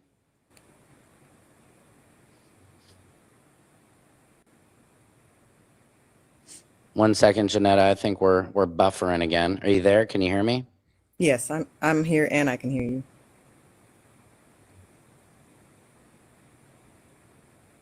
I think we're coming back. There you are. I think you're coming back. Sometimes we're buffering there for a second. Are you back? There you are. I'm good. Can you say that again? Sorry. Oh no, I was saying. You're good. Sorry. No, I was saying. And speaking of the system, I think that's where it became a serious passion, because even with that first incident with myself, and then having to go, I remember I felt a way about that ending up being what I was charged with. And so I told myself I was going to go to the military. And at that point, I had met with a recruiter, Pet Officer Derek Wesley, and I was going to go off to the Navy. And the day they had me scheduled to go off to boot camp or something, I remember I had to go to court the next morning to, I guess, pay off the fees or something like that for the whole terroristic threat charge. And he was with me. And so when I went into the court, I'm trying to, figure out and get that squared away. And while I'm there, here comes some sheriffs or some people coming in, and they're asking me, are you Janetta Brantley? I'm like, yeah. And I'm thinking they're finna say, oh, you're free to go. They're like, no, you're under arrest for theft. And I'm like, where did this come from? And now all of a sudden I'm sitting there. I got arrested in court. Like literally, I didn't go off to the Navy because they took me away right there in court. They were saying that someone saw me, witnesses placed me at a Popeyes in an altercation. And the detective looked me dead in my eyes and said, "And you stole $100 in a biscuit." To this day, It's Sam, almost like a joke. I am $100 in a biscuit. You didn't I am grab any so gravy? upset I mean, by that that. you know that's a lie. Come on, who's gonna eat a dry biscuit? I mean, come on. Right. The detective, like, he was $100 in a giving biscuit, like, yo, you need to make he that was into a giving me T-shirt or such attitude, like I was just a young Black girl who didn't have no type of emotional intelligence. And I remember feeling away, and I gave him this type of nonchalant sarcasm, like if I was really gonna steal $100, like I could have paid for the biscuit. Like none of this makes sense. Like, how do you say somebody placed me there, but you don't have me on camera? Like there's no type of actual physical evidence. And That's again, that was one crazy. of them situations where I was still ignorant to how the system works. I knew that whatever I said with the first court-appointed attorney did not work because somehow guilt ended up on my record, and now theft somehow ends up with no contest. And I'm like, bro, they played me. And Wow. so no So matter you're a how terrorist and a biscuit thief? That's crazy. I'm talking about I dry mean, biscuits. that is wild. I did all Why of wouldn't that you for take some a dry whole biscuits. breakfast? That's crazy. And give me a biscuit. 2-piece or something. Yes.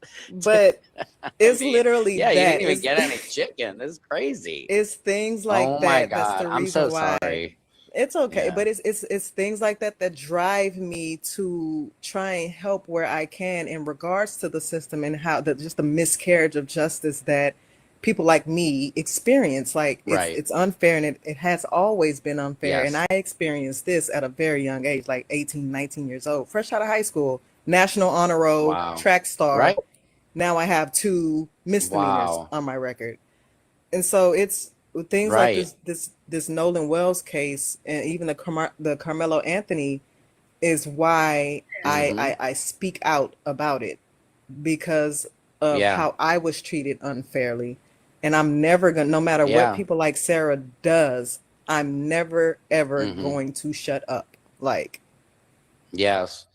I'm And I not think going it's nowhere. important to hear your story too, because I think a lot of white people, they don't take the time, they don't have Black relationships to hear these stories and be like, wait, what? Like, because had you been a white woman, it just, it doesn't happen, you know, it just doesn't happen like this. And you don't get railroaded by law enforcement. You get the benefit of the doubt. You know what I mean? Yeah. Like, and so I think your story is very important to hear. And like the fact that you overcame all this adversity, and it is, you know, it's just things you shouldn't have even had to go through.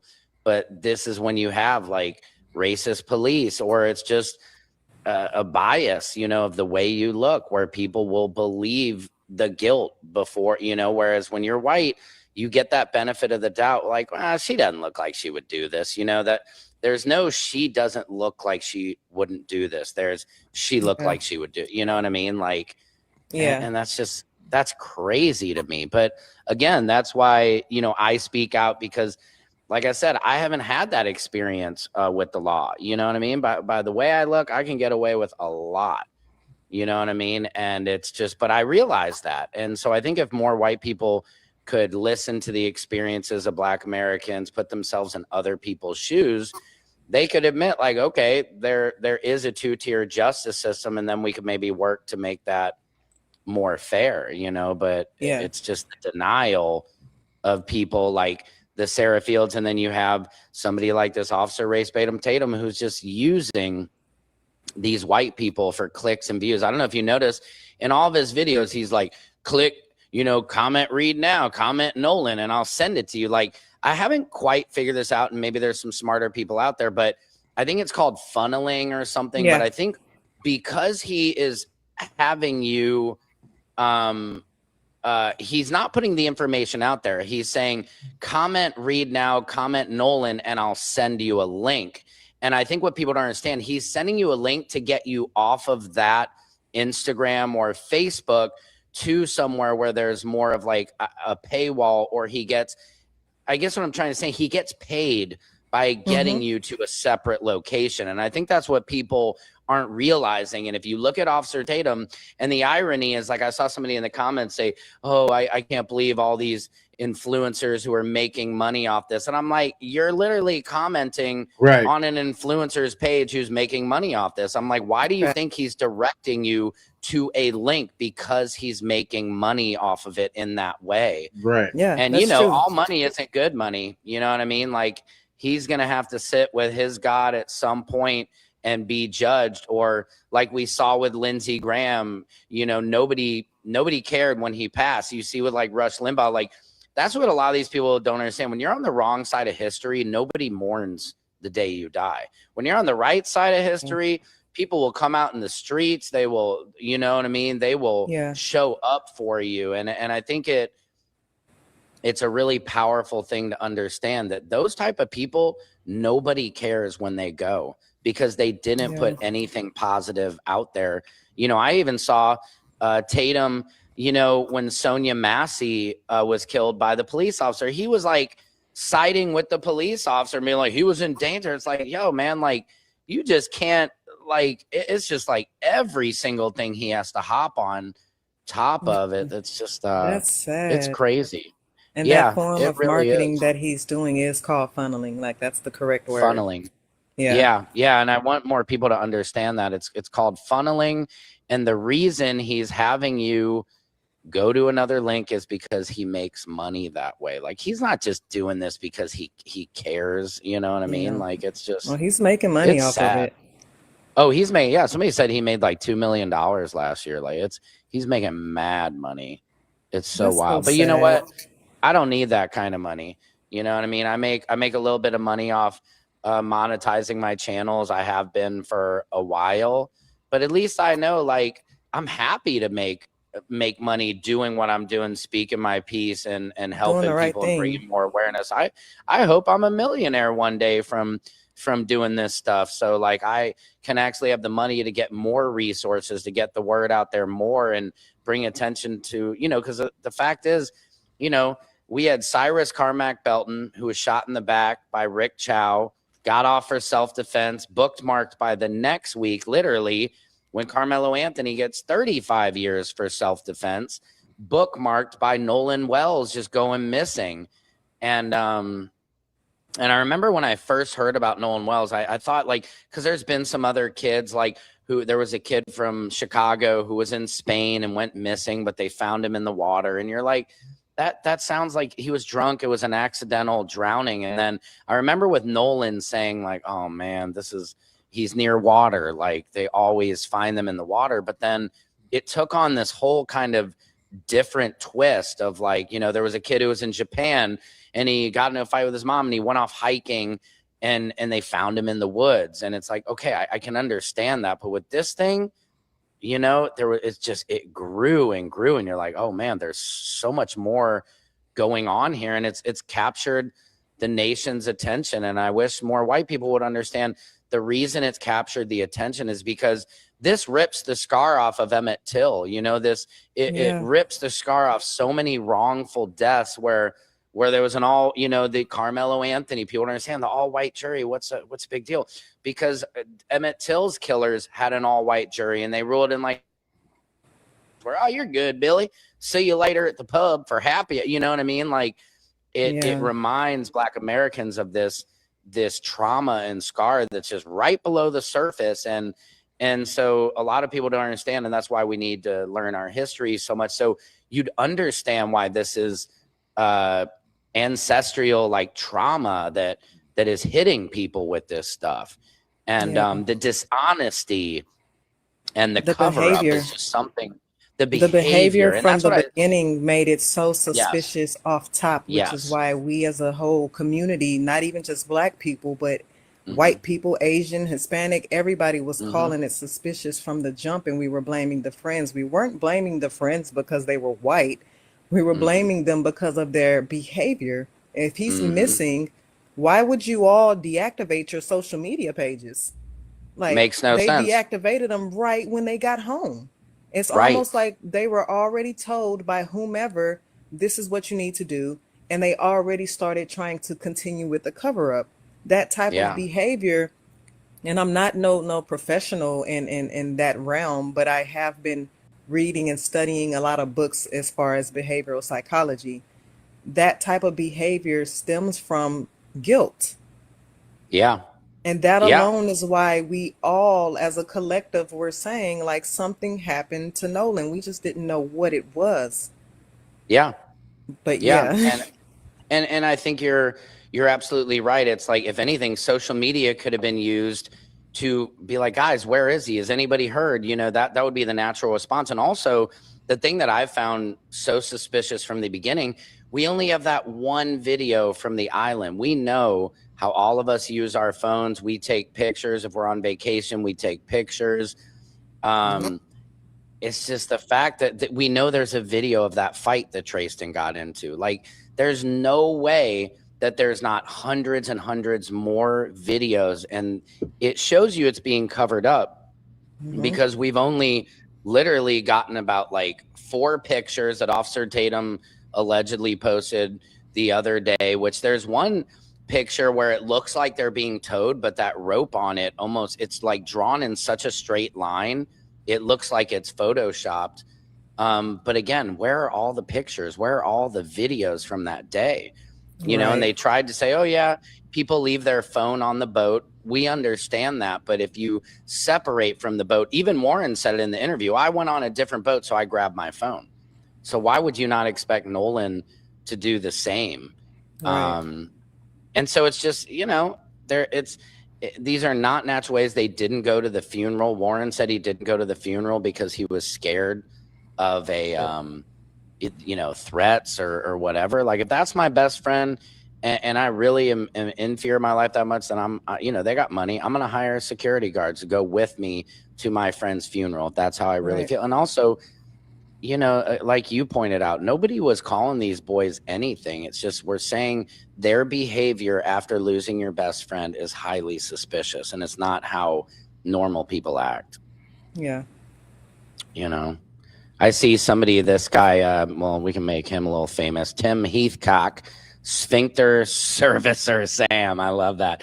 It's so funny how these people, like, they get so mad, and these are in the minority here, but it's interesting. Like, why would you guys be so mad at us? Like, what have we said here that we've been talking in a very mature, calm tone this entire time? We're not screaming. We're not throwing accusations around. We're just asking simple questions of why, It's because we're talking about it. It just seems off, and so I'm glad we're getting under these racist people's skin. Yeah, they don't like it. So, and like yourself, man, I'm not going to quit either. I know it's important, the work I'm doing, and I've been speaking like this for my whole life. I just say it's like people just all of a sudden have started to hear me. So, and there's nobody else really. You got the Bill Maher's of the world, the Pierce Morgans, even the Nancy Graces, and all this stuff. Like, they don't really care. You know what I mean? Like, they're just doing it because it's popular now. And it's like, this work, you really have to have an understanding of the culture, the nuances, history, and you have to actually care. You know what I mean? And it's too much where, and I always call this out, where a lot of white Americans, we use Black culture, we use the clothing, we use the dance, we use the athletics, we use the words, everything from the culture. But when it comes time to stand up for Black culture, it's like, poof, they're gone. And so my job is to try and inspire more white people to actually take up. It's not enough to put a Black Lives Matter poster in your yard. I always joke, people who have Black Lives Matter poster in their yard, they probably never had anybody Black in their house. You know what I mean? It's like, you have to dig deeper, have more diverse relationships in your life. That way you can hear people's stories like yours, Janetta.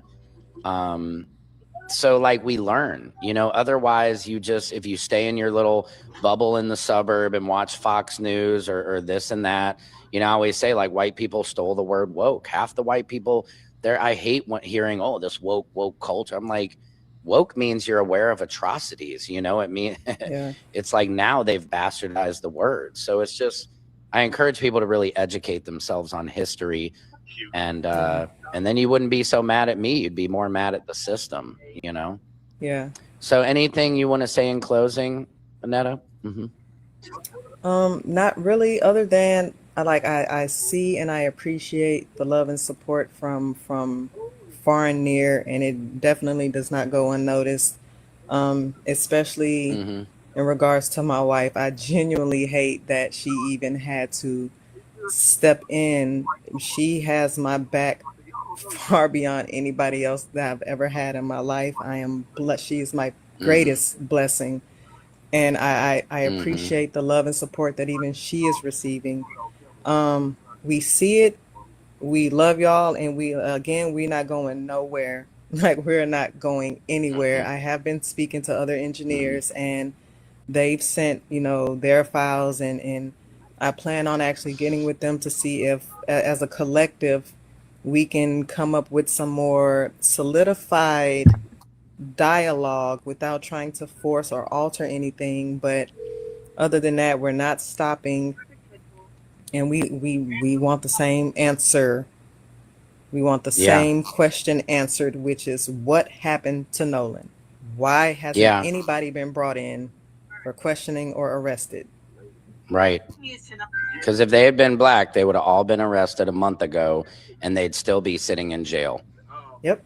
And those are just facts. And also, I know you guys, somebody set up a GoFundMe for you and everything. So I encourage people to go make sure you follow Netta. The GoFundMe was actually deleted. GoFundMe said it was something about misinformation or fraudulent or something. So my wife actually created a Give Send Go this morning, and that link is in my bio. Right. That is wild, because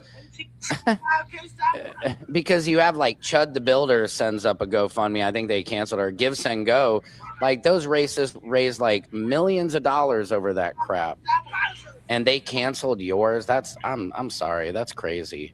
Well, make sure you guys go follow Netta, help out if you can, because she is going through a lot, and it takes.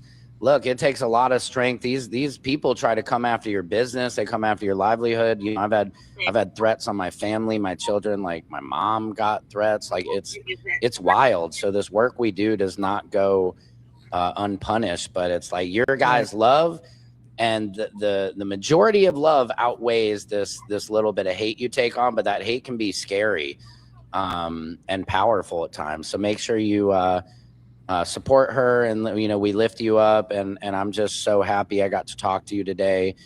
And anytime, if you want to come back on and talk to us, if you have any new updates or something like that.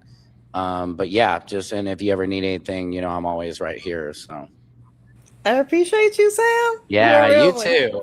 Oh, thank you. You too. I can just tell you're so authentic, and just just have a great heart, and you're doing. Sam low key wants some of that. Nah, Sam, she ain't really checking for you, but yeah, Sam be trying to put all the sweetness on there, all the sweets, all the black queen. He might as well go ahead, black queen, face ass. All right, Sam. Sam, you get a little too ahead of yourself there, bucko. And the right thing. So keep doing what you're doing, and don't let these haters get you down, because at the end of the day, man, I always know, man, people, they try to fuck with my karma. They fall to the wayside, man. It's not good. Like, you mess with my karma, you mess with my heart. The Lord has always handled anybody who hated on me. You know what I mean? That part. Just be careful. You know what I mean? Because it's not what I'll do. It's what the world will do. It's what the universe will do. It will show you your ass if you mess with the wrong energy. You know what I mean?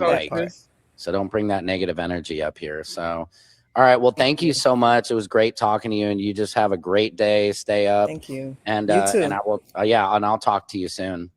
All right. See ya. All right. Take care. Peace. That was a great interview. All right, you guys. That was an amazing conversation we had there. Again, that's Janetta Brantley, brilliant audio engineer. Make sure you follow her. Make sure you support her, because she took this on for all of us. Her bravery coming forward with that audio potentially change the course of this case. And I know Nolan is looking down and thanking everybody. And I hope his soul is like trying to reach through to us. He's speaking to us to get this word out, to get justice for himself. I really believe that. And we will get justice. It's just going to take some time, and we got to keep that gas on, because they don't want us. They want us to put it in, cruise control, put it in neutral, but no, put that pedal to the metal on their neck, stay on it. I love you guys. I'll be online. You'll see my videos. Make sure you follow me at Secret Service Sam on everything. And yeah, I love you guys. Secret Service Sam out. Samson for president of the. All right, bros. Peace. Y'all go follow Secret Service Sam, man. Cool dude. You know what I'm saying? I'm gonna be here to get him if he fall offline, but he ain't done it yet. And with that, we're gonna conclude tonight's episode. You have been watching Jay Lava, the Keep It P podcast. I just got a couple words for you before I go. I need you to go ahead and subscribe for the vibes, like for the spike, come back and hype for the algorithm. Comment your vomit and share if you care about getting Black empowerment everywhere. Please do that on the platforms that we are on, Jones, just to bring it all home. I got love, peace, blessings, and aloha. I'm out the Doha for Shoha. You already know. You